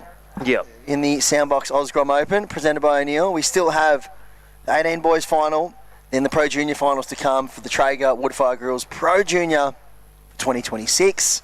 Myself, Chris Enever, in the booth with none other than the local lad, one of the brains behind the operation here, Michael Crisp. Crispy, talk us through what you've seen today, mate. We've crowned plenty of champs already, and more to come. Yeah, totally. We have crowned 5 champions, and we've got 3 to go. And wow, great waves, great community, best judges in the world, best location. And right now, here's a quick start. 90 seconds to pack your heat. Benji Lowen started with 250 surfers. We are down to 8 final. Last.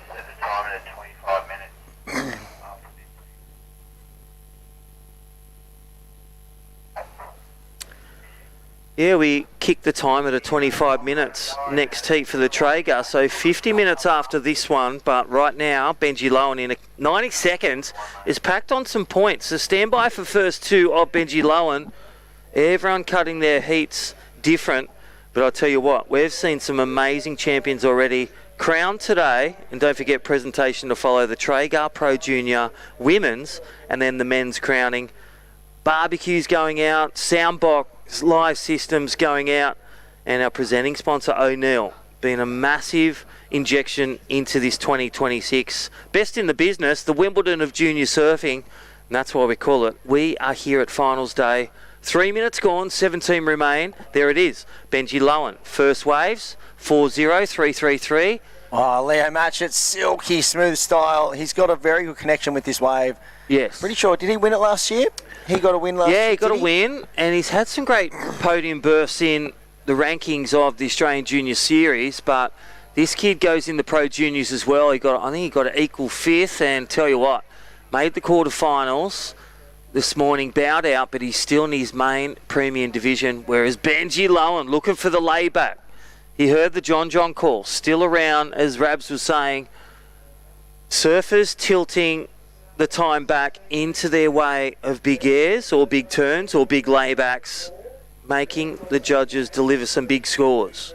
Actually got a second last year. I looked at the results. So he's matched at least his result from last year, but that was his first year in the 18s and had a real breakthrough event in that in this event last year. So showing that he has a great relationship with his wave. Here at the iconic Lennox Head Beachy Pub Outies, is that what it is? Or Yep, here we go, Surf Mud replay. Look at this one of Leo Matchett. He is at pub, and he comes down here a couple of weeks before. Free surfs here before the regional titles. Comes down here a week or so before.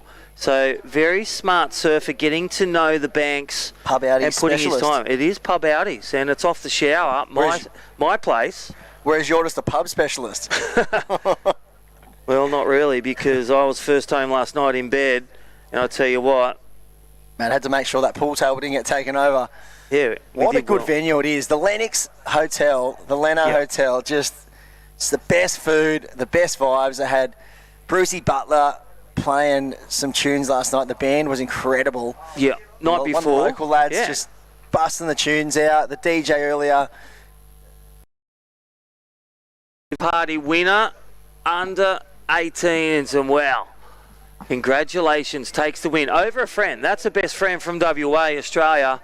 She has been in blistering form, and it's exciting to see. One more to go for her as well in the final. Well, there's something in the water in WA because they're breeding some incredible talent in the Australian pool of surfers right now, and we just see that. For example, 2 West Australians in the final for the under-18 women's. Saw our Victorian take the under 14s. Our Byron Bay Indonesian take the one for the under 14 boys, but then 16s Loki Cullen. Now 18s, that was Olive Hardy. You know, one thing I've noticed, Crispy, about this final in particular here, the under 18 boys, every other final we've seen so far has been a real, showcase from a lot of the top seeds on the rankings. A lot of the top seeds, the cream's risen to the top, and they've really come and stood out here. And if we think back to all the winners that we've seen so far today, most of them have been right up the top of the rankings. I mean, Lakana Cullen's only had one event this year. He's had 2 wins now, so he's going to be rocketing himself right up to that top end of the rankings with 20,000 points. Totally. And but this event here, the under-18 boys, one thing I noticed is it's a bit of an underdog battle here because 2 surfers that aren't up the top of the rankings when we have a look. We'll have a quick check at the rankings right now. We scroll down. Leo Matchett sitting in 9th. So his best result this year in the premium rated events has been a 9th at the Billabong Occy. Well, he had a 5th down there at NN in the Surfboard Empire. So a quarter-final finish has been his best so far, and now he's found himself in a final as he did last year. But Benji Lowen, this has been a breakout event for Benji. He is, further down the leaderboard. We'll actually try to scroll down to see where Benji is sitting on the leaderboard. Where is Benji? Can't even find him. Here he is, 68th. So he's done 2 events this year. The Billabong Occy last week, he cut a 13th. Yep. And now he's found himself into the final. So this really is a breakout event. I mean, he hasn't done many events this year, so probably a big reason why he is down the rankings. But, I mean, with the surfing he's been doing, he's been one of the standout surfers. The goofy footer just squares up. He's got that real lanky style, but it gives him so much extension and reach through his turns. Yeah. He can really square up and... Well, beautiful images, and again, thank you to Surf Mud, our great replays, and great silver sponsor of this event. There it is. Look at this one. It looks like a bit of Owen Wright, Allah. Yeah. Ryan Callanan, look at the deep bottom turn. Look at the foot placement. Just on the centre line, one on the tail, and really low reach. I love the biomechanics of beautiful surfing, deep bottom turn, big top turn. Let's watch it again. Surf Mud replay. Yeah, I love the Owen Wright reference. Real, he's a tall athlete and got a lot of reach on him, and those long limbs. Yeah. Does give the good reference to Yeah, Lennox thank you. Head local, and born Culburra, the Wright family, always doing it right. 2 world titles and free surfing competitive savviness. And shout out to Rob too, such a legend coming up here. Hey, just saying that, reflect back to, I remember a junior series, Ryan Callanan, Owen Wright, going hammer and tong, Coffs Harbour at a big junior series yesteryear, literally about 10, 15 years ago before they were on tour. But that's where it all That's begins. a reference, that's right. Junior sets the pace for world's best surfing. Exactly, and we're seeing it here, and this is where it all begins. These are the stepping stones. You know, we've got these premier events, the Soundbox Osgrom Open, and, well, for someone like Benji Lowen, who, you know, hasn't had a lot of finals appearances, this is what it can take. You know, all it takes is one finals appearance, just that one major result to click into gear, and it just sparks that level of confidence. You know, it unlocks, you know, the mental ability that I can do this, and people just go on a roll. All righty, we're going to hear from our last heat's winner. I think we're down with Brett. What's going on down there, champion? Thank you, Crispy. Well, talk about drawing confidence from a win and setting yourself up. I have the finalist, Olive Hardy, taking the win in the under-18s. I do believe it's your first win in an under-18s event like this. Yeah, it's my first win in the 10,000 under-18, so yeah, I'm so stoked. I know that you had a fellow competitor out there from the same region back home in Margaret River. I assume that you guys are pretty good friends and come up against each other all the time. How do you prepare for a heat like that when you're up against one of your best friends? I think it's kind of relaxing coming against each other almost, because like throughout the whole comp we're just fully rooting for each other, and then, you know, whatever happens in the heat happens in the heat, and I've just grown up competing against her, so we're just so used to it. Like, you know, what happens in the water stays in the water, and we're best friends out of it. So yeah, it was really, really good to share a heat with her, especially because, you know, there aren't loads of West Aussies that come over and do these comps, so to get to share a final with another one is really special. It is, and talking about special, I know that your sister Willow Hardy is in the final of the WSL Pro Junior. What is in the water over there in WA? Apparently a lot of good stuff. No, but it'll be really good to watch her. It's really good that we both made finals, and yeah, hopefully we can both come home with a win, but yeah, hopefully. I know that the Hardy clan's pretty well known in the industry, both surfing and bodyboarding. What's it mean to you to have, you know, family members in your corner like that are so well versed in the ocean? Yeah, it's so good. Like, my dad's my coach, and actually Dad's not here right now, so it's my mum is my coach today, and yeah, it's really good. We all travel together as a family and we all surf, so it's really fun. Well done to Mum, well played. Is there anyone back home that you'd like to say a shout out to? Maybe Dad's back there. Yeah, definitely a big shout out to Dad. He was here the other days, and all my friends and family and sponsors, and yeah, everyone else for the support. Congratulations to Olive Hardy. Back to you guys in the booth. Yeah, thanks, Britt. And wow, well, Mum might be getting the call up for future events, one for one, after Dad's gone home. But just shows that such a good family support in the Hardy clan. And yeah, Willow into the final of the Pro Juniors. So that family is doing something right. And it's going to be a great sit around the dinner table after this event, debrief from the Soundbox Osgrom Open, the premium event on the calendar in Grom surfing and junior surfing, and how exciting. And it looks like, based on my calculations with that win, Olive Hardy will probably rocket herself up to second place on the rankings, just hot on the heels of the current leader in the rankings, and that's Alice Hodgson. So yeah, there it is. Great win, great reward. Don't forget Australian junior titles that come up at the end of the year, and a couple of keynote events. Check them out, surfingaustralia.com, and also the state chapters, Surfing New South Wales in our quadrant. Great to see Luca, our CEO, and all the crew. They'll be watching and listening, watching their statesman. Again, Leanne Match from Surfing Queensland. A shout out to them and the team. Events, judging courses, surfer rescue programs, and women's programs, and get amongst the board riders, the grassroots where it all starts. And a big shout out again, Lee Bar Board Riders, the chef special. Check it out, the Traeger tent, smoking up the Traeger wood-fired grills. That'll be up next. Don't forget, 25-minute women's division up next.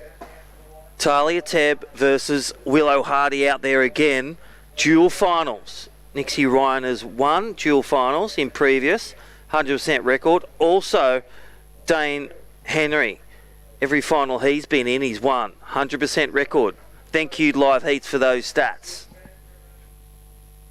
Big shout out. There we go. Leo Matchett needs to move. Needs a 5-3-3. Look at this. Takes it with priority 2, but he's way. There's a bit of separation. Big smart pickup here. Stayed wide. Wow. This will be a gain on. Combo. How was that? Incredible. And under priority 2. We'll get that replay. That's why Red went. He was trying to play catch up. Maybe get a bit of a, we saw it yesterday. Bit of a win with priority. Yeah, he was further up the bank, Benji, and I think Blue may have had priority anyway, but he did take off and whipped in the pocket. That turn was great. And another second one, Craig Anderson-esque style in Leo Matchett. That skinny frame, but plenty of power and super whippy and smooth. I mean, it's like butter. Yeah. Smooth and precise. Like, when you get a piece of toast out of the toaster and it's scalding hot and you just whack some butter on it and just melts perfectly. The raisin toast. Here we go. Surf mud replay. Going to the left, going to the air rev. That's what you do. And rolls the dice for a great little celebration. Thank you, Benji Lowen. Going to the air. That was under the skin of Surfer. Waiting for scorer Blue, Leo Matchett. Green Apple Zone. Wow, we'll get Live Heats up. Look at the replay. Again, I think that one was under priority 2, but it didn't matter. He had the distance. First turn, what do you think at home? All those watching and listening, right with our cameraman Wes here at Soundbox. Under 18s, firing up. Well, let's break that down, Crispy. You got that first nice backhand whip. Yeah. Got the check turn still with spray and power into another whip in the pocket at the end. Little caught up on the end turn. And I'm thinking around about the high fives, maybe. Yeah. That's just my initial interpretation, but I'm not a judge here. 5-5-5. Let's go there, but then go to the innovative, the one turn where he's on the inside, Benji Lowen. That'll throw away as a 3-5, not his top 4-8-3. Mid to high fives. But I feel that air rev. Are we going higher than a 4-8-3 for the air rev? That one big progressive manoeuvre. Well, there it is. So last of Leo Matchett did fall in the 5-point range as we expected. Nice. And Benji Lowen eclipsing that, a 5-8-3. I'm just checking if that was his last score. We'll jump on a Live Heats and we can see exactly the numbers that have been locked in. Yep, so no scores to come. A 5-8-3 was his best. So the judges rewarding progression. They're loving the commitment, the risk factor, the wow moments. It's been that way all event. They've been super consistent. And Benji now is understanding that, and he goes again. So a double air rev on a left. So you can see the contrasting approaches here. We got Leo Matchett, silky style, combination of turns, 3 turns. But Benji Lowen identifying that these wow moments, the progression, the airs into the flats are scoring. Yeah, I think that's an air rev on replay. And again... I think he did another one now. Yeah. Well, he's a bit like Lakala Cullen. He did 5 airs yesterday to find himself in the final and take a win. Here we go, previous red. Look at the speed, pop, lift the tail. There's the rotation, boom. It was, because the left hand shake, then the right hand shake. 2 different ways. 2 different ones. So, yeah, that's the quick one, because that one was really fast. He took off and did 1 or 2 pumps. The other one had a bunch of pumps, and he's mixing up the claims too. So he's throwing some variety in with the hands of the claim. Cork, tail high. That one was lofty, and it had a big, wow factor to it, which I liked. So, well, I can't tell which one was the first one or the second one. The 5-8, it maybe have been the flat spin one. First pump of the fist. The second one, bit more pop, bit more height. Probably going to go into the mid-6 range, I think, if you compare the two. But, I mean, that's just my interpretation, and we're not judges, but we're just having a little bit of fun throwing out some numbers here. And look at this. Everyone at home, you can do the same throw your judges had on and, well, break down the scores. And, wow. Ooh, well, that was a priority sell. Had a look at it. Leo had a little look at it. He took the bait. Priority now goes to Blue, but Blue needs a 6-8-3. And there it is, 6-3-3. So whoa, it was. Mid-6. We've got our eye in today, Crispy, and Well, we've been watching these surfers many just tear the bag out of Lennox pub outie section for a week straight now. And well, going into the Traeger, if the girls take a note and a leaf out of this, you're going to see the women's Traeger Pro Juniors. They go for airs. They're going to be rewarded and throw a turn in. Big numbers, because under 18s, a 5.831 manoeuvre, 6.331 manoeuvre. Benji Lowen's in the lead in red. Yeah, well, we look over the results of Benji Lowen back in 2025. With 45 seconds on the clock, he had some wins in some 6,500 rated events. He had 2 wins, but yet to have a win in the 18s division in a 10,000 rated event. So this is going to be a big breakthrough event win for Benji Lowen. And, well, he's been so sure-footed this whole event. This is going to be the longest 30 seconds of his life, and doesn't look like there's a wave coming. And I love it. He looks good. He's got the indication. He can hear the time, see the yellow, see the ladies in their next heat. This is a lap of honour, but what you got to watch with priority. Hopefully Blue's not in the end. This is a victory lap. He's going to go left. Benji Lowen. One big bash, and it doesn't matter, Parramatta. He's going to take a win if nothing happens. Was he up? Oh, wow. Oh, that could have been a real nail-biting finish for Benji Lowen. And you can see Leo Matchett, he threw for the fence. That was a great air reverse, but he came unstuck. So the winner of the 18 boys division is going to be Benji Lowen. Wow, he gets his first win in the premium event, 10,000 rated event in the under 18s division. What a legend. He's been on fire this whole event. Very well-deserving winner. Yeah. I'm stoked for him, you know. And I love that's what Lachlan Argios said. He's up next in the last heat in 2 heats, but he said he's had his ups and downs, he's worked on it, and he's looking for the win. And Benji Lowen has done that. He has come from some disappointing podium finishes or losses, and he's taken the under 18s at the Premier Division. Soundbox Osgrom Open presented by O'Neill. My name's Crispy. We'll take a short break. We'll be back with the Traeger Grills 25-minute Women's Division. Talia Tebb takes on Willow Hardy. See you soon. Mommy, where does flavor come from? Well, when people love food, they cook it on a Traeger grill. Meat, corn, even pie.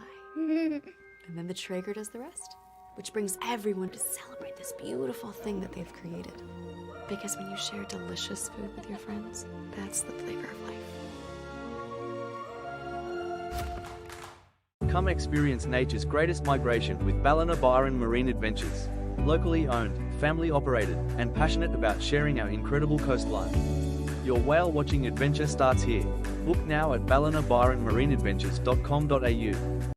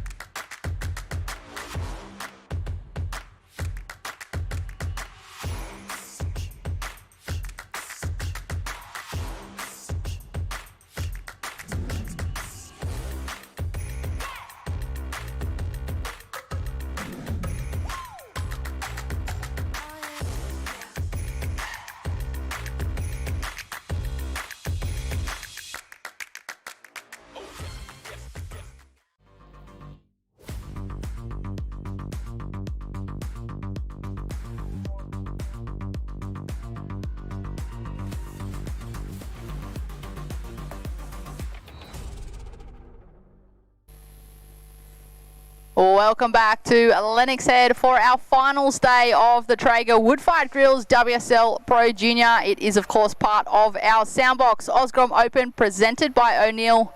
We are now into our Women's Pro Junior final. It is Talia Tebb in the red up against Willow Hardy in the blue. My name is Britt Nicol, joined back in the booth with Rabbit Bartholomew. How you going, Rabs? Oh, yeah, excellent. This has been a great day surfing, and the conditions have just hung in there. Luckily, we've got the tide working in our favour. Slightly diminishing swell, but still some nice sets. Certainly, the sun is shining. The waves are still pumping. Still plenty of scoring opportunity. Has backed off a little bit, but still clean enough on those wave faces as they come on through. Well, Talia Tebb in the red. She's already taken a win here today in our Sandbox Osgrom Open, presented by O'Neill.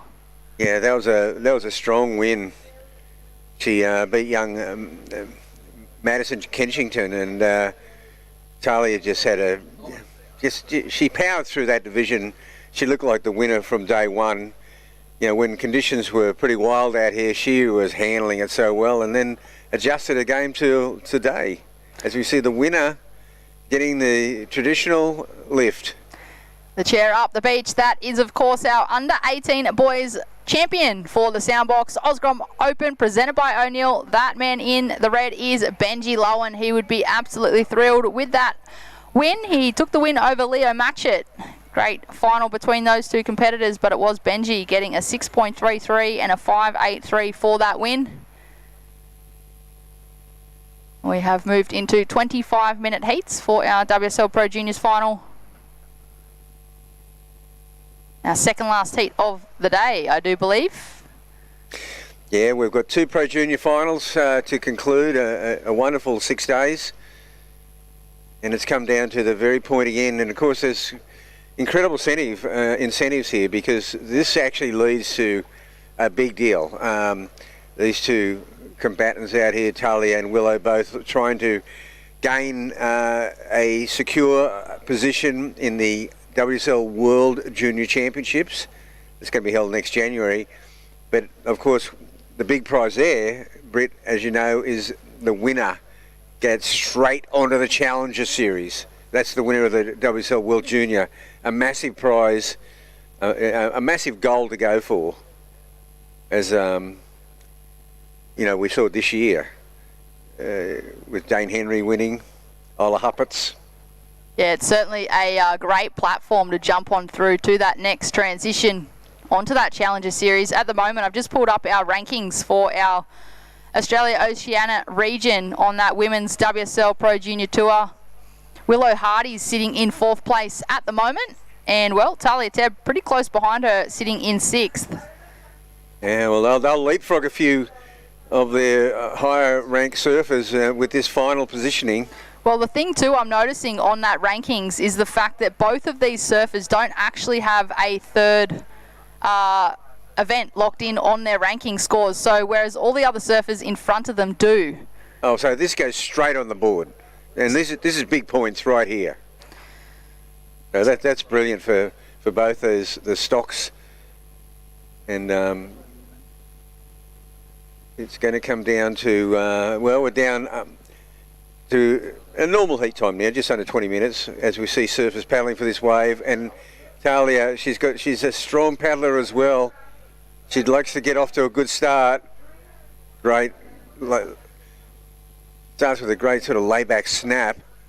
And I think the wind kind of held her up a little bit there, as well as the board just stopped, and she didn't quite get that second turn in.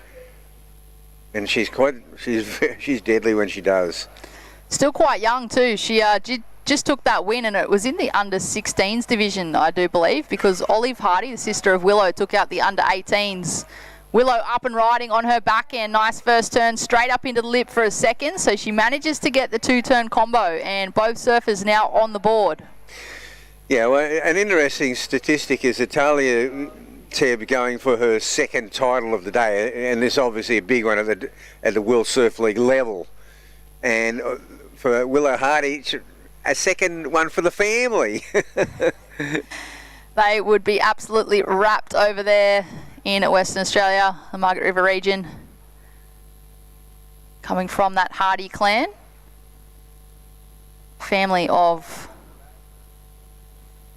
bodyboarders and surfers. Definitely got that ocean knowledge and background. But in the water, Talia Tebb up and riding from the Central Coast, flying down the line, looking for a section, gets the first turn in and just gets bobbled as she looks for the second.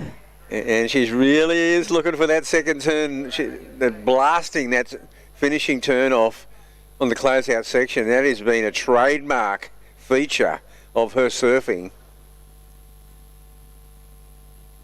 Not quite getting it in, starting with a nice first turn, and this is her first wave.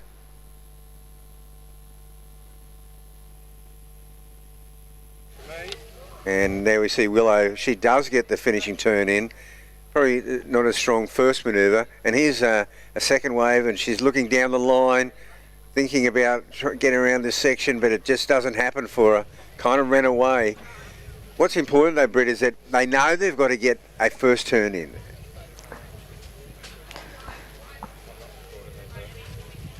Well, I do believe we have a post-heat interview down there with Chris. Take it away.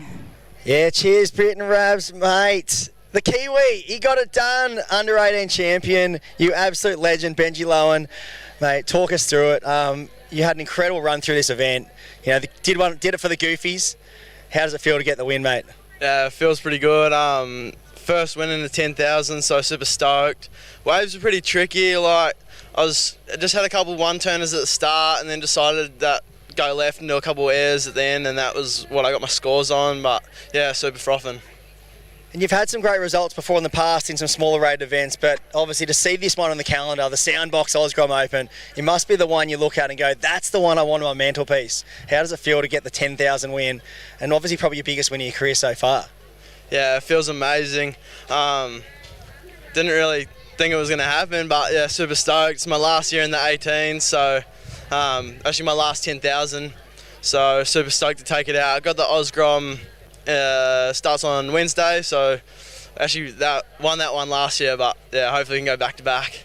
Well, mate, all it takes is one, and the confidence builds. And mate, you're a huge unit as well, 18 years old. But congratulations, you put on a great display of surfing throughout the whole event. Anyone you'd like to thank as well? I just want to thank my mum, Johnny, Avalon for letting me stay at her grandparents, just everyone for coming down, supporting, watching, all the boys back home, Dane, Creed. Yeah, cheers. Well, you mad dog, you're the champ. Soundbox Osgrom Open, under 18 division, presented by O'Neill. Well done, Benji Lowen. Go enjoy the win, brother. Thank you. Back to you guys up in the booth. Enjoy it. Thank you, Chris. And yeah, what a win for Benji Lowen. Be absolutely ecstatic with that one. On screen, we've got Surf Mud replay. Surfer in blue cracks that section. Just the one huge turn there for Willow Hardy. There's also a wave for Talia Tebb as well, Rabbit. Yeah, this wave here, backhand special. Talia gets a great first turn in. The second turn, she's looking for it, makes no mistake. So two-turn combo there for Talia. Of course, Willow on a bigger wave. Always a bit more consequence on the bigger waves, but it's good to see both Talia and Willow getting their wave count up and really just sort of positioning themselves to lock this away.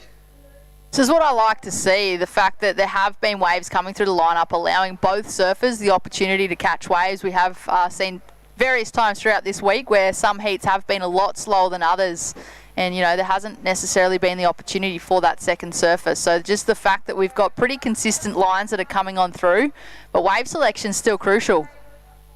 Yeah, well, they're both sort of pretty much hanging on this bank that's been the most reliable today. As we saw, as you said, alluded to, that earlier in the event, we saw some surfers, both men and women, boys and girls, were coming in. How she approaches her surfing. She's so strong, she looks so stable on her feet, and I think Talia, that's going to serve her very well as she progresses. And of course now they're really dipping their toes in at the Pro Junior level. I mean, the next level is qualifying, and of course as we talked about the big prize that they'll be going for if they can make it to the World Surf League World Championships, the World Junior Championships, and the winner, the world champion, getting that ticket straight into the Challenger Series, which is one step away from the CT. It is a huge ticket that any surfer in these divisions would be wanting to take. It's just the perfect transition onto that Challenger Series. You know, I mean, because it's a big deal, because it's super tough having to go through the regional qualifiers. You know, you've been there. I mean, it's not an easy pathway. You're battling it out with really like 40 or 50 others that hungry and vying for the same prize you are. For sure, and even just that exhaustion of, back-to-back events, travelling, the extra fatigue and stress that sometimes people don't really consider if they're not really in it.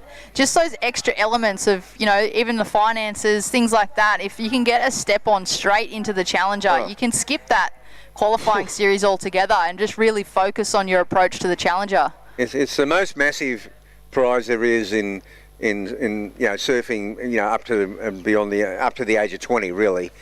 And as you said, because when you're 18, 19, you probably haven't learned to be a great traveller yet. And you alluded to such a good point. There are just so many little in-between 1%ers that you've got to get on top of. Otherwise, they become a distraction. For sure. Even things, like with international travel, you've got different time zones, you've got planes, airports, and even things like, speaking different languages, walking into a grocery store and not knowing what you're looking at because it's all in a different language. Food is a big factor as well. Yeah, and, knowing where your passport is. That's a good one. We need that. That's right. Hopefully all these surfers have well and truly got their passport ready to go. I'm sure they've already racked up a heap of stamps in those passports. God, it's just, it's one of those things you always say, like, just put it in the same spot every time. Don't be loose with it. It's like the most vital thing. Without your passport, you are screwed when you're overseas. Certainly, it's your most prized possession when you're in and out of travel all the time. 11 minutes on the clock at the moment. It is the Central Coast surfer in first place in the red. She's already had a win today in the under-16s division of the Soundbox Osgrom Open presented by O'Neill. Talia Tebb looking for another win. A huge win it would be here for the Traeger Wood-Fired Grills WSL Pro Junior. Willow Hardy also here in the final. She's looking for an 8.17 if she wants to take the win. And if she was to win, it'd make 2 wins for the Hardy family today, with Olive Hardy just recently taking out the under-18s division. So great day all round, regardless of who wins this event. Yeah, a great day for the Willow family. For the Hardy family. But she's got all the work to do because Talia Tebb has once again laid down a big score, a 7.5. She's also got the second highest score of the heat so far, 5.17. So it certainly puts her in the box seat, and we're down to 10 minutes. So 10 minutes, that's half of a normal's heat. Obviously, we've at a WSL level, we've moved out to a 25-minute final. But Willow, she needs to get a wave that's going to allow her to do a couple of big moves. She needs to get at least a 6.5 on the board, I feel, to have a shot at this. For sure. She's more than capable of locking in that 8.17, but if she can, like you said, Bugs, just get even like a 6.5 in her scoreline, it's going to really chip away at that requirement. And that's where the time comes into the factor. Like, you don't want to get down to that 3-minute mark and then you're going, okay, now I need the 8.17. It's they're not easy to come by. It's well within her wheelhouse to get that kind of scoring potential. But, you can make your job a lot easier with that 6 or 6.5 under the belt. For sure, it's just extra pressure that you don't necessarily need. You're sitting out there, with maybe 3 minutes left and needing an excellent score. Can be a make or break situation, as we see on screen there. The surfer in red, Rico Haybiddle, he is coming up in approximately 9 minutes' time for our final of today. He'll be taking on Lachlan Agaros from the Kingscliff area. Yeah, well, they've both been form surfers. Incredibly knocking out some big names along the way and great performers. Guys like Jesse Ferguson. He's been on fire.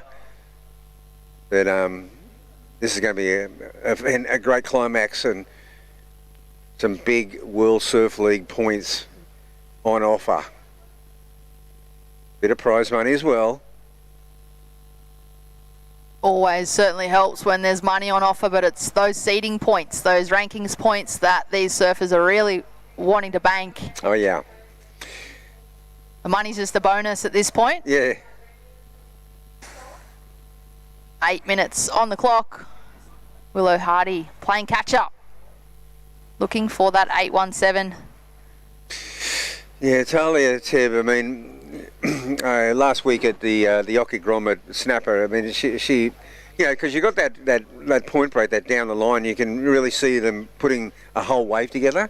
And right through that tournament, I thought she was looking like the winner there. She didn't quite get the job done, but she's been the form surfer of these two events. For sure, and what's interesting with that too, Rabbit, is her win today with the under-16s division was a direct rematch. It was Madison Kenchington that she's up against today, and that's who was in the final with her at Snapper. And it was Maddie who got the win at Snapper, and well, Talia took the win today. Yeah, and the thing is that, you know, Madison came back earlier on the tournament on a couple of incredible comeback situations. She's a cool customer. But Talia, throughout that event at Snapper, looked like she went into the final as the favourite. The favourite, the most consistent. She's certainly been that throughout this entire event, locking in really good scores the entire way through and just not looking like falling off either.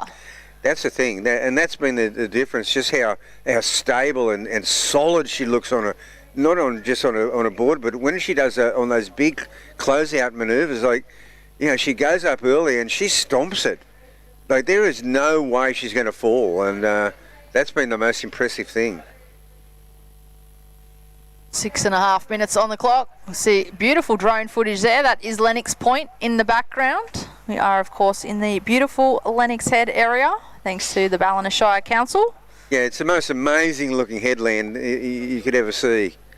It's like something like a pharaoh out of the Egyptians, you know, like it's just incredibly iconic. I was going to say it looks a bit like Jurassic kind of feeling. Yeah, there are a few dinosaurs lurking in the area. A few T-Rexes. It is certainly a beautiful part of the country, and if you're tuning on in and you've never been here before, be sure to check out this region. And you just got to love the fact that, you know, there's the housing, it stops. I mean, from there on in, they may as well call it a national park. It's just so, you know, you've got to hand it to New South Wales government, successive governments. Their foreshore development is just brilliant, how they protect the foreshores and the headlands. Certainly a beautiful part, and yeah, like you said, it's just nice to see there's not many high rises at this point, and hopefully it stays like that way. There's plenty of other little coastal villages that have kind of been taken over in that sense, but great to see that Lennox, even though it has expanded a lot over the years, it still does have that like hometown vibe with that little coastal village vibe. Everybody's fairly friendly, happy to have you here, unless you're in the lineup. Maybe you feel the locals will be wanting to take a few of those waves, but obviously always respecting them. Yeah, it's definitely a beautiful little surf village, and it's incredible that these youngsters get to come here every year and compete in such a prestigious event, but such a well-run event. You know, Libar board riders, the volunteerism, you know, I really tip my hat to them. They run such a professional event. Certainly an iconic event on the calendar. This is, of course, the Traeger Woodfire Grills WSL Pro Junior, which is part of our Soundbox Osgrom Open presented by O'Neill. This is our finals day. Beautiful conditions on offer here today compared to what we had earlier in the week. It's pristine. I mean, it has really surprised me just what this place handles. I know we had some very wild and woolly days in the beginning of the of the event. However, it handles so many different wind conditions. You know, this morning when early in the morning I could feel that nor'wester. I went, wow, what's that going to look like down there? It's been just pristine. I had the same thought, and I was actually having a coffee really early this morning in Coolangatta. And the breaks along there were all blown out. There was barely any swell. And then I quickly checked Surfline. I'm like, I'm just curious as to what it's going to be like when I arrived this morning. And it was just glass. I know. That's when I got here and looked out there and went, well, there you go. Because, I mean, well, for Coolangatta, a nor'wester is the shocker. It's the worst wind in the world.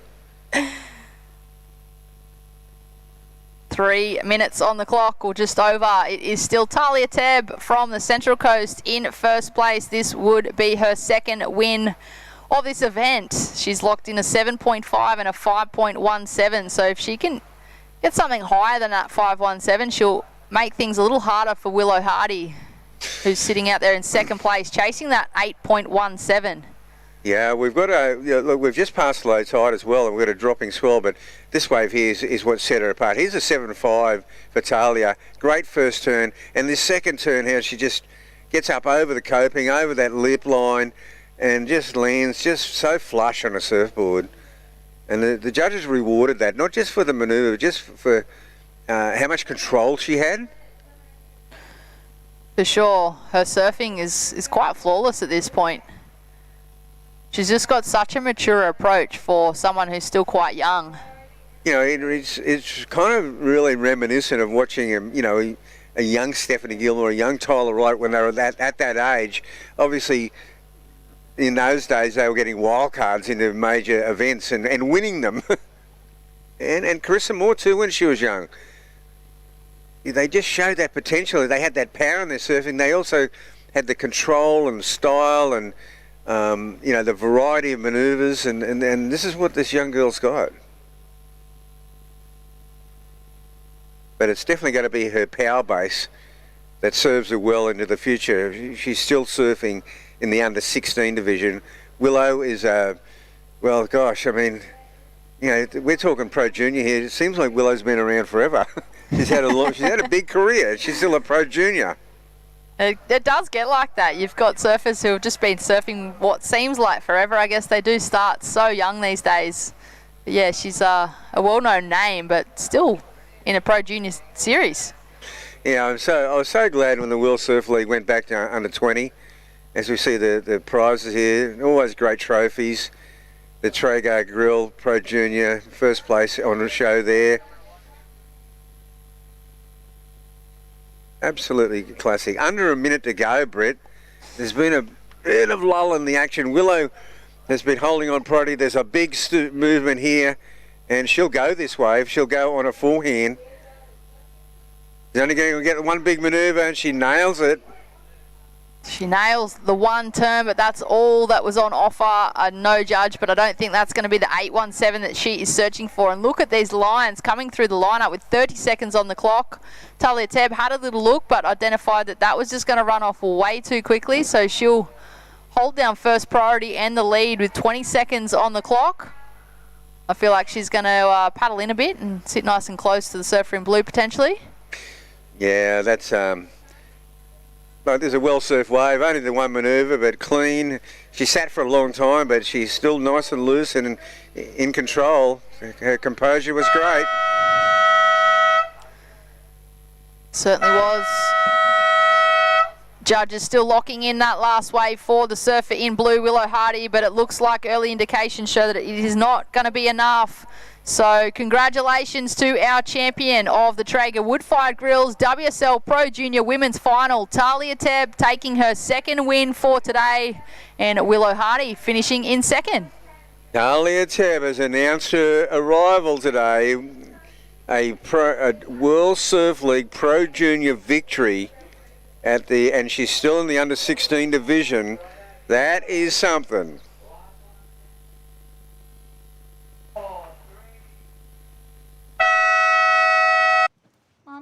Where does flavor come from? Well, when people love food, they cook it on a Traeger grill. Meat, corn, even pie. And then the Traeger does the rest, which brings everyone to celebrate this beautiful thing that they've created. Because when you share delicious food with your friends, that's the flavor of life. Come experience nature's greatest migration with Ballina Byron Marine Adventures. Locally owned, family operated, and passionate about sharing our incredible coastline. Your whale watching adventure starts here. Book now at ballinabyronmarineadventures.com.au.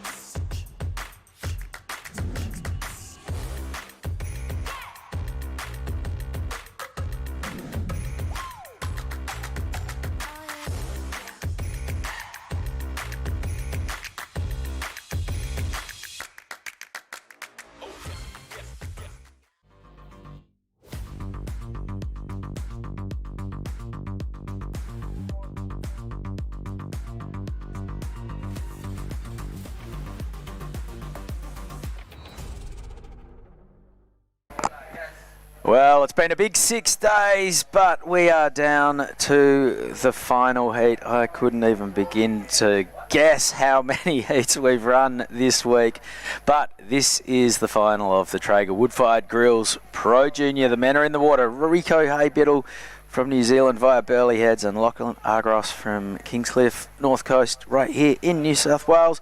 My name's Chris Binns, joined by the one and only Wayne Rabbit Bartholomew. And Bugs, what a week!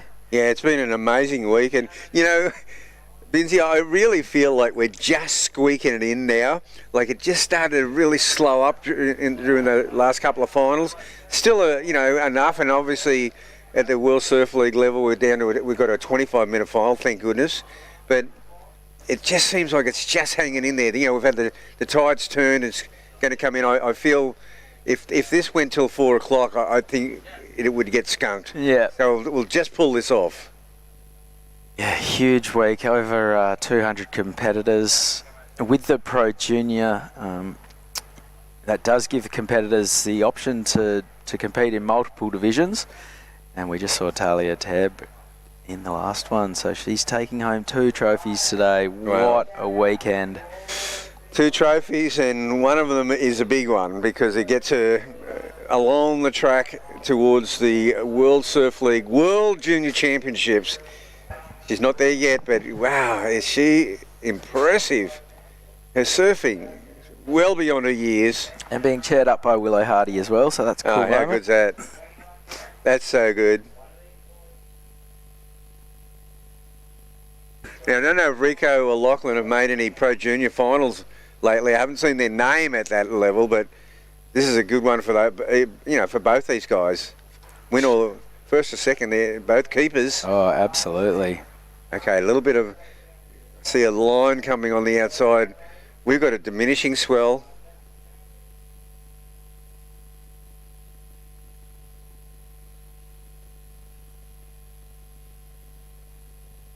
And what we have seen is that we've seen some good lefts coming through at that,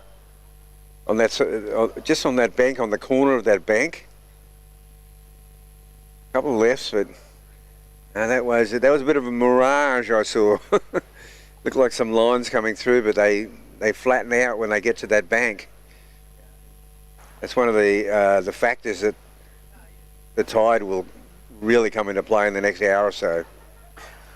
Yeah, so pretty low tide right now, and you can see the reef in the foreground of the beach. Yeah, luckily we're just still yet to see movement in the tide, but this diminishing swell, we won't need much tide to make a big difference. And we started off this week, waves breaking way out on the back bank, a couple of 100 metres off the beach. Jeez. And then reforming through to the inside. Yeah, what a challenging couple of days that was. Oh, get the binoculars out, that's for sure.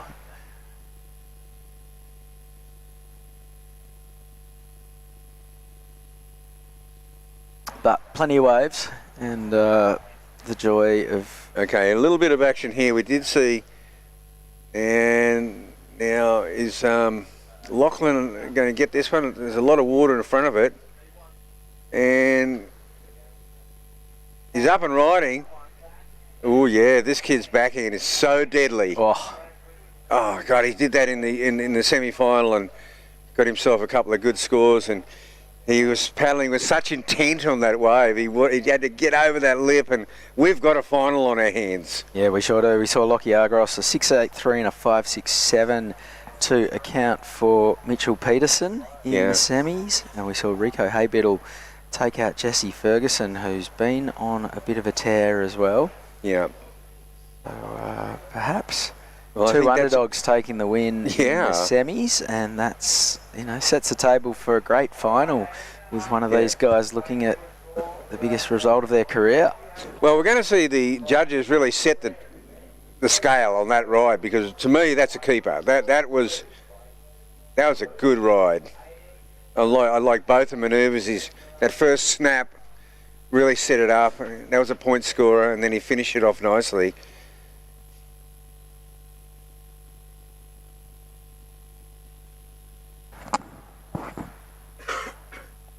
Yeah, he was undaunted in his semi-final. There it is, first score for Lockie Argros, a 5.17.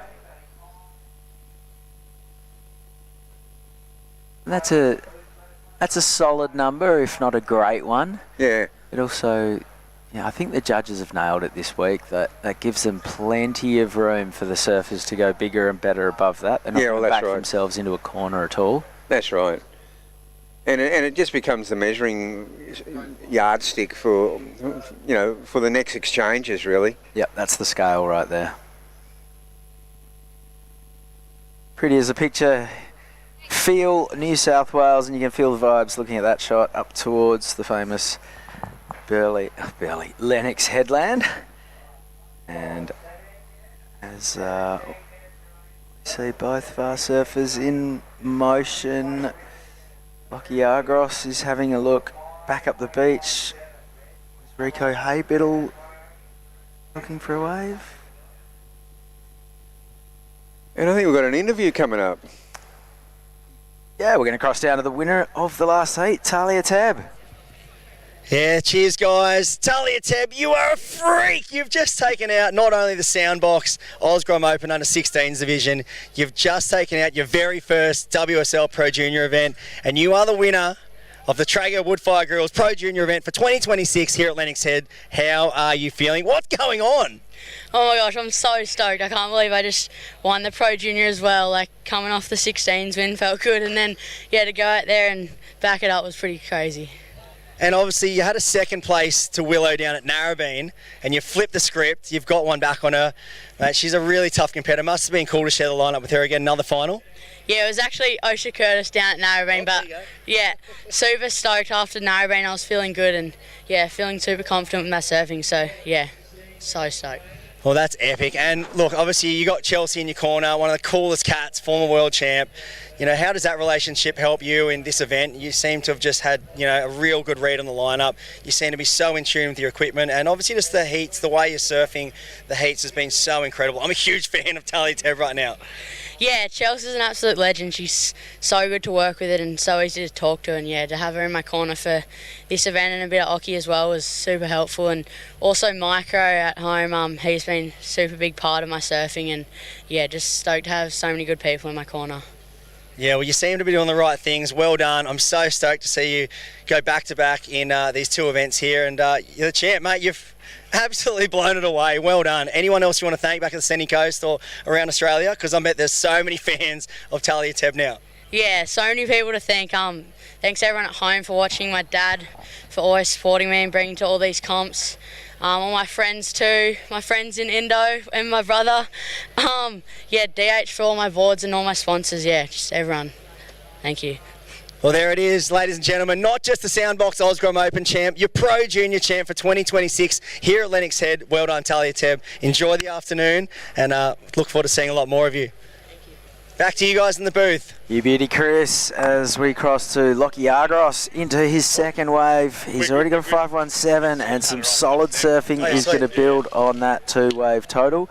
And Talia Tab also wins the Traeger Wood-Fired Grill, which that is a heck of a prize. Such a great prize. They're the best. They're so amazing.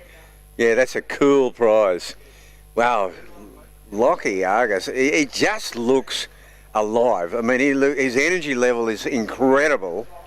He's done a fair bit of surfing, but day 6, and obviously the Pro Juniors, I don't know, they didn't start day 1, but look at the energy he's got on this wave.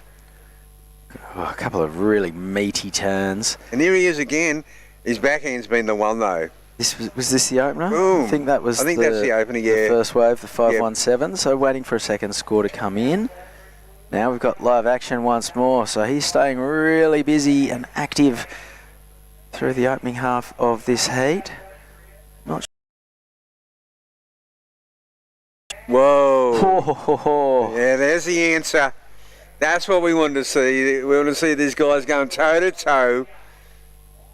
And yeah, Rico, what a great response. I'm approaching the halfway mark of this final too. All right, well, we've got a ton of scores to drop in. Yeah, this wave not quite as snappy as his first one, I feel. Kind of got caught up a little bit in that on that first turn. The left was a good one though. Yeah, this was great surfing from Rico. Just a Bang. huge sheet of spray twice. I think we're looking at the best score of the heat so far. I think so. So Lockie Argos, second wave comes in at a 4.67. Now that was for the left, yeah? Yeah, and I feel like we both agree his third wave's probably not going to top either of those. Rico Haybiddle, this could well be the best score of the heat so far. 2 turns, but just really going vertical, stabbing his board up into the lip, and just those big twisting helixes of spray going skyward. No, he waited. His patience was so awesome. Yeah, this wave there. It's a solid ride. I'm just not feeling it for... A little bit flat. I guess a little bit flatter, but this is just, is crisp. Yeah, as Crisp opposed surfing. to... Wow. So I think it was really good that he went up early for that second turn and didn't wait. And he'd be enjoying the fact that it's replayed side by side with that last wave of Lockie's, because you can just see straight away how much more vertical he was getting. Throws the tail to the sky. We saw him do that in his semi-final. Can't ride out of that one, not to be.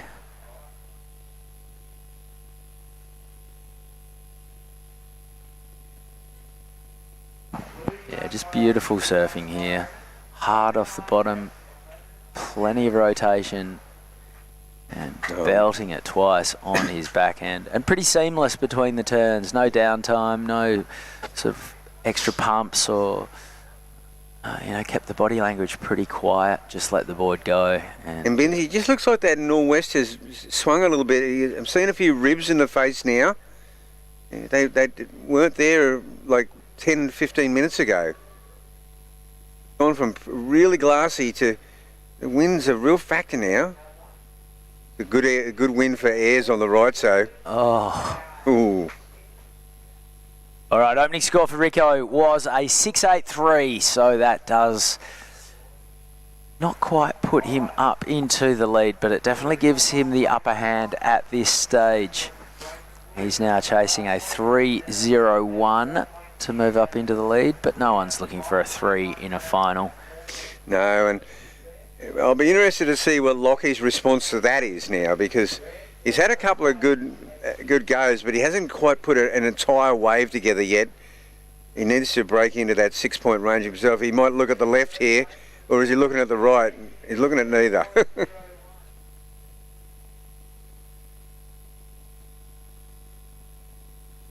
So 10 minutes remaining, and we've got a battle on our hands right now.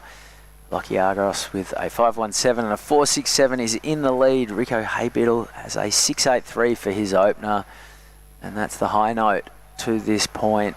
Currently he's chasing a 3, but another 6 would really start to put some pressure on Lockie Argos.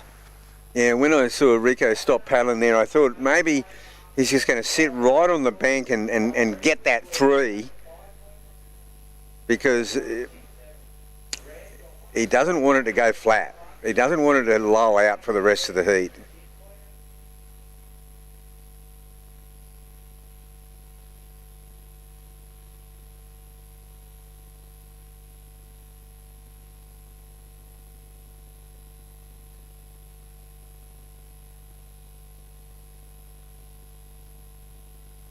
It's been an amazing, well, you know, you came over for the Oki Grom. What's your movements now, mate? On a very early flight first thing tomorrow.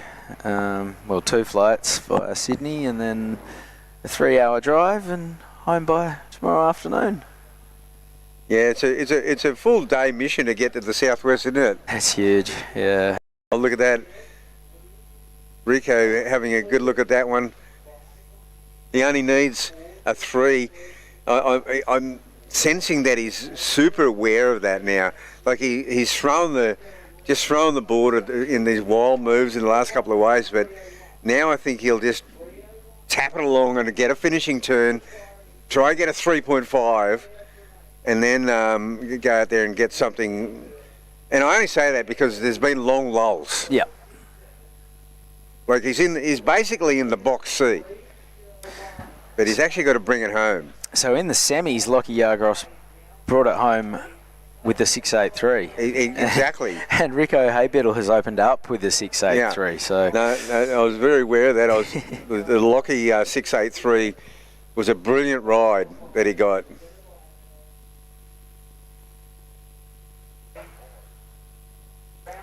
And Rico also got a 683 on his last wave in the semis. So Yeah. it's been a curious number, that one. Yeah. The one consistency so far has been that it's been the feature of a winning score. So Yeah, that's a good point. Yeah. Okay, 7 minutes to go. The boys are...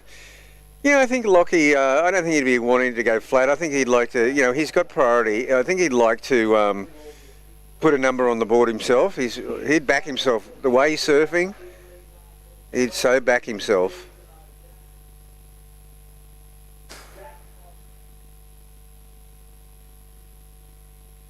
I mean, by rights, we should still see a couple of exchanges in this final. Surely. It looks like that wind might have just backed off a touch again. Now, from this angle, it looks like it has backed off. Let's just get a couple more sets to really settle this one in fine style. Okay, so your Lockie on the move. He's on the move for the corner. And Rico just keeping a close eye. You know what? on They might split the peak on this. Oh no. Rico is got it. So one strong turn, chops out another one quickly.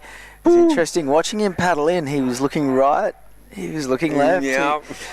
He was never 100% sold on either direction. No. And then settled on the left. Bashed out a couple of turns. He only needs a 3 to move into the lead. Yeah, it was a smart move. It was a smart move. Did he get it? First turn, pretty nice. Caught up a little bit, but he just brings it around. I'm feeling he got it. I feel like he's got it, but I don't think that he's got it by much. He'll want to hang on to it. No, absolutely not. So a little bit of scoreboard pressure, maybe, if Rico's flipped it. But yeah, because if he did get it, then Lockie is going to need close to a 5. Yeah. And that's not an easy score to come by right now. You're going to need a set wave. And then Rico will also know it's not going to take much for him to upgrade. And here's that replay. Okay.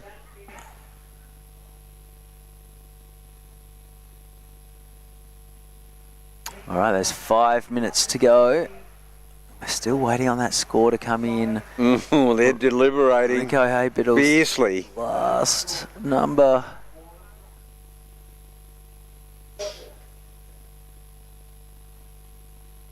It'd be good for them to know. I think Lockie needs to know. Look how far apart they are. I know. Lockie Priority needs to know. out the window. Oh, it's out the window.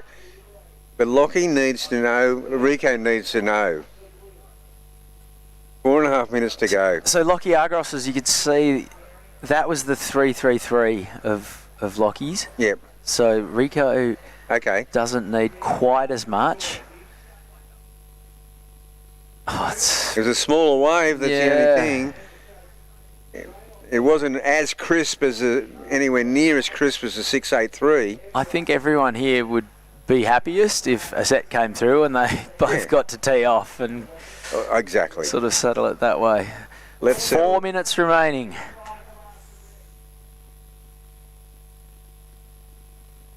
It's going to be right there. Oh, 3.1. Rico Haybiddle moves into the lead. So Lachlan Argos is now chasing a 4.77. The beach cheers, but they'll be confident, but definitely not comfortable. There's still a lot of time, and neither surfer into double figures yet. But it is Rico Haybiddle by 0.09. Well, it's that 683, Binzi. Yep. That has been the magic number. The magic number in the quarter semis and the final. 3 minutes. Come on, one more exchange for both of them. That's what we want to see.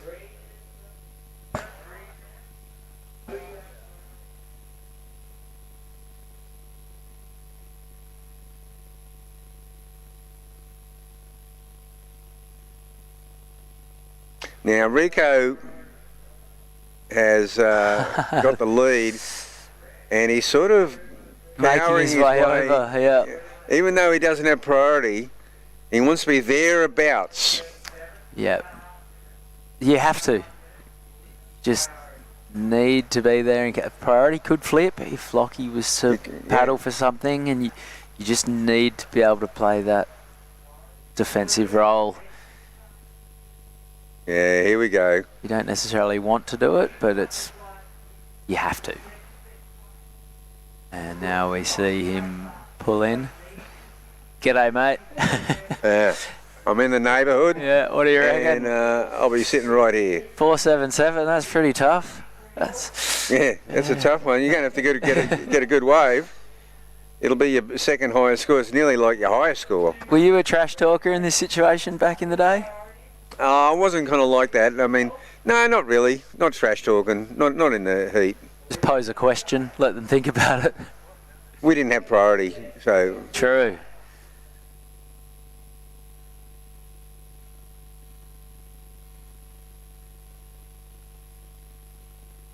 "90 seconds. Lockie Argros standing up on his board, looking out to sea.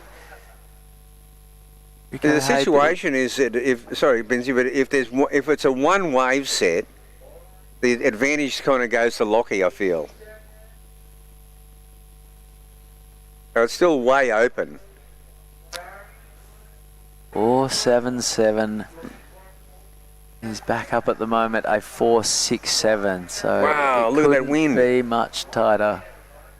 And here he goes. Under a minute to go. Lockie Argros on his backhand. He knows where the bar is set. Takes to the sky. And if you want to win an event, that's one way to go about it. Lockie Argros not holding back. We've seen the judges all week reward surfers who take the risk. Wow. And that was really courageous surfing from Lachlan Argros. Wow. And he used the wind perfectly. Not easy. I mean, that has to be the score. Rico Haybiddle, he'll want to get rid of his 3.1. There's just about 10 seconds to go. Lachlan Argros, that was so good. That was hard in the mouth stuff. And there goes the siren. You would imagine that Lachlan Argros has done enough. Let's see the replay, because his first turn was pretty nice. Look at the wind. You can feel it coming. Oh, that's so good. It wasn't the biggest of waves, but I just love the fact he looked at that section and went, do I do another turn? He thought about it. If you want to win it, you want to really win it. That was brilliant. I love the fact the judges are taking a while here. I was kind of thinking, oh my gosh, just punch it out. So all eyes on the WSL app to see the scores as they filter in. Talk us through this replay once again, Rabs. Now that was his 517. That was his first wave of that 517, yeah? Yep. And here's the 683. Yeah, beautiful surfing by Rico. That's probably the wave of the final. Yep. But Rico couldn't find a backup. A 3.1, his second score. And just the pump eyeing off the target. It wasn't a huge section, but he spun that rotation so quickly and cleanly. And that was the 3.1 for Rico.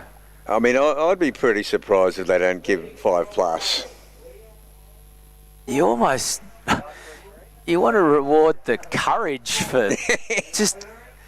It would have been so easy just to crack it twice, and if it fell short, okay, but... Yeah, we can speculate on anything here because the judges can't hear us, no one can hear us except the folks at home. Going to go down swinging.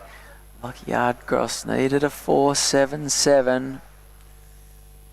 And panel upstairs will be watching 1,000 replays right now. God, he's made his way all the way back to the shore and he's just hanging there. Yeah, I thought it was going to go, it had to go better than 5. And it's starting to come in that way. Although we've only had 2 scores, that the 5-5 could be, oh no, he's there. Looks like he's There's done one enough. score below.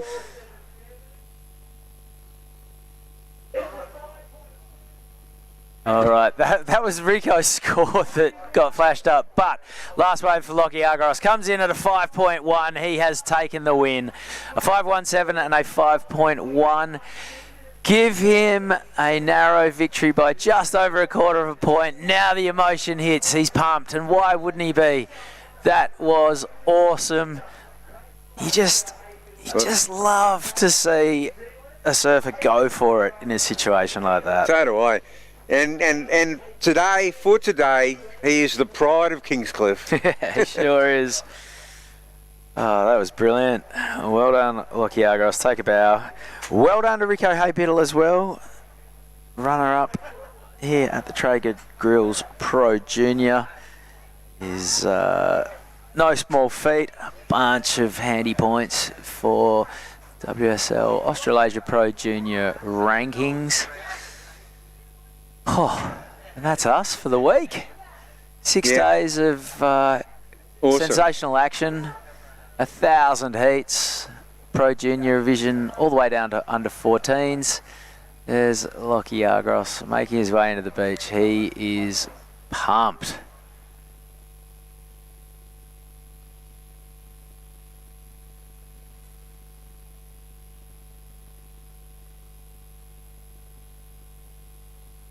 Yeah, it's a great victory for the young surfer.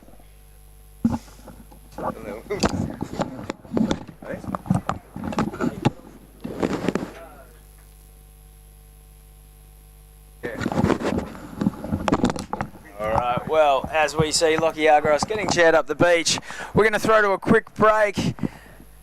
Don't go anywhere. All the celebrations from the Soundbox Osgromov Open presented by O'Neill and the Traeger Wood-Fired Grills Pro Junior coming our way right after this.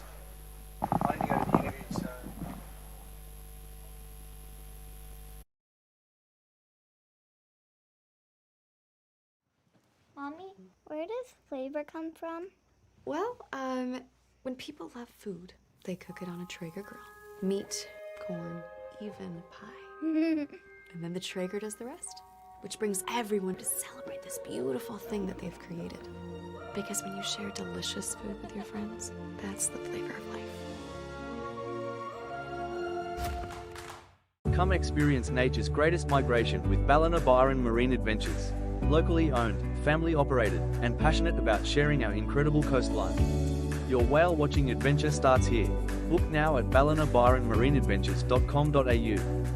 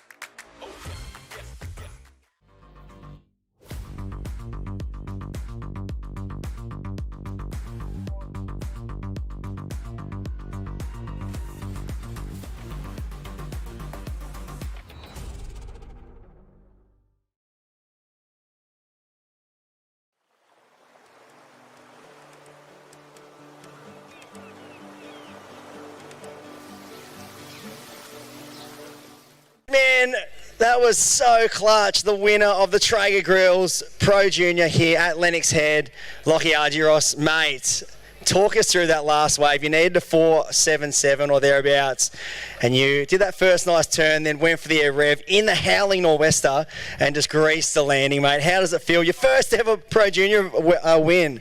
Wow. I don't even know what to say. Like, there was so much going into that wave that was just bizarre. Because, like, right before I went out for my heat, I was talking to Darby about trying to do a punt, and my other heats I tried to and just got nowhere near it. And I was like, I really want to stick one before this comp finishes. And then, yeah, I waited with priority. Kind of had to pull the trigger on that wave.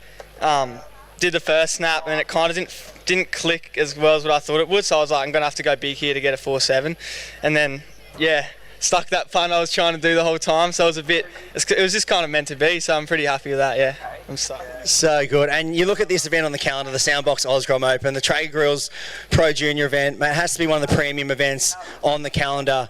And to walk away as a Pro Junior champion here for 2026, what does it mean to you? Oh, it means the absolute world. Like last year I was watching Dano. I think he won it last year. Yeah. And yeah, I wasn't really expecting much. I think that's what kind of brought me to the win, because I was just I don't know, just surfing, kind of just not putting pressure on myself, and sometimes that's the best thing that can happen, and yeah, it worked out. And you think about last year's winner, Dane Henry, he's gone, ballistic since he's taken that win here. So sky's the limit for Lockie, mate. What do you got planned coming up, and how does that confidence of taking this win now help you out moving forward? I don't know, like my goal this year was to make ISAs. When I made it last time, I kind of never got to show my surfing, so I mean this is a good step in the right direction for just confidence and mental space, so yeah. We got my vote for the ISAs. What do you reckon, everyone? ISAs for Lockie? Well, give it up for your champion. Oh, is there anyone else you want to thank? Lastly, of course, you've got a huge support crew here, and obviously a bunch of sponsors. Mate, a lot goes into these wins, behind the scenes. A lot of hard work, we know that, and we can see what it means to you. So who do you got to thank as well? One of the biggest supporters in this event was Ethan from FUWAX. He, after every heat, I was kind of talking through like what I was going through, like mentally, like before this whole comp. I want to give a big shout out to him. He was helping me heats with everything. Mum and Dad, Ava, Darby, just all my friends and family for supporting me. It means the world. Well, guess what? You are the champ for 2026 in the Traeger Grills Pro Junior. Give it up for Lockie Argyros, ladies and gentlemen. Bring it in, guys. And everyone, we will see you over the presentation. We got to give him his trophy. We'll see you there right away. And I think Crispy will be taking that all on. So thank you, everyone, for coming down. We got a couple of minutes, so yeah, don't go anywhere. We'll throw to a quick ad break and we'll be back shortly.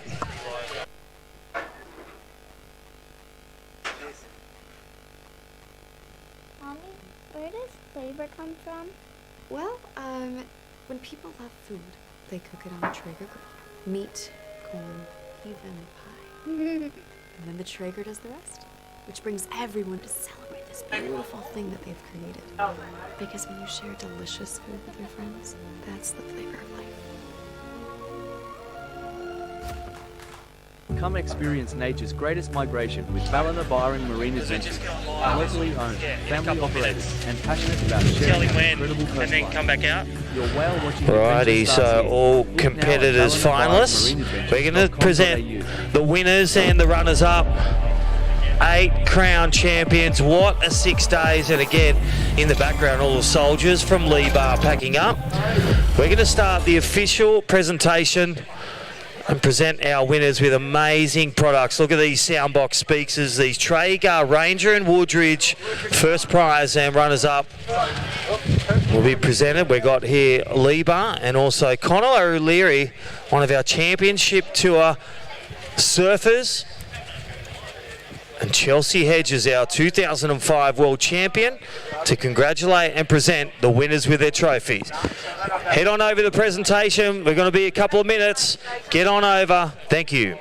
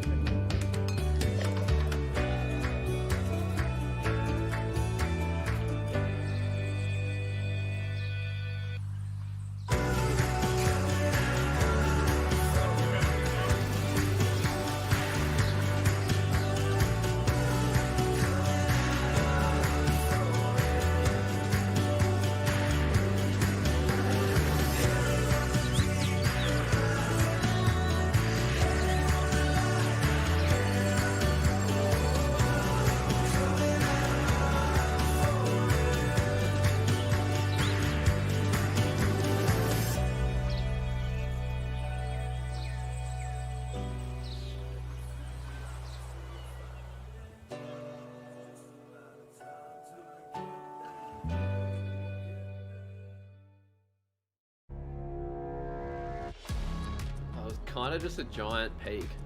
It looked like it was squaring up to the reef really good. It just felt like a crazy amount of draw, and it was like I was riding uphill. I was on my back foot pretty much doing a wheelie in the barrel. I just held it for as long as I could until it just sucked me backwards and ended up going straight to the bottom. It was a pretty crazy feeling. I haven't really had a feeling like that in a barrel.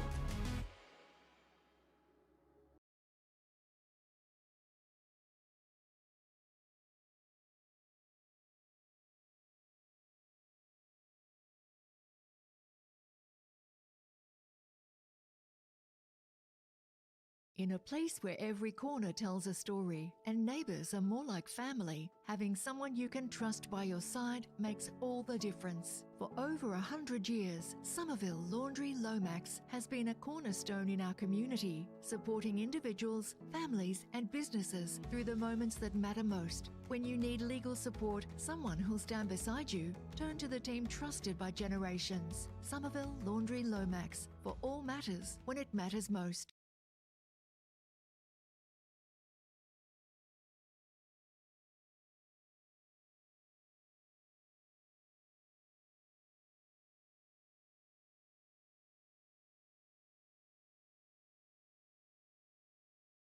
In a place where every corner tells a story and neighbours are more like family, having someone you can trust by your side makes all the difference. For over 100 years, Somerville Laundry Lomax has been a cornerstone in our community, supporting individuals, families and businesses through the moments that matter most. When you need legal support, someone who'll stand beside you, turn to the team trusted by generations. Somerville Laundry Lomax, for all matters when it matters most.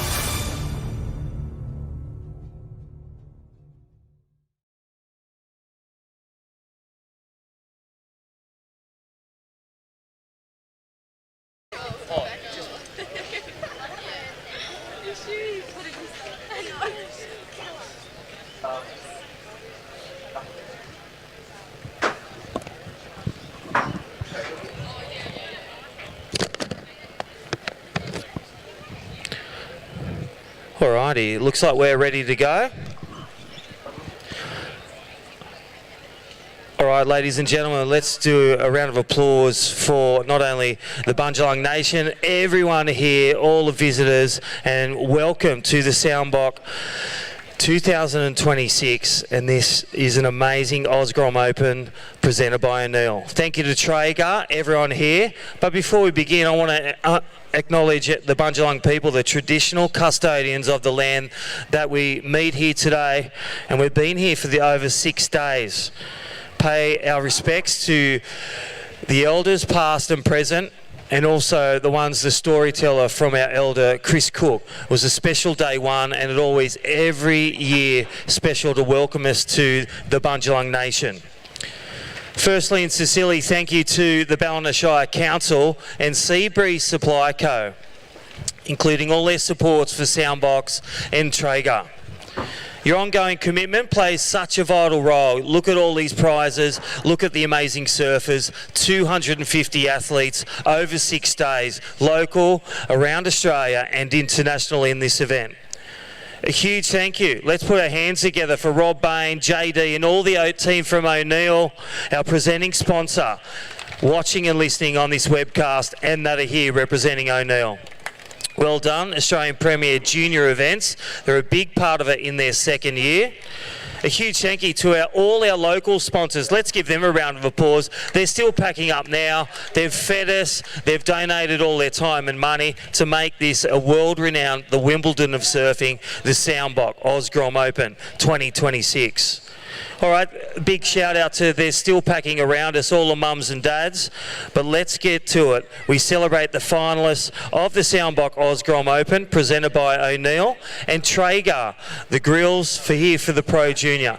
Let's give a round of applause to all our finalists today. Win, lose or draw, incredible week from squalls of 50 Ks and big waves to offshore sunny and beautiful waves today.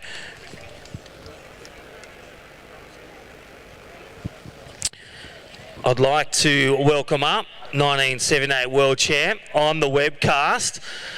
He's going to call him up. Right before that, we'll ask Eli to say a few words from our major sponsors. Look at these trophies. You don't get better than that from Soundbox and Traeger, a Ranger or a Woodridge. Let's give a round of applause for Eli from Soundbox and Traeger. Thank you, Eli. Sorry. Yeah, thanks, Crispy. We might be the title sponsor, but to me, this is the Lee Bar Osgrom Open. So I just want to thank everybody from Lee Bar and the surrounding areas for putting all their effort in for this amazing week. Thanks. Let's give a round of applause. Humble supporters, but look at this. Is there any other better competitor packs or prizes? Thank you, Eli, Soundbox and Traeger.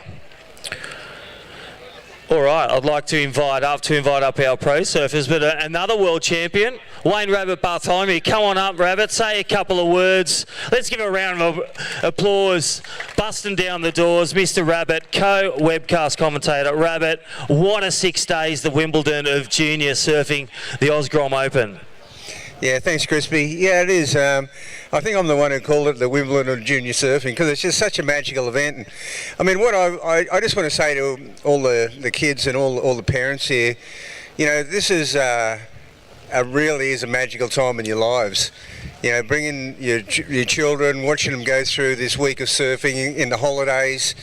You know, it's our kids have all gone through it, and you know, just cherish it because. It doesn't last forever, you know. One day you'll be pushing your son or daughter into a wave, and then they turn around to you and say, "Dad, not only do I not want you to push me into a wave, but I'd really prefer it if you stayed on the beach. You're embarrassing me." And then it all changes. So this is a beautiful time in your life, so enjoy it. I just want to invite up here a couple of amazing people. First of all, former world champion Chelsea Hedges.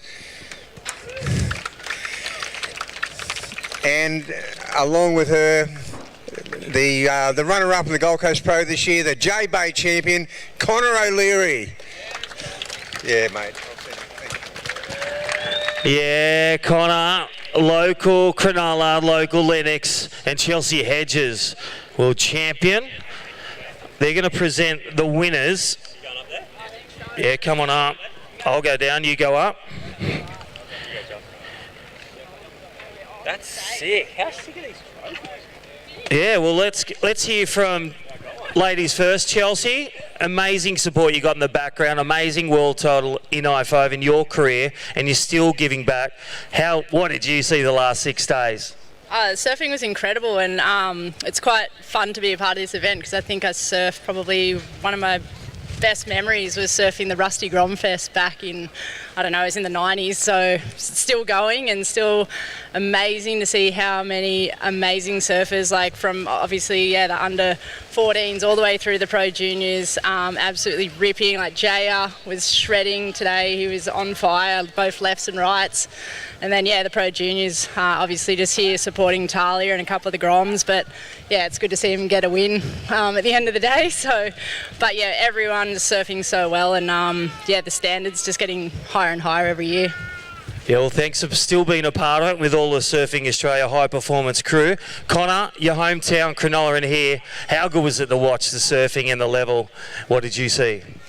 Yeah, it's funny to think that, I used to come up here as a kid for the Rusty, like what Chelsea was saying, and, it was a little holiday for us. I never did any well in these events, but I feel like Lennox was one of them holiday destinations. And, now to be able to say that I live here and get to surf the waves that we get to surf up here every day, it's really good for what I am as a pro surfer, get better at surfing every day, and it allows me to do that. So it's sick to see the level of surfing, rising and rising. I'd be terrified to have a heat with one of those kids today.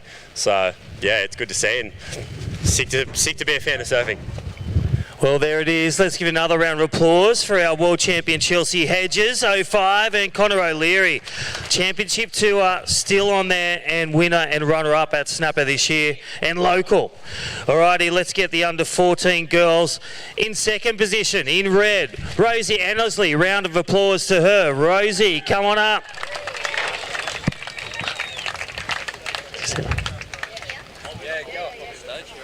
Yeah, just head up on stage. There you go. Put it on loud and just... Ladies and gentlemen, the winner come out firing with a 717 and a 723. Estella Carbonelli in the blue for Torquay. Look at this. Are we going to be able to hold this thing? Good job. There you go. Put it up high. All right, couple of shots here. Go. With the help from Connor O'Leary, look at that, the sound box. The under-14 girls, couple of words from the champion, Estella from Torquay. Well, how did you enjoy the last 6 days? Yeah, it was really good, yeah. Tell us about your heat plan when you go into it. What did it feel like when you got that first score and the second? How did you feel then? Definitely felt a bit more comfortable, just like keep building on the scoreline, yeah. Who we got to thank? Anyone at home? Anyone here? Thanks to my mum and dad and all my friends and Rosie for a great final. Well, there it is. These two little champions, well, they will have it great years in their time. Congratulations. Let's get some shots and round of applause. The under-14 girls, the champion, Estella Carbonelli, and runner-up, Evie Bowden. Couple of media shots, jump in, mums and dads. And a big shout-out to all the media crew here, Fresh Air Broadcast, and all the crew here at the Soundbox Osgrom Open. All right, thanks to the ladies. The under-14s, congratulations. All right, under-14 boys. Let's get him up here. Round of applause. Tully Crompton, ladies and gentlemen, 11.83. Runner-up, Tully. What a 6 days for him. And your winner from Broken Head, and he just looked silky smooth and detonated some waves out there. Jaya Sahedra, ladies and gentlemen, the winner for the Padman boys, Indonesia and Australia. Well done to Jaya Sahedra. Winner of under-14 boys. These two doing battle. Love your head. There we go. There you go. Great shot there, mum and dads. Let's give a round of applause. The under-14s. Congratulations. All right, a couple of words from the runner-up, Tully. Second, but great surfing the last 6 days. Yeah, there's just pumping waves. Me and Jaya surfing, just pumping waves out there. So stoked to get a couple clean conditions. Awesome, mate. And Jaya, taking a win, take it away. It was pretty fun out there. Just got a couple good ones. I don't know. I like to thank all my sponsors, Volcom, VX, and I like to thank my parents for supporting me, and my grandma and my grandpa. Well, mature and well done. Thanks, Mum and Dad. Thanks, all the sponsors. That's J.S. Sahedra, the winner, under 14 boys, and Tully Crompton. Enjoy those prizes. And wow, under 14 boys. Big future for them. Okay, under 16 girls.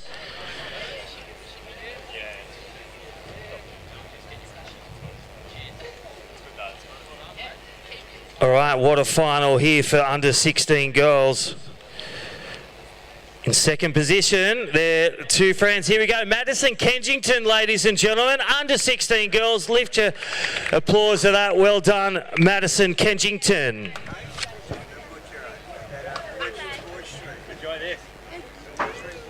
All right, well, here we go. She has been ripping as well the 6 days, as with all this division, in 2 division. Talia Tebb, ladies and gentlemen, winner of the Soundbox Osgrom Open 2026, presented by O'Neill. 12-point combo, 517 and a 683. Talia Tebb, the first couple of days, how'd you like that? The big waves, big win? Yeah, it's always good to have a bit of swell here. It always seems to hold some good waves, and yeah, coming from Snapper with pretty grovelly waves was good to get the bigger boards out, and yeah, it was sick.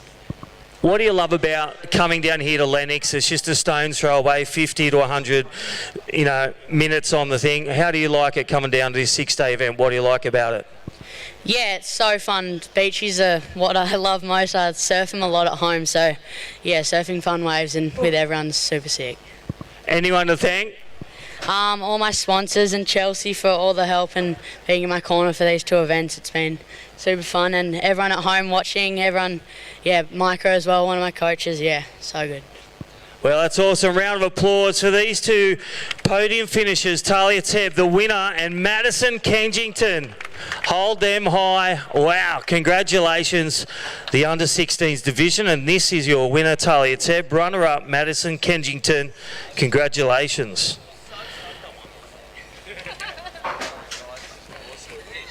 Anyone got a trailer hire for Talia? All right.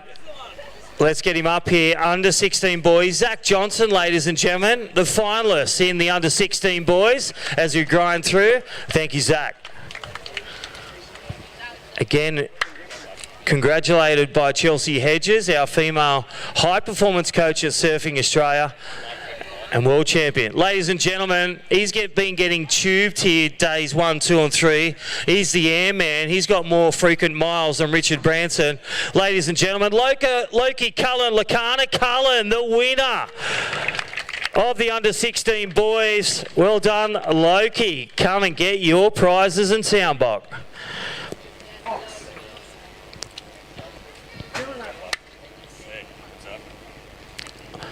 Loki, amazing waves, amazing combos. You're just such a freak, 110%. We call you Batman because you don't know where you're going to come out of with those deep tubes. Amazing air show. How do you feel with the win? Yeah, I'm stoked. It's been a fun comp. That's awesome, mate. And what about you, runner-up? Any words of, thanks and everything? Yeah, this comp was super fun. Bit of a mix of conditions, but yeah. Well, that is Zach Johnson. And any final thoughts with thanking everyone, Loki? Yeah, I'd like to thank all my sponsors and my mum and dad, my brother Barlin, and my sister Dara for coming down and supporting me, and all my friends. And yeah, I'm so stoked. Well, that's it. Let's raise the roof for the man Loki Cullen taking the under-16s. Big waves, big combos. The champion 2026. Loki Cullen, a 1583. Zach Johnson as well, close second. Well done to our finalists.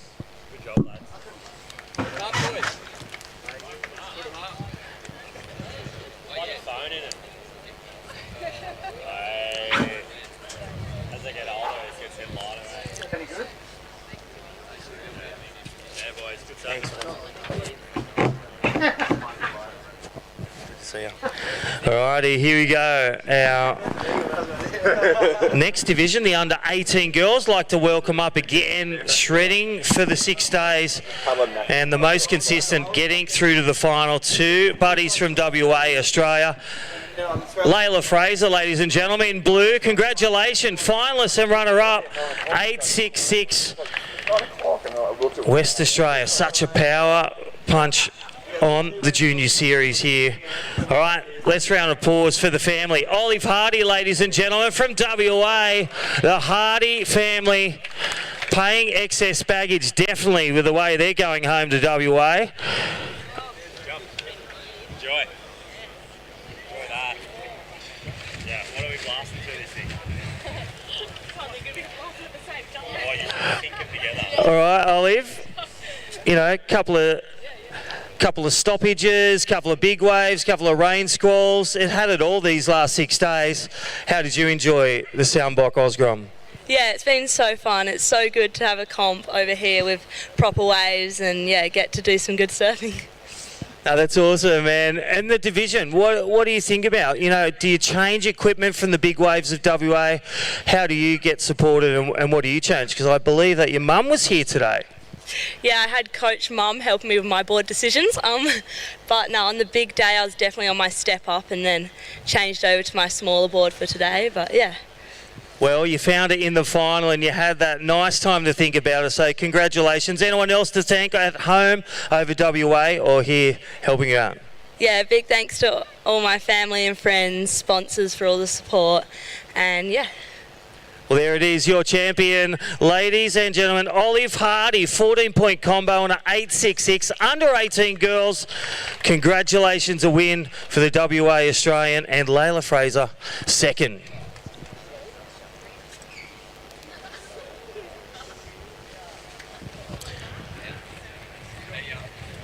Can we get Jack up in between? Yep. Yeah, perfect. All right, one last division, the under 18 boys. And again,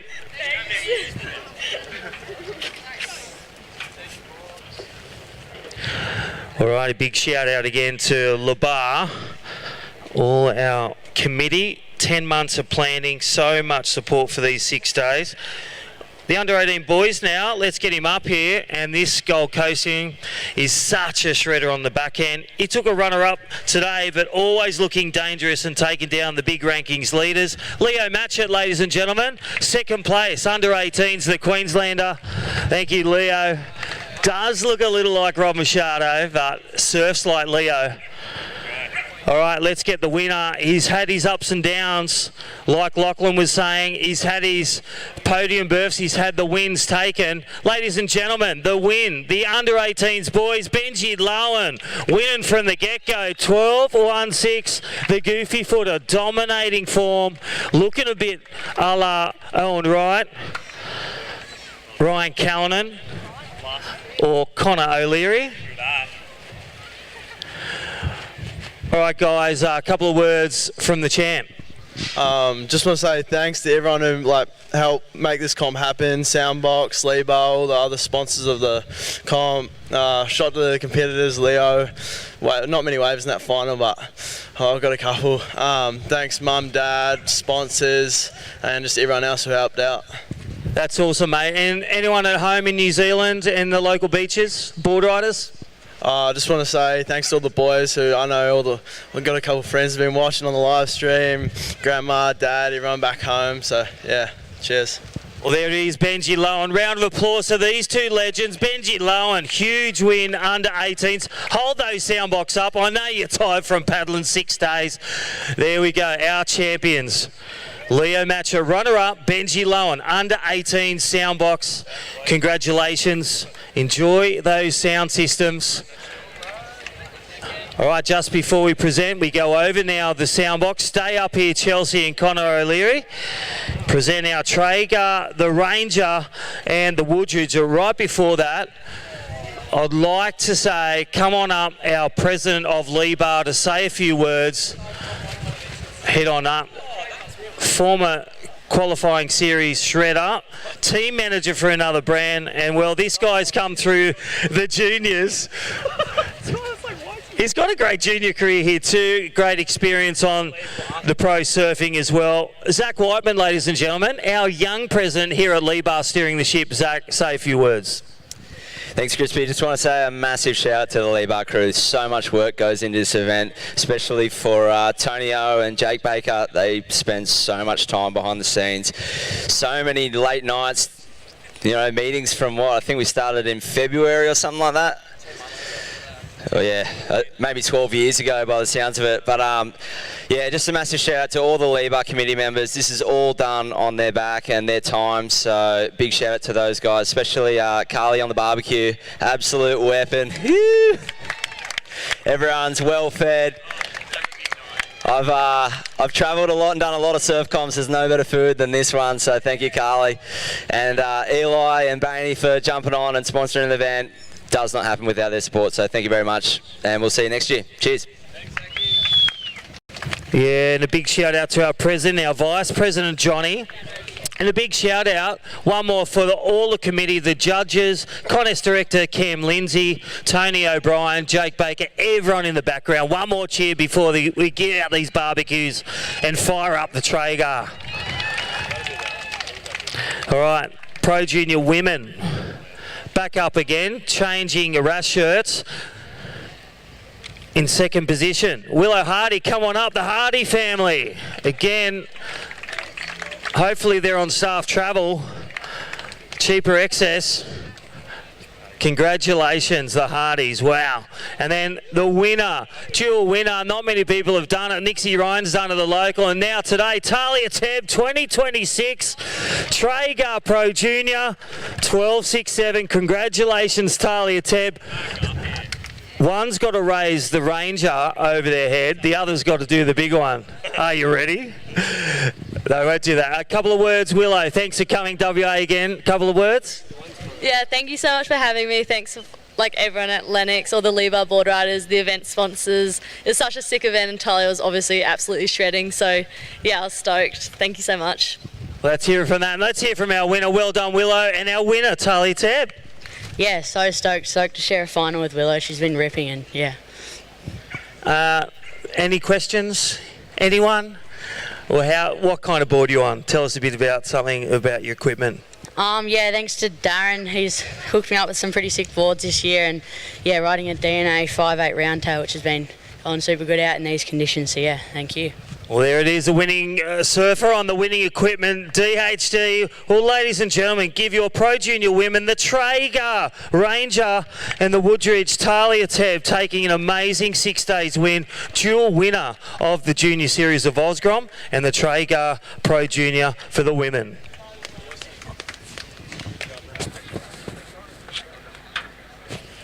All right, our final, and didn't it go down? It was the Haymakers. And again, the Pro Junior men, the runner-up.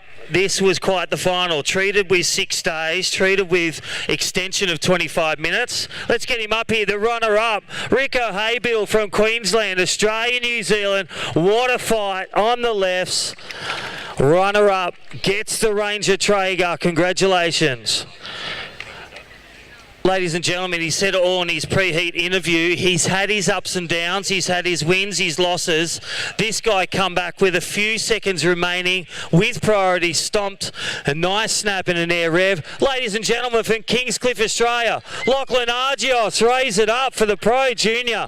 1,000 points on the WSL Pro Junior. Thank you, Traeger. A brand new Traeger Woodridge. Oh my gosh, how do you feel, Mr. Lachlan Argios? I don't know, I pretty much said everything before, but yeah, I'm over the moon. Yeah, can't really believe it, so many ups and downs, so many things that go into all these comps, and then when you get the results that you want, it's the best feeling ever. Mate, think about it.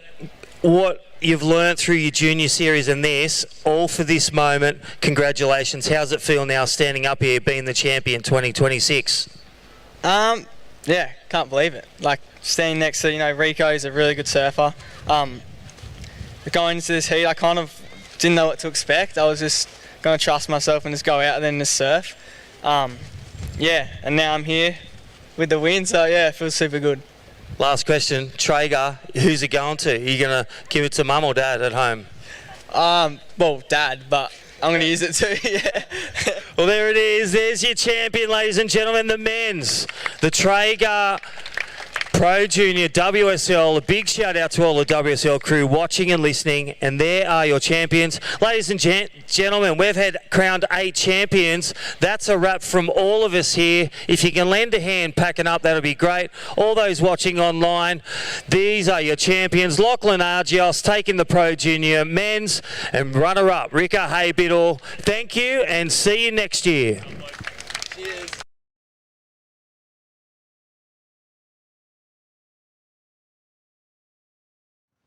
Mommy, where does flavor come from? Well, when people love food, they cook it on a Traeger grill. Meat, corn, even pie. And then the Traeger does the rest, which brings everyone to celebrate this beautiful thing that they've created. Because when you share delicious food with your friends, that's the flavor of life. Come experience nature's greatest migration with Ballina Byron Marine Adventures. Locally owned, family operated, and passionate about sharing our incredible coastline. Your whale watching adventure starts here. Book now at ballinabyronmarineadventures.com.au.